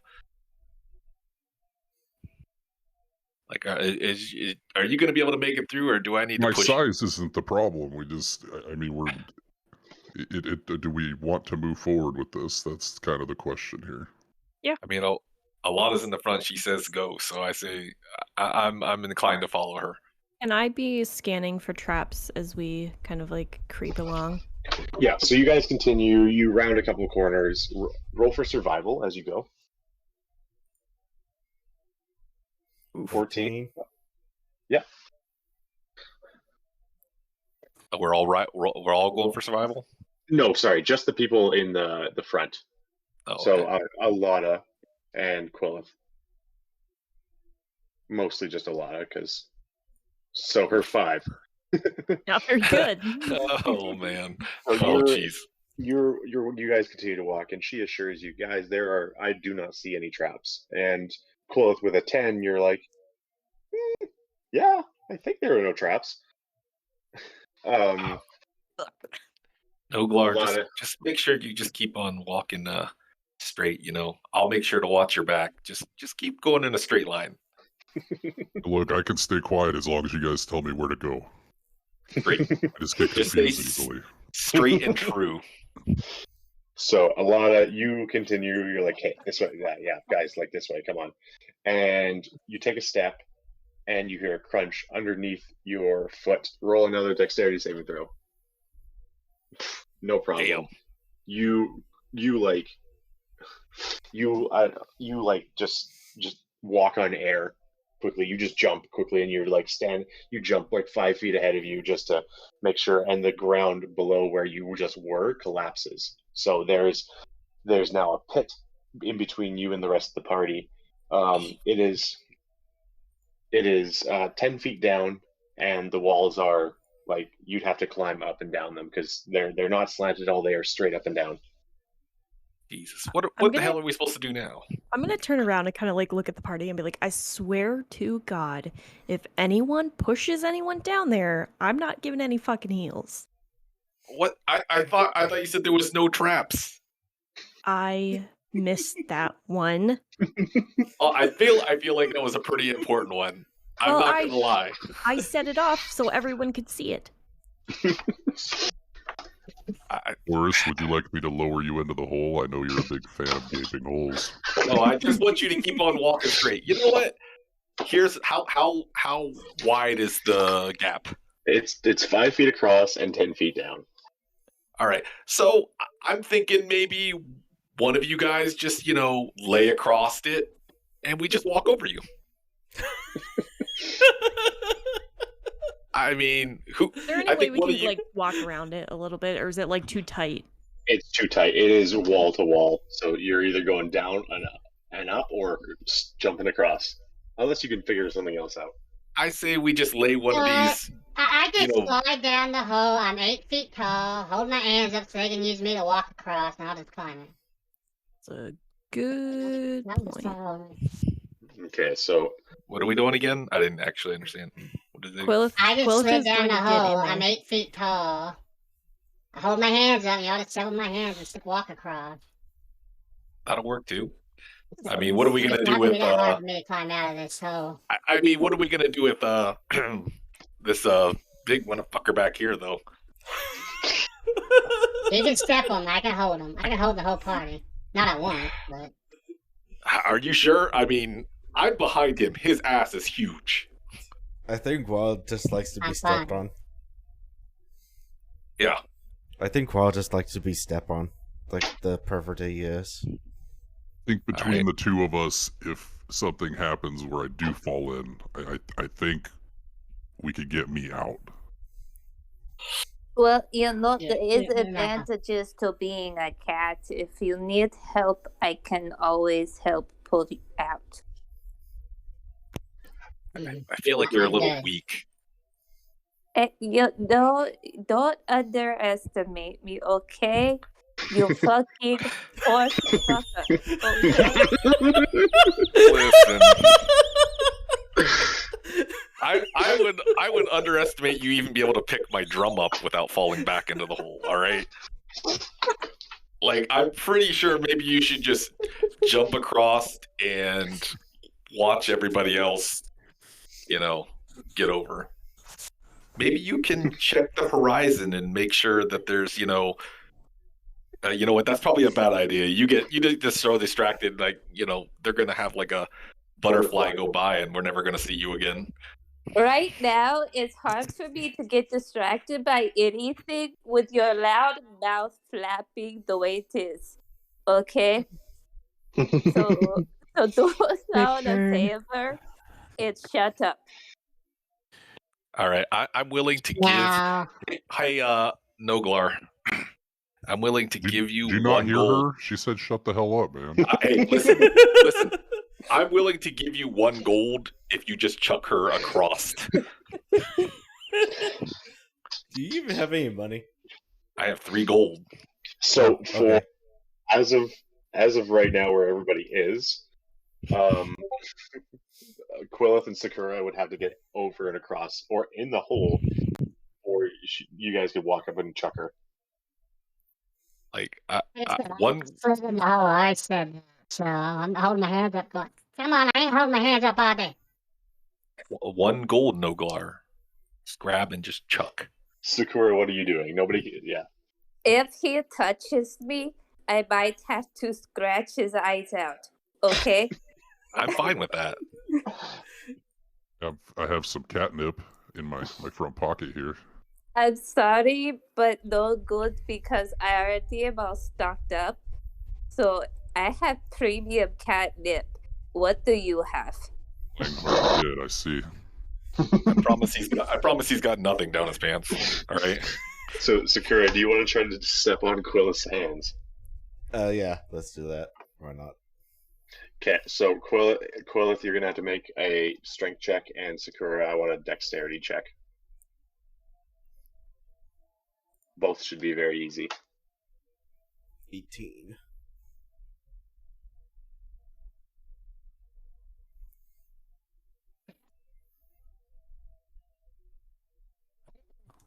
There you go. Oh, I've got to turn my rage off, so that's the 12. 12? Yeah, no problem. You, Sakura easily just hops over the hands, no problem. So you're both on the other side here with Quillith in the middle. So you guys are at this hole. What are you doing? Clover's in the front. Laugh chance, no glare. I'm just saying. I don't want to get attacked by this feline thing. If you don't shut up, I am going to get us to bite your junk. Okay? Y'all ain't even approaching my max carry weight of over 500 pounds, so y'all good. Jump down, jump in the hole. I don't care. Go scratch a pole. I don't care what you do. Just move somewhere. Either jump over or step on my hands. I don't care. Just move it. I will just step on your hands if it will get Horace to shut up. I think the only way Horace is shutting up is if you let me throw you. That is true. You know what? I promise you that I won't say anything if you just do it. Okay, 15 on the strength check for her. Yeah, so then just make a dexterity check if you want to step over his hands, Clover. You're a plus I'll 3. Well, I guess I could see if I could jump it. Yeah, you'd be able to jump that. Okay, then I'm going to jump it. So give me an acrobatics check. You're a plus 5.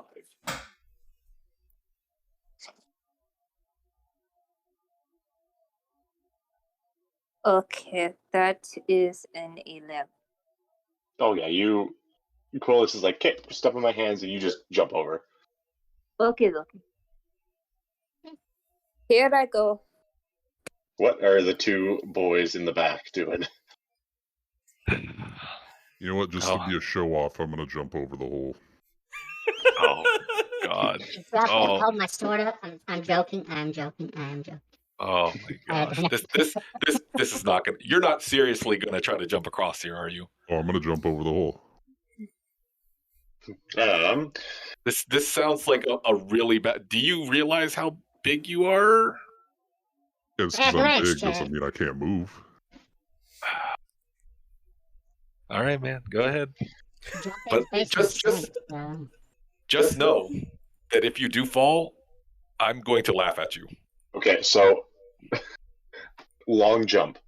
When you make a long jump, you can cover a number of feet up to your strength score if you move at least 10 feet immediately. When you make a standing long jump, you can leap only half that distance. So what's your, I can look here. So your strength score is the big number, not the modifier. So for you, it is, where'd it go here? You got a high one, like 18. Yeah, so your number is 18, so you can jump 9 feet from just a standing position. Okay, then we'll do a standing jump. Yep. So yeah, you jump across that thing. Roll me acrobatics just for the fun of it.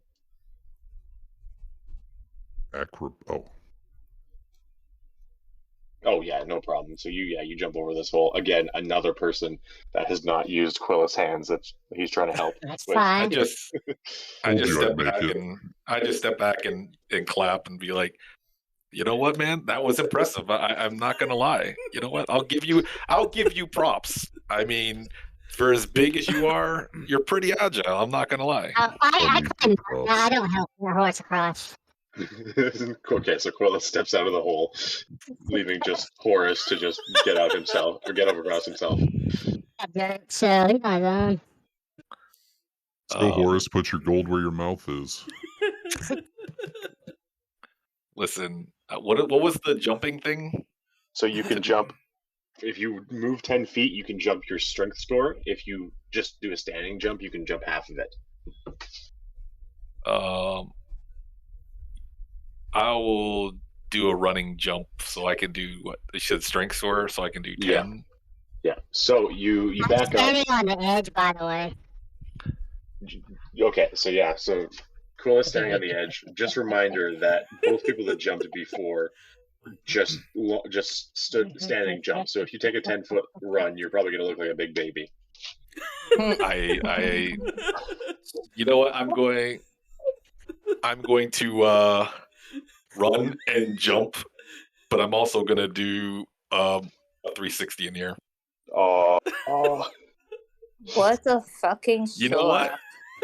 Watch this, guy. You just watch this. All right. You know what? You guys do your normal jumps. I'll show you how a real man does it. Acrobatics. Do it. I hope you slip and break your dick. That's a 12. 12, yeah. You run and you do a 360 in the air, but it's not a 360, it's a 180. So you land on the very edge of the other side, right in front of Quillith. Can I hurry up and grab a hold of his foot? Yeah, you can. Well, yeah, he's behind you. So how do you want to do that? Wait, he's behind me? Like, I so thought you he was tried standing on the edge of the. Yeah, like, so you tried to do a 360 and land facing the same way on the other side, but you really could only get around half of that, and you did a 180. So you landed facing the opposite way on the other side. So am I in the hole, or where am I? You made it across the hole. I made it across, but you're teetering. You're losing your balance here. What are you doing? You're not sandwiched between two barbarians. Hey, any chance anybody can just grab me? A little help here. I don't know. Do I Certainly not want to gonna be help me. you? Are you going to apologize for being a dickhead? She couldn't grab you anyways. It's only Quillith really that can grab you. Come on, Quillith. Can you grab me a little bit here? I can just imagine him like waving his arms, trying to keep balance. I can Just imagine that. as you say this, you start falling forward into the pit. Oh, I guess. I grab him by the shirt collar. Okay. Yeah, he grabs you, and you're just hanging there at a 45-degree angle with your feet on the ground, but you're like you were about to fall, and he pulls you back up, and now you're all back on the other side of the ledge. Thanks, Quillith. You know, I always liked you, man. You're definitely the better of the two barbarians. Easily the best. You're stronger, and you smell less. You want to repay me? 5 minutes. Just shut up.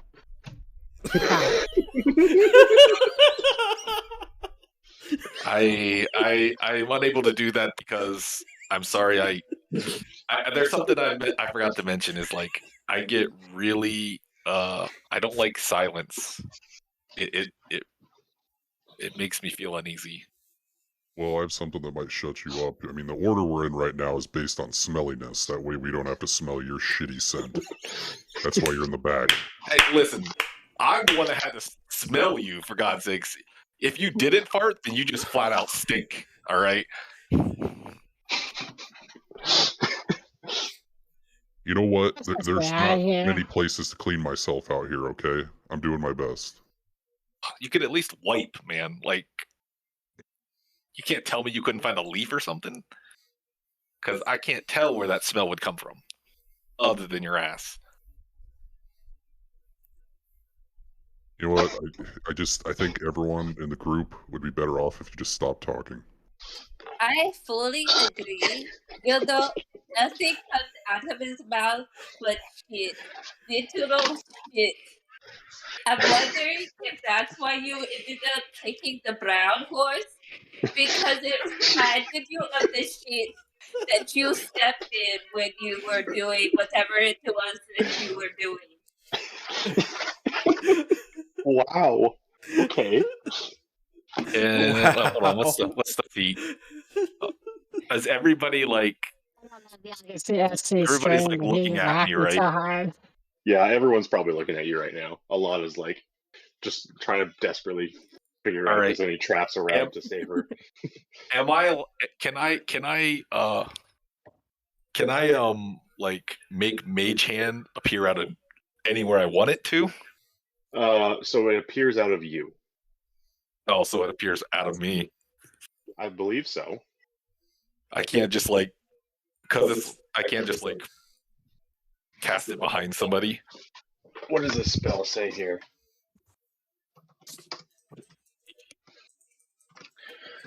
It's got a 30-foot range. You can use your action. What you choose.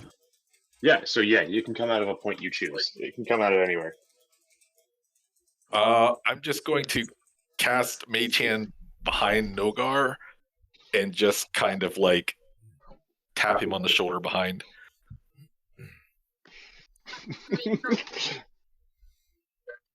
So Noglar, you feel this tap.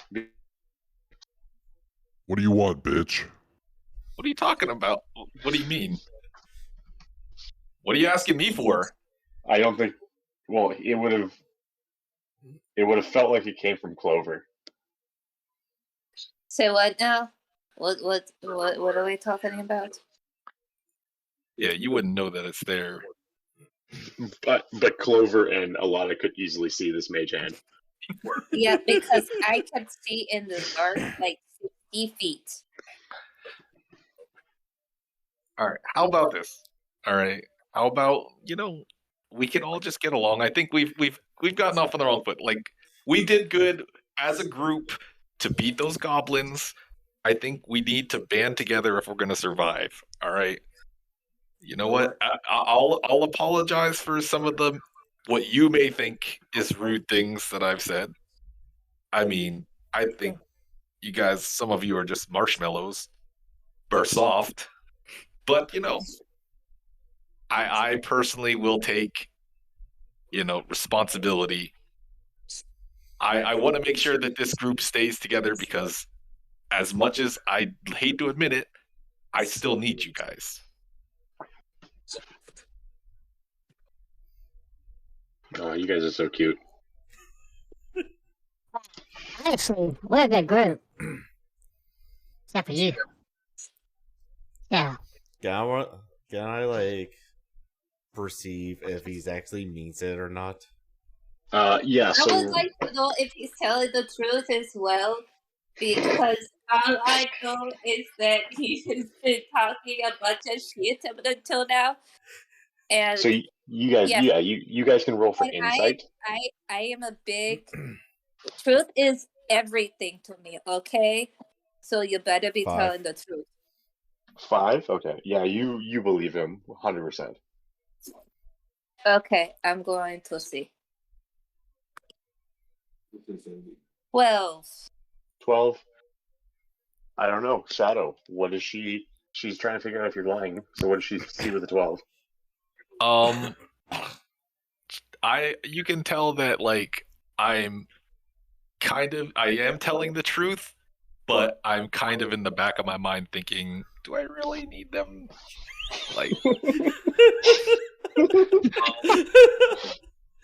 I can see in your eyes that you're not being completely honest with us.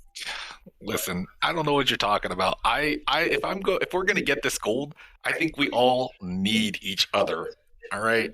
So let's just keep going forward, because we never know what's happened with Gundren. I mean, he could be bleeding to death, and we're standing here squabbling over nothing. So would you guys move on. All right, boys, we're just moving on now. Yeah, do you guys want to continue on? Yeah. Yeah, I'm a fucking idiot. I can't tell if he's lying or not.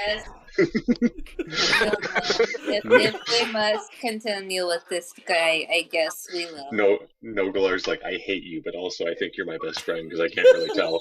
I'm so sexually confused right now. Yeah, so would you like to continue? I pretend I did not hear that. Would you like Alana to still be in the front? I personally would. I think that, aside from maybe missing a kind of important-ish trap, it didn't seem like it was deadly.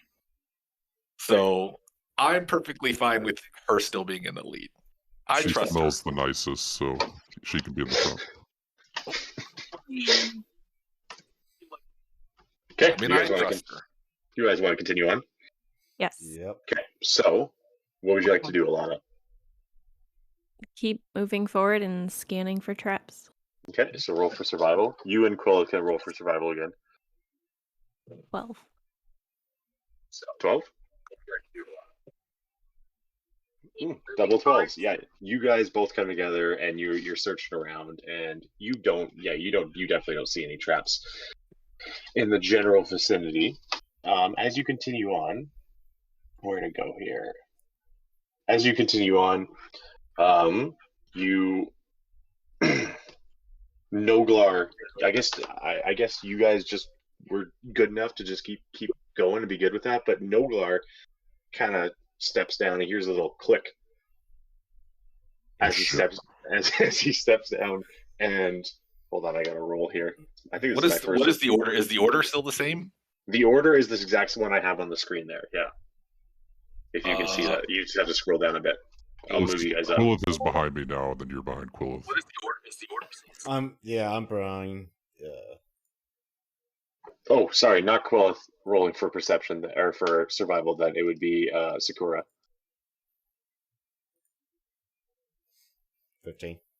15. Okay, yeah. So this is going to be a whole different story then. So so you guys are like, "Okay, what do you guys see up there?" And Alana's like, "Nothing. We're good. I don't see any traps. We're perfect." Sakura's like, actually, there's a pressure plate right there, Alana. You were about to step on it." You know, I really trust you, Alana, but it's starting to wane a little bit. Give me one more chance. So yeah, you guys. We almost fell in a hole. We almost Sakura has stepped on my a thing. back. We're fine. Just watch out for that pressure plate, okay? I'll leave it up to. I'm perfectly fine with anything because you guys are in the front, so I'll trust whatever you guys decide. So yeah, you guys all step over the pressure plate. Once she points it out to you, everybody's easily able to see it. Do you want to just leave the pressure plate there?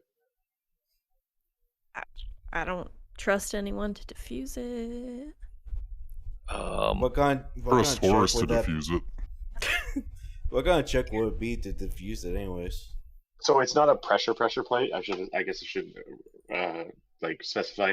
It's just kind of more like if you step on this stick, you can tell it probably trips something else happening somewhere else. So it would be a survival check to see if you can kind of break it down. I mean, I was to say leave it be and just step over it and move on. Yeah. is there anything that when we walk past it, is there anything that I could pick up and kind of just throw at it as we're walking by it? You could probably go back around around the corner. You could probably find a big rock. Not a big rock, but like a palm-sized rock. Did you cast Mage Hand to just hit it? Working. You could just cast Mage Hand. All right. Can we get a good enough distance away though? So your Mage Hand is range 30 feet. So you can get it 30 feet away and then use that if you want. I'm kind of curious to see what this does. So let's. I say we get our distance, and maybe we hit this thing and a door opens to a treasure or something. I think it's worth a try.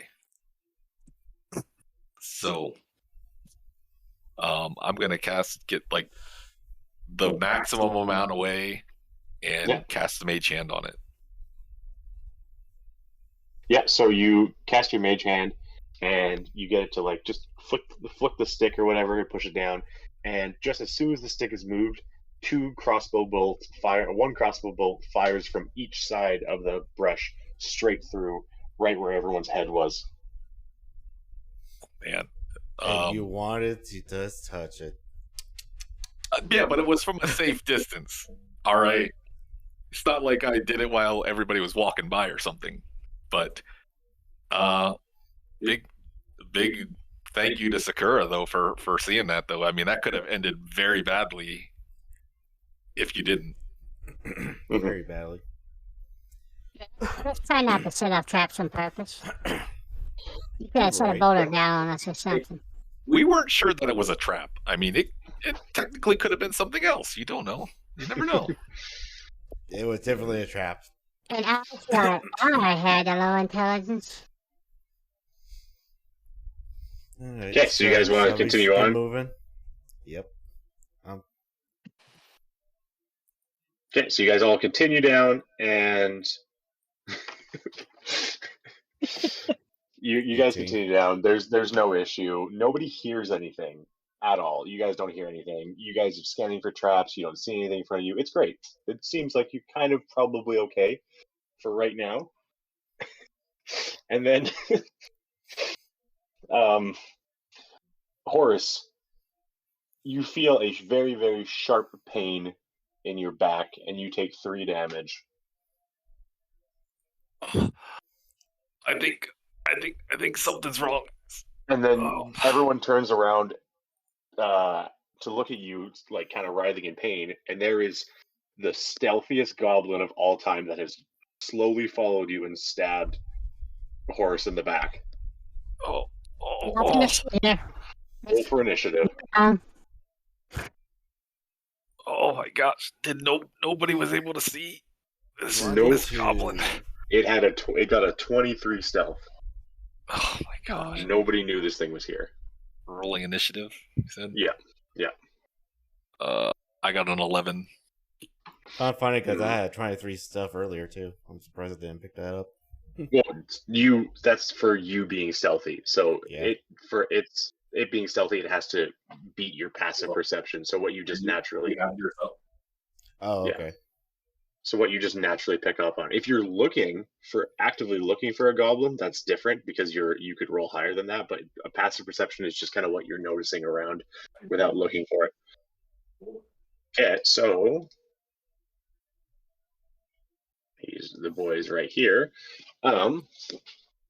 Who got the highest? So we have. I got a 19 plus 3. That's 20. Yeah, 21. Nope, 22.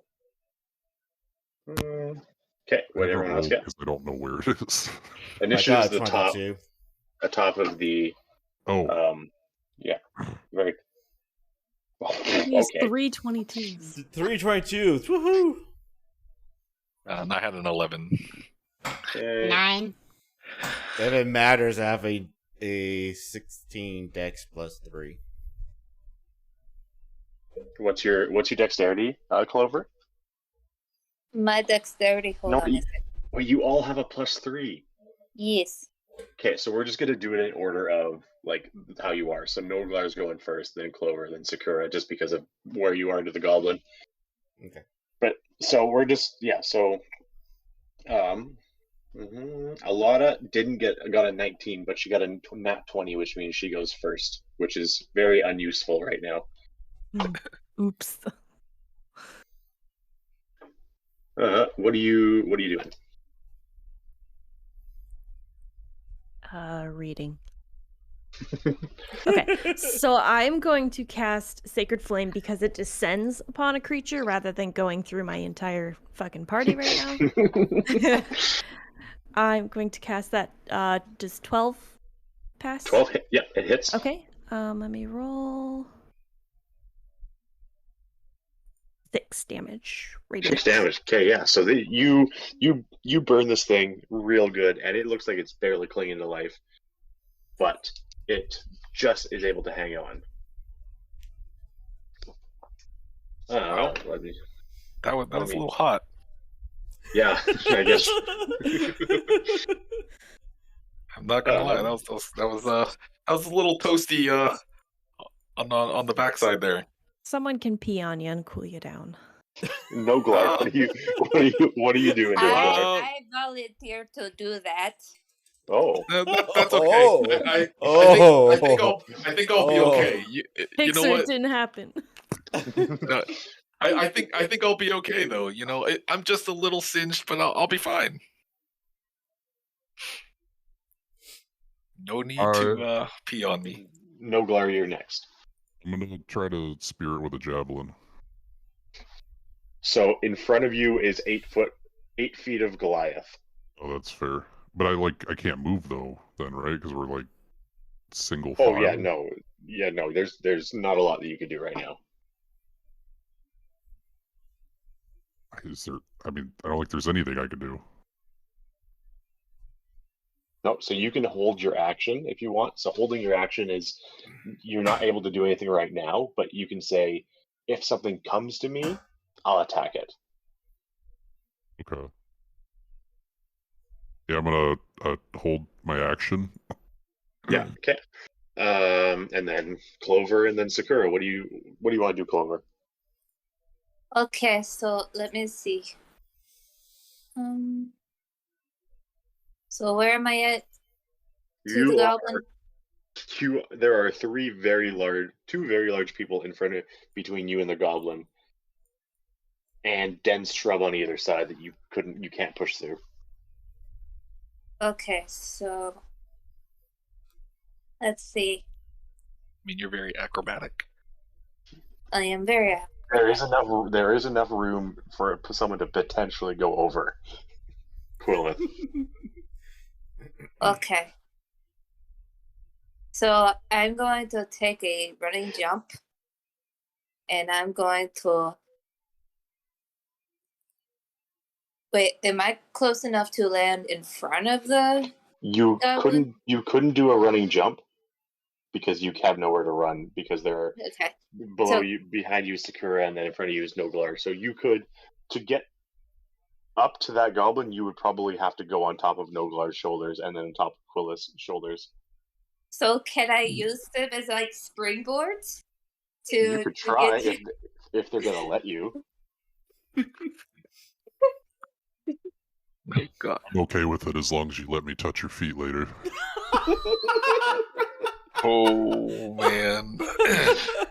While things are getting a little weird, I have this goblin stabbing me in the back. Can somebody please do something? I might consider it if you buy me a pint of ale yet later. Oh, as long as I can have one too. Okay. So I'll let you roll for acrobatics to try to get up on top of Noglar's shoulders. Oh, that's a good picture.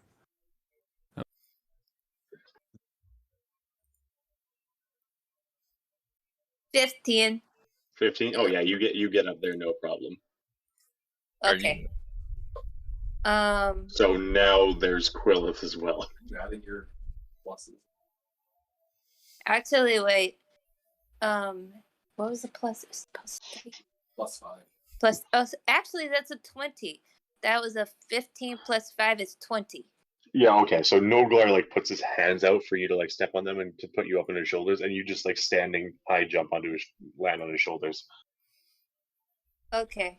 I don't want to be this guy, but what can Noglar see if he looks straight up?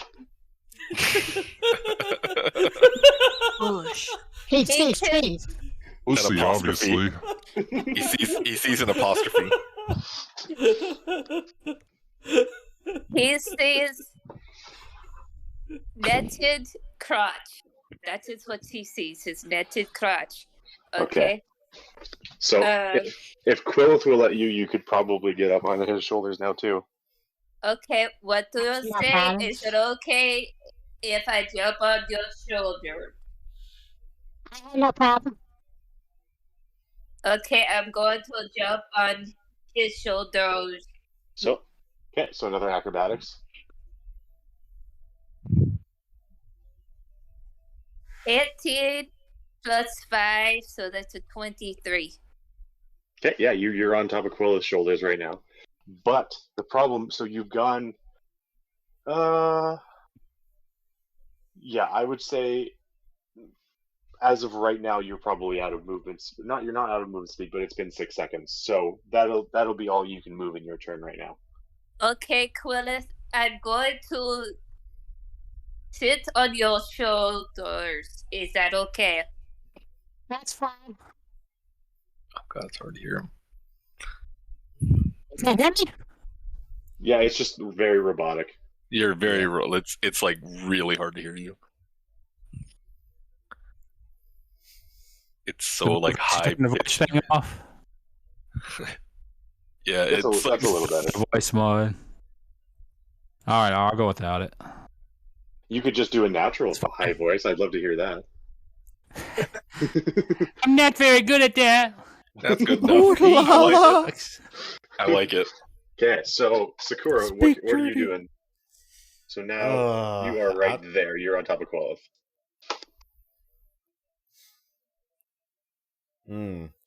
I'd like to say I like to try to use my short bow, but I have a feeling I'm probably just going to hit one of our teammates.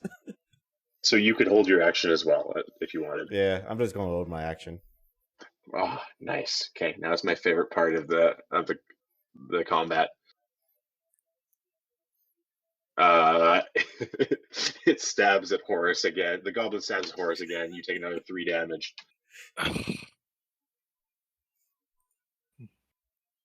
Horus, what are you doing? Unless you're down. No, I'm not down. Oh. You know what? None of you could help me at all. Oh, Jesus. Man. And I thought the freaking goblin was the only backstabber. Hey, you know what? As much as I can't stand your loud mouth, I was actually trying to get to you. Okay, from this distance, you look less like a cat and more like a parrot. So, you know what? I'm going to hold on a second. Let's see what I am going to. Can daggers only be? Oh, they can be just a melee, right? They don't have to be thrown. You can just melee with it. All right, so I am going to turn around and just hit him with one of my daggers. Remember, Alana did 6 damage to this thing, and it's not looking good. All right, so I'm gonna roll. That is a 22. Yep, that hits. Then I got 1d. It is 5. Oh yeah, you 4 months. Wow. You turn around, you stab this thing. Car. You stab this thing, and you're like, with just It's anger home because from nobody. 10 minutes ago. I don't think he realizes he's Says not muted. Konnichiwa us. You know you're unmuted. Valis, you're Nene-san. unmuted. Valis, you're unmuted. I'm unmuted? No, You're unmuted. Whoop. Like you're thanking chat with us too. Anyways, Yeah. I hit F4. It just didn't go through. You're so mad that nobody's helped you that you just turn and slash this thing, and you just stab it right in the head with your dagger, and it dies. It's dead. Jesus Christ! Guess I have to do everything by myself. You know, good Lord, we have fucking K. Everything by yourself. I get stabbed in the back. I take the hits for everybody. Nobody sees the goblin at all. You know what? You sit back there and sulk. I feel like you deserve that now. Yeah, I'm going to just climb off the Quill's shoulders now that I don't need to be up here. You know what? I'm fine taking the damage for everybody. You know, at least everybody else is okay. Okay. So I feel like with that, I feel like we should all be even now. All right. I took the damage for everybody and got injured. You guys are safe and not hurt. I feel like we should call it even. So, do you guys want to continue? Yeah. Yes. I'm fine with continuing. Oh, yeah. No, I'll keep going. It's still early. By this time, it's probably about 4:00 in the afternoon.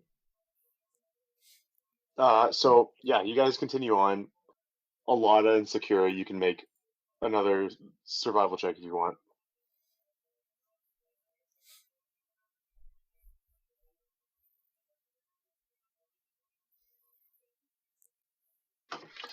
Nice. Okay, so yeah, you continue on. Alana and Sakura both assure you all, okay, this time we swear we don't see anything. I'm still looking myself because I don't trust them. Yeah. Can I try to stealth back here? Yeah, you can roll for stealth if you want. I mean, it's not that I don't trust the character; I just don't trust their eyesight. Hey, I was the Fair, I'm one wearing a who. blindfold, basically. I got. Hey, I was the one who stopped the. Hey, I was the listen, one who I stopped can the see in crossbow dark, bolts. I got an 11. Yeah, well. Yeah, so you're decently stealthy, but everyone else is making enough noise that the party is known to be there if anyone was listening. I just want to keep back just a tiny bit, not a lot, like maybe 5 feet behind everybody else. Mm-hmm. Dragging your bloody body. So again, they've assured you that nobody sees anything. Quillith from the very back, he's like, I don't think I see anything up there. Sakura and Alana both step forward, looking back at you guys and say, guys, there's nothing here. Both make a dexterity saving throw. Fuck. These usually pass for me.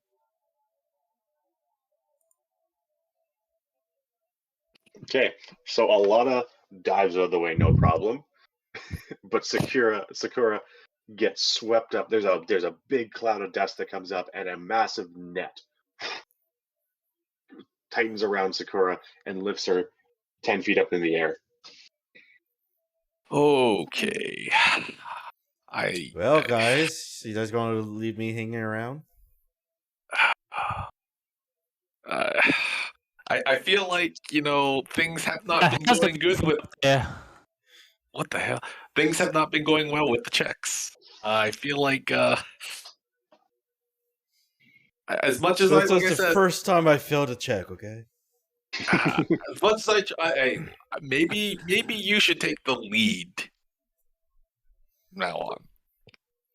I'm just saying. Is it like a rope that is what's holding Sakura up? So it's just It's a net.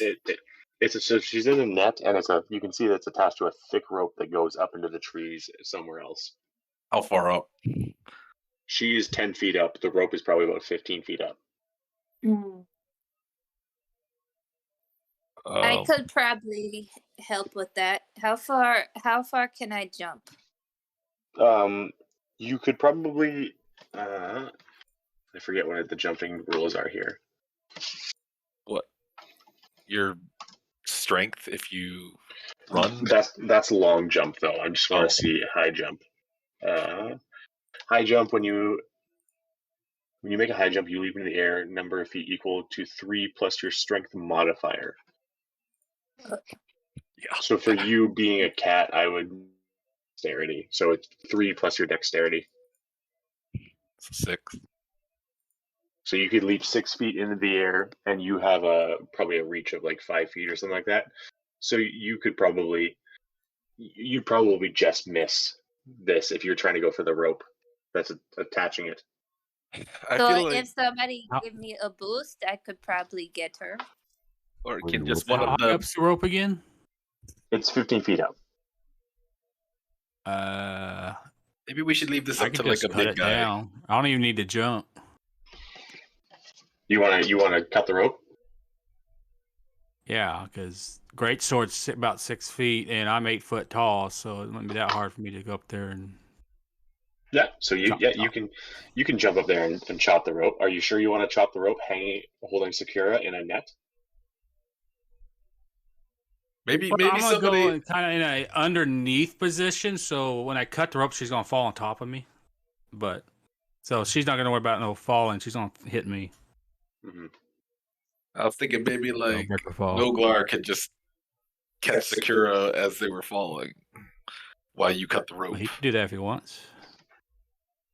Yeah, it wouldn't be a But problem. But she already said she didn't want no one touching her, so I didn't know. That's true. I mean, we could just let her fall. No, I didn't say anything about no one touching me. It was. Oh no, it wasn't you. That was the. Yeah, that's right. Yeah, that was. It was. Yeah, I think it'd be a smart the idea meow.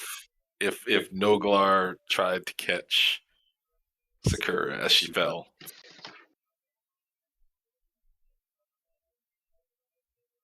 Okay, so what are you guys doing? I'm gonna chop the rope. I guess if Nogar's okay with it, he catches. Yeah.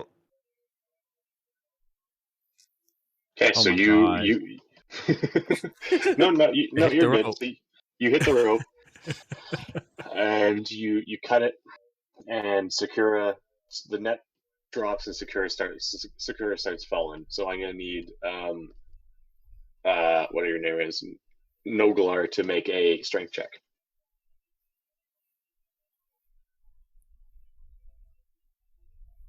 Oh.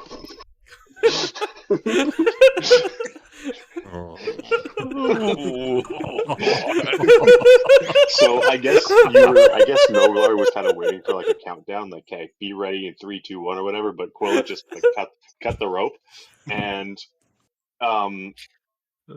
Sakura lands completely fine without a scratch. But Noglar takes 3 bludgeoning damage from her just landing on his head. Shit. Good catch, Noglar. My prince in China. I mean, Yeah, now you're both prone, like on top of each, with the Sakura on top. Prone, so prone is just like you're laying down. Hey, it might not have my been prince pretty. in shiny armor. This is too much sexual confusion for one day. Hey, it might not have been pretty, but you got the job done, Noglar. Good job. Okay, so let's just get you in there. You guys can continue on, no problem. You guys don't see any more traps, anything like that. You come out into a little open clearing. Let me see if I can get this here. Where I'll let you. Yeah. So around the bend, Alana, you see like an open clearing, and you think you hear some like clanking and shuffling around from it. What do you want to do?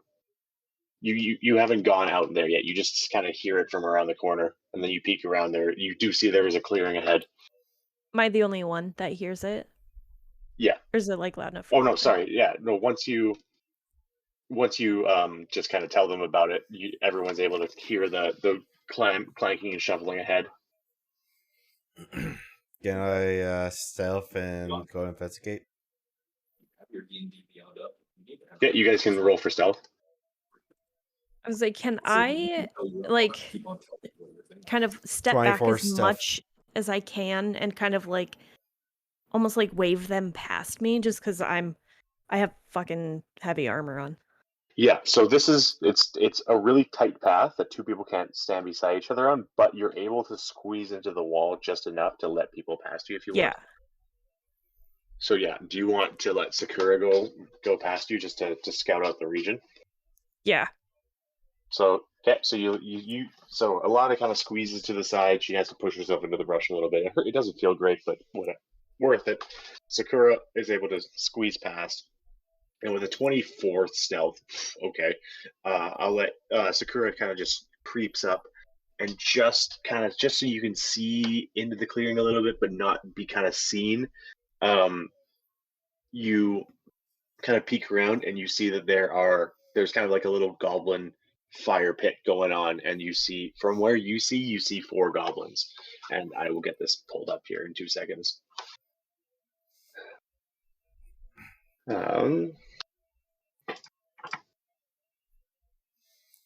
It's goblin hunting, boys. What do you see? We'll find out soon. Oh.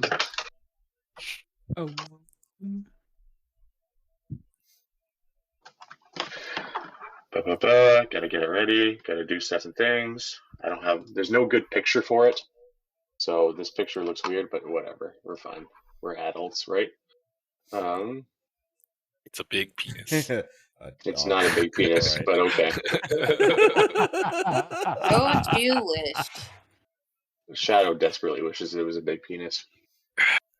Of course he does. And I wonder what hole he would like to shove it in. That big old gaping hole, that one that's 10 feet deep. I would say something right now, but you know what? I'll just keep that to myself. That sounds like a good plan. Yep. Can't delete the penis I drew.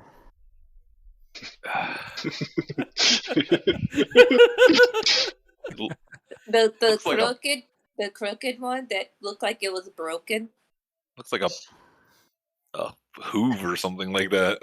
Looks like. There we go. Oh my god! If you guys want to take a quick water break or something like that, I just got to get this set up. I didn't have time because of my lagginess. Yeah, I'm gonna go pee quick. I'll be right back. Same. Drones don't pee.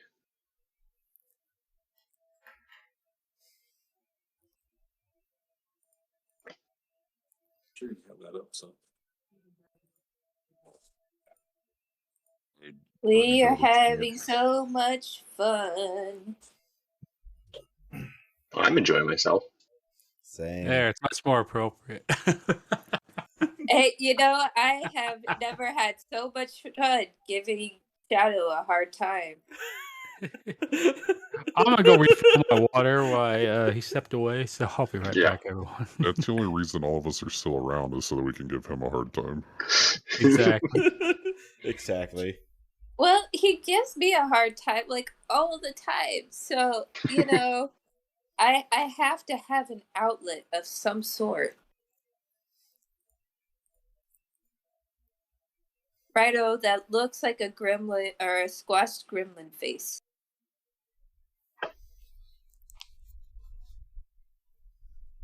With really crazy hair.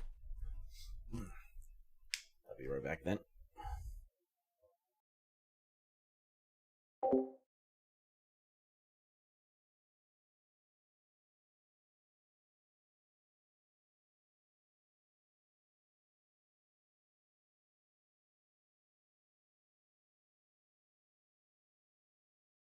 Okay.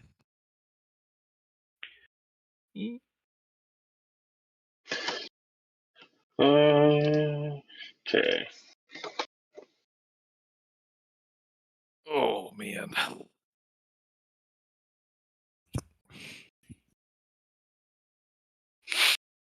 Let's see if everyone's able to. Okay, yeah, you should be able to move your characters again. What in the world is that drawing, Pritch? It's a squashed goblin. I didn't draw the purple. With really crazy hair. Sure. We'll go with that. Riley, are you able to move your character around?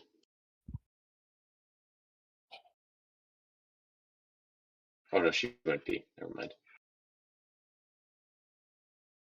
Okay, so let's bring you guys over to here. Do you all see that? Yeah. Yes. I'll just wait for Riley. Are we actually in brush, or is it supposed to be a cave? It's brush. It is brush. Aim for the hole. Push them in the fire. Is that actually there? Roasted goblins. Yeah, there's from what Sakura can see, there's 4 goblins standing around a fire, setting up camp, or not setting up camp, but just kind of enjoying their little camp they have there. Riley, you back yet? No. Well, we can. No, she's not. Pritch, are you sexy? Does my voice sound sexy? It really does. Yes, it sounds hella sexy. How do I get this thing to? I'm a sexy barbarian. You should write a song about that. See I'll get you. stars of blue, red roses too. I'll get you a guitar. Well, I need a drum, but this asshole in our crew doesn't want to play his fucking drum. We should give the bards some inspiration. You know, I don't need to. What do I need to? I don't need to inspire you guys for anything yet. Has Riley even used her as inspiration yet? No, she hasn't. No. Oh, hello, Riley. Are you able to move Hi. your character around? It's a weird setting for some reason. I don't understand the setting on your character. Hold on, where am I? Very top. Yeah. Okay. Good. So, anyways, you guys are all kind of standing around the corner, and Sakura kind of shuffles back and says, "Yeah, like I can see 4 goblins in a campfire over there. What are you guys doing?" I'm back. Welcome back, fellas. So yeah, Yellow. Sakura says that there's like a campfire with like 4 goblins around it over there.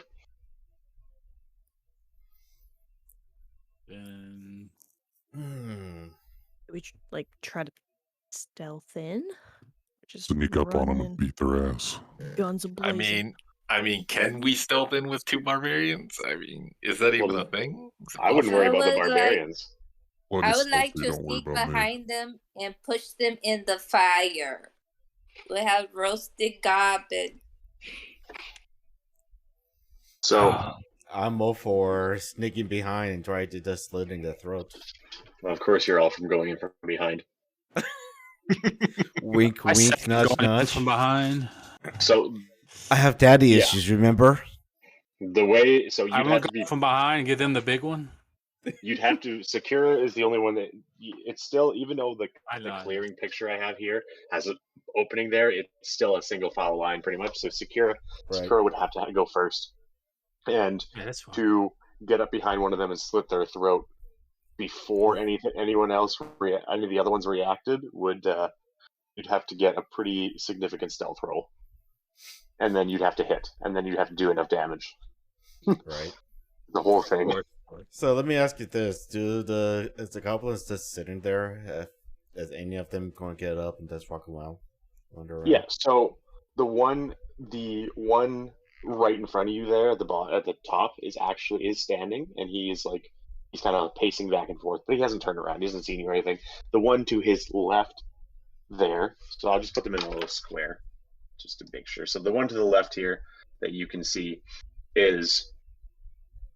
He's sitting down. He is just like sharpening his sword. He's not too interested in anything really. And then the 2 at the bottom are the one on the left is asleep, and the one on the right is just eating some whatever rations he has. They're very unaware as this. They have no idea that anything else is around. Wonder if it's possible to get the attention of the one wandering around just to bring him closer to the bushes. Bring him in. Can and stab him. Can I use my mage hand to make some noise in the bushes? Yeah, you could easily do that. All right, where what did you want to do, Sakura? What is your plan? Try to lure one of them in close and. You want it to come closer to you? Probably like around here. All right. Can I cast my mage hand and just like rustle the bushes and make enough noise that one can see or hear? Yeah, you can do that. Yeah.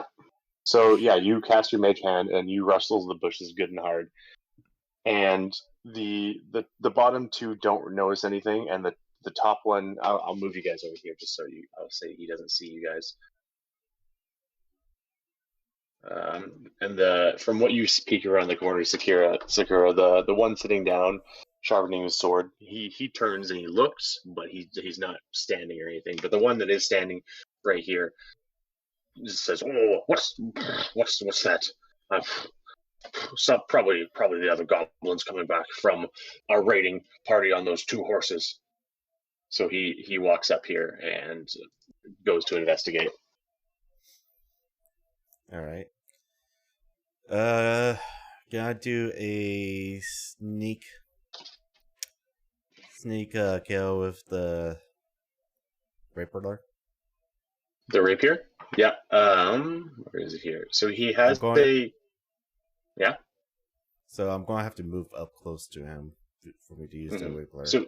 So you'll need to roll for stealth just to make everyone will have to roll for stealth to make sure that he can't hear all of you. 18. 18. 16. I rolled an 18. And then a 15 and a 17. Or is that, I don't under, what is that? Is that a 17 or is it 11? What's the 17 then? I don't know why it rolls like that. Hold on. She I'm has gonna roll. disadvantage. Oh, it's disadvantage. With So it your rolled armor. twice, and then it took the Oh, yeah. lowest one. No, you're right. Oh, okay, that makes a lot more sense. So it's 11. Yeah. So goblins have a passive perception of 9, so no problem. It comes around. It's like, or maybe a tasty squirrel, and it comes right around the corner. And just as it sees you, Sakura, Do I just do a hit DC or do I do damage? Yeah, you got to roll the hit. 6. But you get advantage because it doesn't know you're there. Yeah, you do get advantage. Oh, so I have 6. So what's advantage to that? Just roll again. Advantage. You just roll twice. Yeah, you roll twice and take the highest. Oh. 19. 19. Oh yeah, you hit this thing no problem. Roll for your damage. Also, the first one, if it's a nat 1, you don't get your modifier. It's a nat 1. It's a 5 damage. 5 damage. 4. Okay. Yeah. 5. So you this guy comes around the corner and you stab into him and slice his neck, and he's not dead. He doesn't die, but you've sliced enough that he's like starting to he's like choking on his own blood and everything. He's not able to make any sound. Do you want to stab him again? Yeah. Okay, roll a hit again. This I'll give you advantage on this one too because he's really not able to do much. So go ahead and roll it again. Yeah. Both 10s. So that technically misses, but because he is in the state he is, I'll say you hit. Like it would be very hard for you to hit in a shoulder-wide brush with a goblin who was choking on his own blood. 7. 7? Oh yeah, so you stabbed, you like, I didn't kill him the first one. You quickly stab again, and yeah, he's dead. Alright. Cool. What do you want to do now? Need to get the attention of the other guy now. Should we move? Should we try to move a little bit closer up? I think we every time you try to get closer, it's going to require a lot more stealth. Not a lot more stealth, but like more stealth. Question. Right. Yes. From like what we can see in this camp, do we see any prisoners? From your small vision right now, no, you see nothing. Okay. Yeah, right now I'm just trying to get the current goblins out. That's I think one we need to down. move closer. Yeah, because right now is only Sakura the only one I can see, right? Sakura's the only one. Yeah, So she's the only one that can kind of peek around. What's going on up there? I just keep hearing noises. I don't know what. Quiet I can't down. tell what's happening back. What's happening up there? There's goblins up there. I just killed one. Quiet down already.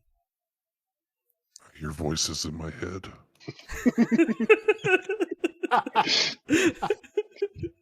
Pain. Oh my god. So you guys think we should try to move a little closer, or what do you want to do? There we go. Try to make another noise to try to get the goblin to make this sharpening whatever to come up and see what's going on.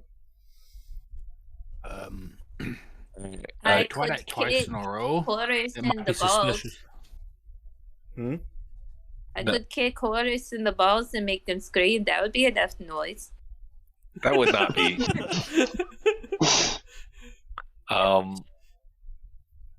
I can, because I can cast Mage Hand as much as I want, right? Yeah, it's a cantrip. Yeah. But I mean, if we make it come closer, Sakura's gonna be open because you're done with your attacks. Right now you're the only one that's there, so I mean, Well, nobody right else now can we're- attack or do anything. Right now we're not actually in battle. I know, but right now nobody can get by you. So we're kind of all stuck behind you. How far do we have to move to get into a position where we could all potentially attack? You'd have to Sakura get would into have to the get clearing. Yeah, Sakura would have to get out of the way because it's literally just a single file. Is this area over here like a 2-person clearing by chance? No. So that's the map, but here, let me get the ruler out. Like, where I can just draw a shape. Cool. This whole area is where you can get through. Over here is just dense brush. Over here is dense brush. There's just the one clearing in the middle. Okay. So basically, we all need to be out in out in the open over here. When I press undo on this, it just undoes the other thing that I want to undo again. You can also do your select it and then like your pointer and then highlight it all. Yeah. All right. What do you guys want to do? You want to make another mage hand noise? I don't know. Is that a smart idea? I don't know if we want them to come at us when we're in a single file, because that's just going to lead them to attack the person in the front, and nobody behind them can do anything. We're in a single file as it is, unless we burst out to the opening. That's why I say we try to stealth out there. I do have an idea, if DM allows it. Okay. So I can cast light. So I touch an object, and I'm thinking maybe like a stone or a stick, something small. What we could do is just kind of throw it and distract them so their backs are turned to us. Yeah, I'd let you touch something to light it up, but then throw it. And then obviously we would see how that would go. Yeah.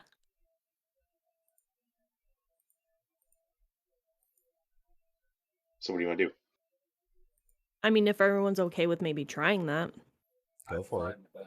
Go for it. I got one better. We could always just throw horse.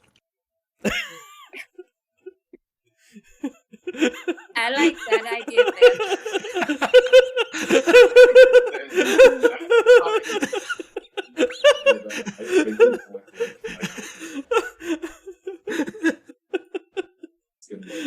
I don't know how much 5 feet is.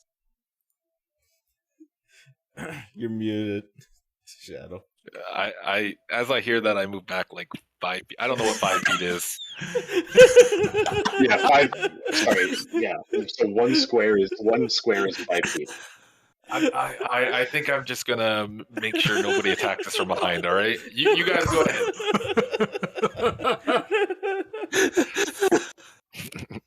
So are we going to throw rocks to make noise? Is that what we're going to do? Sure. Whatever Alana wants to do, I'm perfectly fine with. As long as it's not throwing you. As long as it's not throwing me. Like, I feel like that should be like a last ditch effort, and then like even after the last ditch effort should be that. Do get help. I mean, I'm strong enough. I can don't probably wanna turn a horse into a makeshift weapon. He'd be my new club. The more I hear this, the more I like it. This sounds like a really good plan. See, this is the good thing, though. You can't even get to me. Oh, if I really wanted to, sir. He can't get to me because I'm in the back, and he'd have to try to go through something in a single file. So whatever Alana wants to do, let's just do that. We need to concentrate on killing the goblins. So you're going to try to blind the goblins and then we just rush in and try to kill them? Is that what we're referring to? I would say I'm trying to do it as a distraction where, whatever I decide to cast light on, it's just going to be like a little glowing object. I'm assuming since they're goblins, they're like, ooh, shiny, what's this? Have to run to the opposite side. Yeah, I would like to throw it past them so their backs are turned to us so that we can get in there. Can you throw it that far? Well, maybe. I could also, cast it, and whoever could throw further could throw it for me. So you're talking about 65 feet. That's a long, yeah. I don't think I can get it that. Even with Mage Hand, I can't take it over that far. I don't. Up to you guys. I will work with whatever you guys decide. This freaking brush really sucks. What's the plan, guys? I'm all the way in the back, so I can't really. Well, myself or sorry, big man, can't think of your name. Could go into the straight line area over here. I don't know how to make it ping. Press. You need to have the pointer. This move pointer. I got it. Move pointer, but it's not pinging. You guys would have to get past each other, though. Press and hold. Can move to here and throw it. And it wouldn't be as far. Can we get past the others? We're in a line. That's the thing. The other people are going to have to get out of because we can't move past each other. You can move to people's squares. It's just twice movement. Well, I mean, we're in a single file line. You can't get around anybody. And if we're going to be there's enough space to squeeze through. Hit people in front of you. Yeah. So my idea is someone could go here or whatever and then chunk it. That's still a long way, guys. Make it happen, big guys. Just don't throw it whatever. Just don't throw it 30 feet. Yeah, just got to throw it as far as you can. I think we all should advance forward. Let's see. 25 feet, and then we can throw from there. Yeah, we just need to get out from behind here. Yeah. We're going to have to we advance can get it to way. where it lands behind them. That'd be the best thing. Yeah, so that means that we're all going to have to at least try to stealth out there a little ways so that people can get by and we can throw it. Which is fine. We were going to have to do that anyways. So. No, I can't. Just remember how bad some people are at stealth. I keep forgetting that the opening is right here. Well, one way or another, we're going to have to go out there. So, yeah, we can't be stuck behind this bush forever. We either stealthily do it or we charge in there. And for stealth.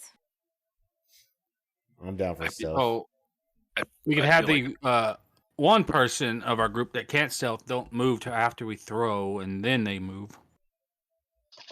I also have a ranged spell that I can shoot to rain down, so I'm fine if I don't go first.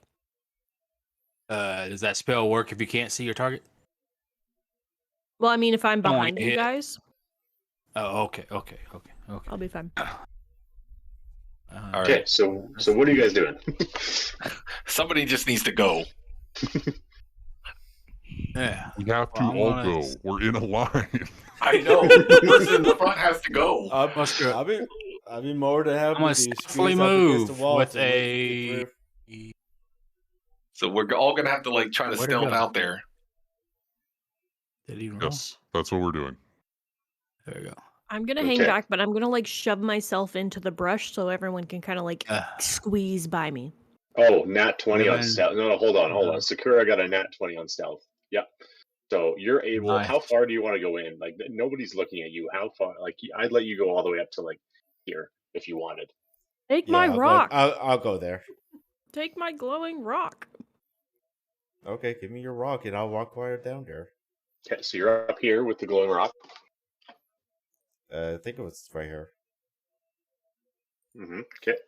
We want to let everyone try to get somewhere behind you before you throw it, or do we just want to wait for you to throw it? I'll throw it right now because I don't trust you. I was going to say, the more people that come up behind her, the more chances for failed stealth. No, that's as far as I'm going. So, what do I use for the throw check?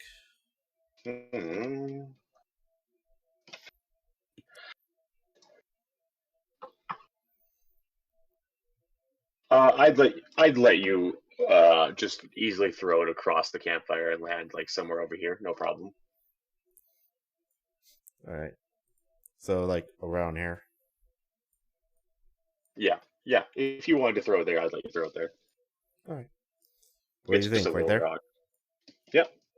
So yeah, you wind up and you throw this thing, and it lands right there, and it's shining such bright light, and these goblins get super caught off. Well, this one gets caught off guard, and he starts staring at it and kind of walks over to it, and this one gets really also like confused and scared. He gets up and walks over it, but this one right here still asleep.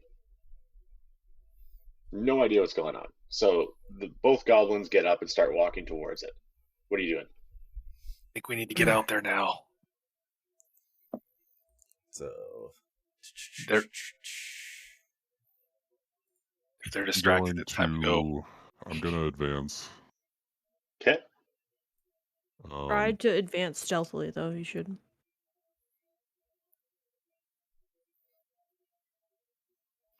Where do you want to go, and how far do you want to go, and what do you want to do? I want to try to advance behind Sakura. Okay, so one of you has to go. Who wants to go first after Sakura? I will be directly behind. Okay, you got to roll for stealth. Oh, nice. Yeah, nobody knows. That was a previous roll. Do you want me to roll? Oh, that was the previous? Yeah. Roll again.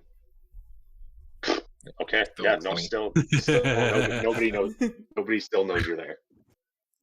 Why do you have a +5 stealth? He has a criminal background. Because my brain no work. Body work, brain no work. Hey, yeah. So I got +4. That's big guys. We can hide. You guys both advance up there, no problem. Anyone want to go out as well? Who wants to go next? I'll go next.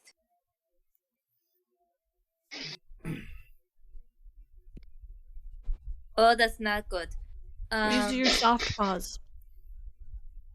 Soft paws.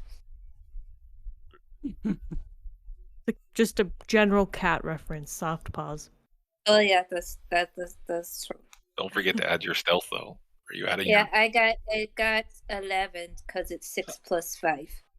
You're nowhere near as stealthy as like how the approach as they got, but you still make it up there, and they don't notice you're there. Okay. All right. I guess I'll go last. Well, who wants to go first? Okay. All right. I'll go. I rolled a 14. What did you get? Oh, 18. Yeah, no problem. And then a lot of you just want to hang out. Yeah, I'm gonna hang back. You guys got this. Okay. So for shits and giggles, can I just see what I would have rolled? Yeah. Obviously, this is not going to count, but is Sakura far enough up that Noglar can get by? That was you want stealth, not survival. Oh. Yeah. 11. That would have been good enough, but you're still sticking back. Yeah, I'm not. Okay, so they are right there. They're the ones 10 feet away from you, Sakura. You can easily get up to them. They have no idea you're there. So if you choose to attack, we're going to have something called a surprise round, which if you surprise these guys, they will have a whole round that they aren't even able to move. So if you attacked him, you go have your initiative, and then you go to his initiative, and you just skip the goblin's turn, and then go all the way back up to the top. All right. So if you attack them now, you would get a surprise round. Yeah, I want to attack him. Okay. So what are you doing? I'm going to. He's closer to me, so. Come over here. And let's use my Reaper. 18. That's a hit. So, Nice. then 11. So 15 total. Perfect. So you kill him. No problem. Damn. Yes. So now we all roll initiative now, or? Now we're rolling initiative. All right. 6. Rip. Oh, I got 7 plus 5, so that's 12. 3. 7 plus 3, that's 10. Wow, your adding skills are terrible. Shut up. Okay, so I got a 3. Let me go back through this. Okay, so just so Is the couple in bed still asleep, or did he finally woke up? No, he is still asleep because you have made almost no noise. Nobody's made any noise. Anybody want me to run in there now? Hold on. So, did anyone get above it? Did anyone get above an 18? I don't think so. No. Does this couple down here even know that we're here yet, or? He's definitely heard you kill that goblin, but he's still in the surprise round too. Okay.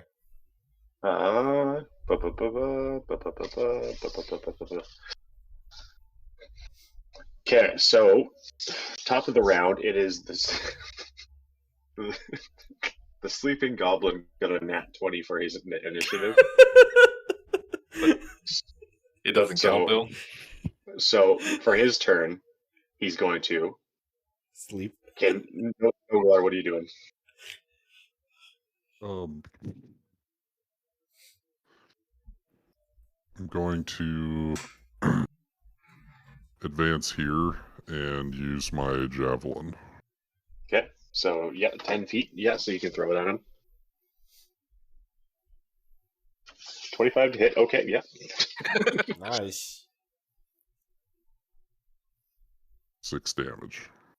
Nice. So he is still up, but he has a javelin piercing through him right now. Quilth, you will probably be able to sneak past Clover now. There's enough. You guys have kind of come far enough in that you can get past her. Yeah. Let's see here, it's 5, 10, 15. Oh, cool. He's about to get a sword. Sleeping Beauty.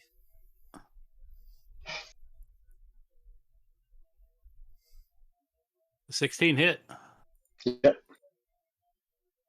So 14 damage. Oh, and he's dead in his sleep. He went out the easiest way possible.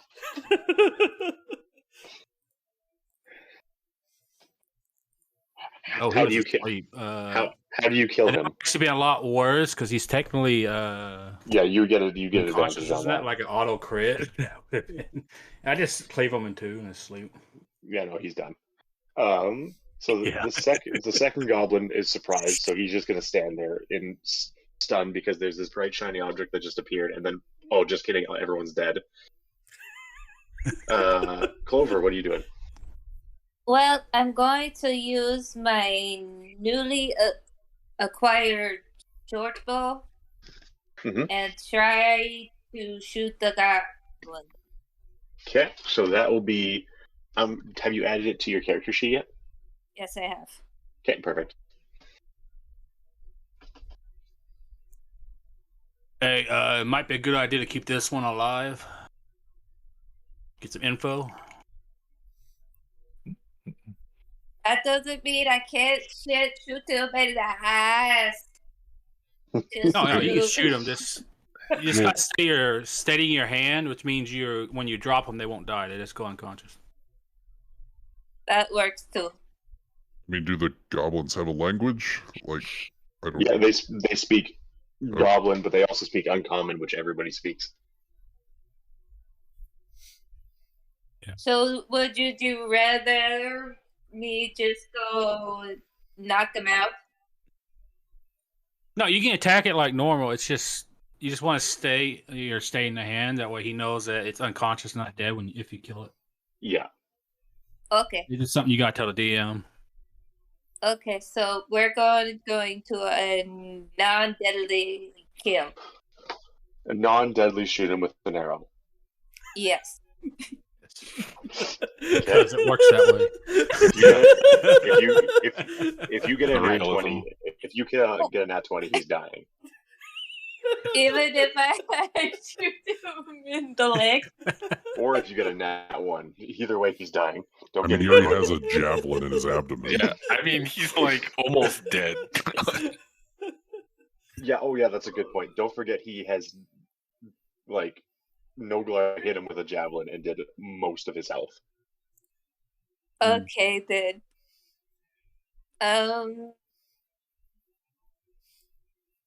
Okay. You could just run up to him and punch him and knock him out instead. Yeah, I'm going to do that. So, okay. There's still standing on the fire. Well, if I punch him from the back, he should go forward, not into the fire. Yep. Or I'll have her run up here. Where are you running up to, though? I'm running up right to the goblin and hitting him in the back of the head. Standing in the fire. Roll. Okay, here we go. 12 plus 3, that's 8. I need to do my math better. Holy shit. 15. This is 15 hits. Yes, You punch him in the back of the head, he gets knocked out. that works. Next one, you're bringing a calculator. Shut up. Okay, so you're out of combat because he's knocked out. Alana, do you want to come up and Hey, can I run up? I'm gonna run up real quick, and I'm gonna be like, I'm ready to go. I'm ready to go. Who do I have to kill? Battle's already over, boy. What? Oh, dude, I was really gonna show them what I could do this time. Even though he's unconscious, I feel like we should still maybe like tie him up. Anyone has rope? I got rope. I believe I got rope. Hey, Raptor, quick question. Yes. When I had a string. looted the goblin before. Yeah, I got rope. What sword did he have? He had a scimitar. A scimitar. Okay. Yeah. Because I need to add that to my inventory as well. I definitely want to loot one of the goblins. Mm-hmm. I'm gonna tie this goblin up with my rope. Okay. Yeah, just roll for survival. See if you can tie a good enough knot. Oh yeah. Oh no. 20, so 23? No. Nat 20. Yeah, he's not going anywhere. You tie him with strength that only a Goliath would have. Okay, yeah. So you guys, I'm not going to make you any checks or anything because we're pretty much done here. But yeah, you guys loot the bodies. There's nothing of interest in them. Like there's the rusty scimitars, and there's these guys aren't even carrying any money on them. Like, oh my gosh, and get nothing. So I know some people are maybe a little bagged up. So considering we're almost on the session and we're around a campfire. Yeah, I think it's time for a rest. Gather around the campfire and sing our campfire song. That gives you full health. No. The goblin joins us in the singing. I set up a roasting pit and I tie up horse and put him over the fire. No. What kind of rest are we taking here? So you guys can take a short rest or a long rest. A short rest just for people who don't know, is like an hour, or just like an hour, a couple hours. Like a short rest is like you're not really sleeping. You just kind of sit down, catch your breath for a little bit, and you get like a certain amount of health back. Whereas a long rest, you take 8 hours, you have a nice long sleep, and you get everything back: spell slots, health, everything. I think we should take a long rest. It's been a long day. Yep. How long has it been, actually? By now, it's about like 8 o'clock at night. You guys left it very early in the morning and walked all day, and then fought your way here. Yeah. Oh my gosh, what a tough day that was, man. So much fighting, and I think we really need to rest our bones here. Mm-hmm. Dogs are barking. So, yeah, I'm you guys going to take Guinness out of my little pouch to see how he's doing. He is fantastic. He is so happy to see you. Okay, and I'm going to tell him to keep an eye on Horace. Gosh. Dude, I don't want to get near your stinking rat, okay? You could just keep that thing right where it is. Well, we'll be sleeping, so I have no control of what he does while we're sleeping. Okay, so we'll leave it here for tonight. You guys will wake up after your long rest the next time we have our session. But because of nice old milestone, you guys have all leveled up to level 2.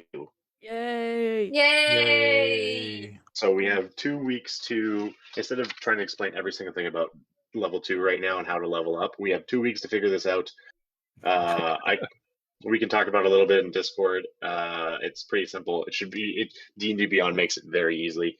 Yeah, that's about it. I think I think if you can just go to your class, you can just level up that way. Is that all you have to do? Yeah, it's super easy. You get like probably one ability and you get some health. I could definitely use that. Jesus. That would be nice. But yeah, besides maybe that, hopefully I don't get one. Maybe hopefully I don't get one shot anymore. no, you definitely still will. Yeah. I know. Oh, I think I get one more spell. Mm-hmm. Do you automatically get this? Oh. Well, we can look through it over time, but for right now, I think I want to go to bed. I don't blame you. I don't blame you in the least bit. Oh. All right. Mm-hmm. Well, how did everybody like it tonight? Thanks for the session, Mr. DM. Hopefully, everybody had a good time and is willing to return next time. Hopefully, everyone had a good time who is named Fritch. What do you mean? You're the only one I think we were worried about if you were going to like it enough to come back next time. Everybody else, we'll stick it out. I was looking forward to it all week. You really knew this was going to be a good night because Shadow was playing, and he did not disappoint. Fritch, I have to be honest. I absolutely love your role playing. Yeah, I think for your first time never doing D&D ever was very good. I think for everyone who's here is first time, you all did great. Yeah, I'm normally a lot more aggressive when I play, but I'm purposely trying not to be since I know you're all new. I'm trying to let y'all do more. Mm-hmm. I had so much fun. Aww. It was a little, we're still getting into it though. I mean, yeah. I think as we go on, it'll be a little smoother. I think we're still like. Oh yeah, no, and I'm not expecting you guys to, by the way, Kate, figure everything out or remember everything. We'll just see stuff as it happens and then learn about it when that happens. And hopefully I don't God fucking dang it. Who the hell did that? And do y'all want to know the real reason why I climbed in that hole to let people walk across earlier? What? Because I've actually been in a session where there was a similar situation, and everyone tried to jump on the hole, and everyone kept failing. It took almost 3 hours to get past the 5-foot hole. Rolls were just bad. You guys realize that you spent 45 minutes on that hole? I'm not surprised. Oh my gosh. Oh, so by the way that you level up, I just did it, is that you go into D&D Beyond, you go to class. I just said that.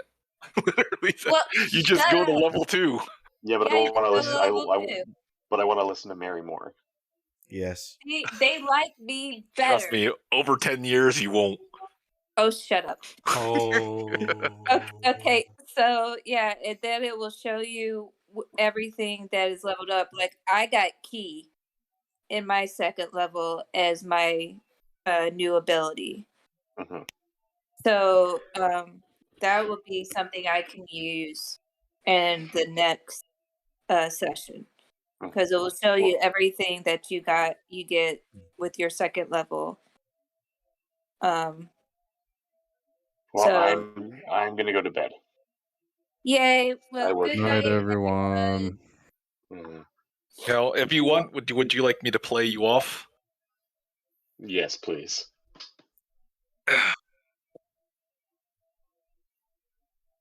I want to thank everyone for the session. It might not have been very hard, but always just remember, you should trust the bard. Not this bard. Not this bard. Okay, That good night. remains to be seen. Good night, guys. Good night, everyone. Night, Raptor. Night, Raptor. Oh my gosh. All right. I'll have to figure out this later. Oh, yeah. Oh, that was fun.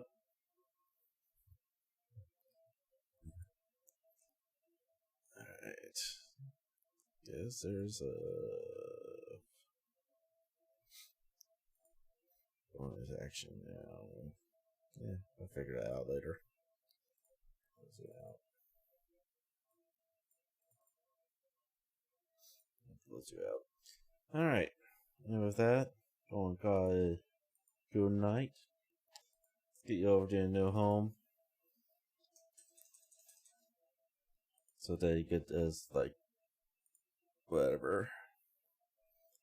And yeah, I'm just calling it a day. Alright, everyone. Thank you for hanging out with us, having a good time. And you'll have yourself a lovely day. Peace out.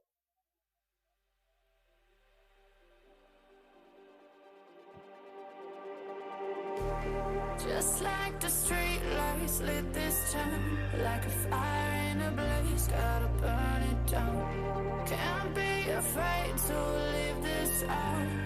We got this far, don't know how.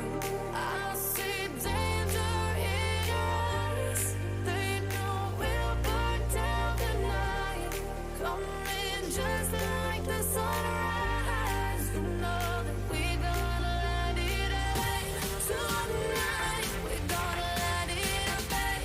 Tonight, we gonna let it rain. Just like the sunrise, we gonna let it rain.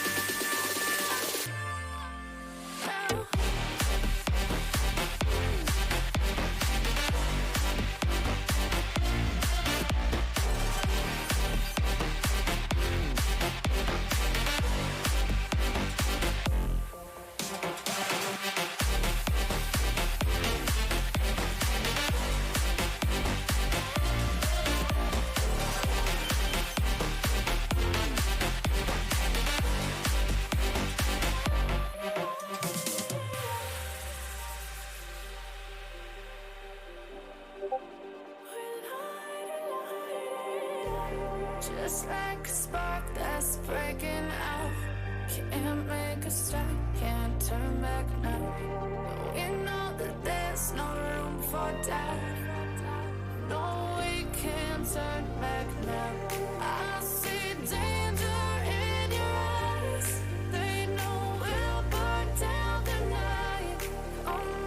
Just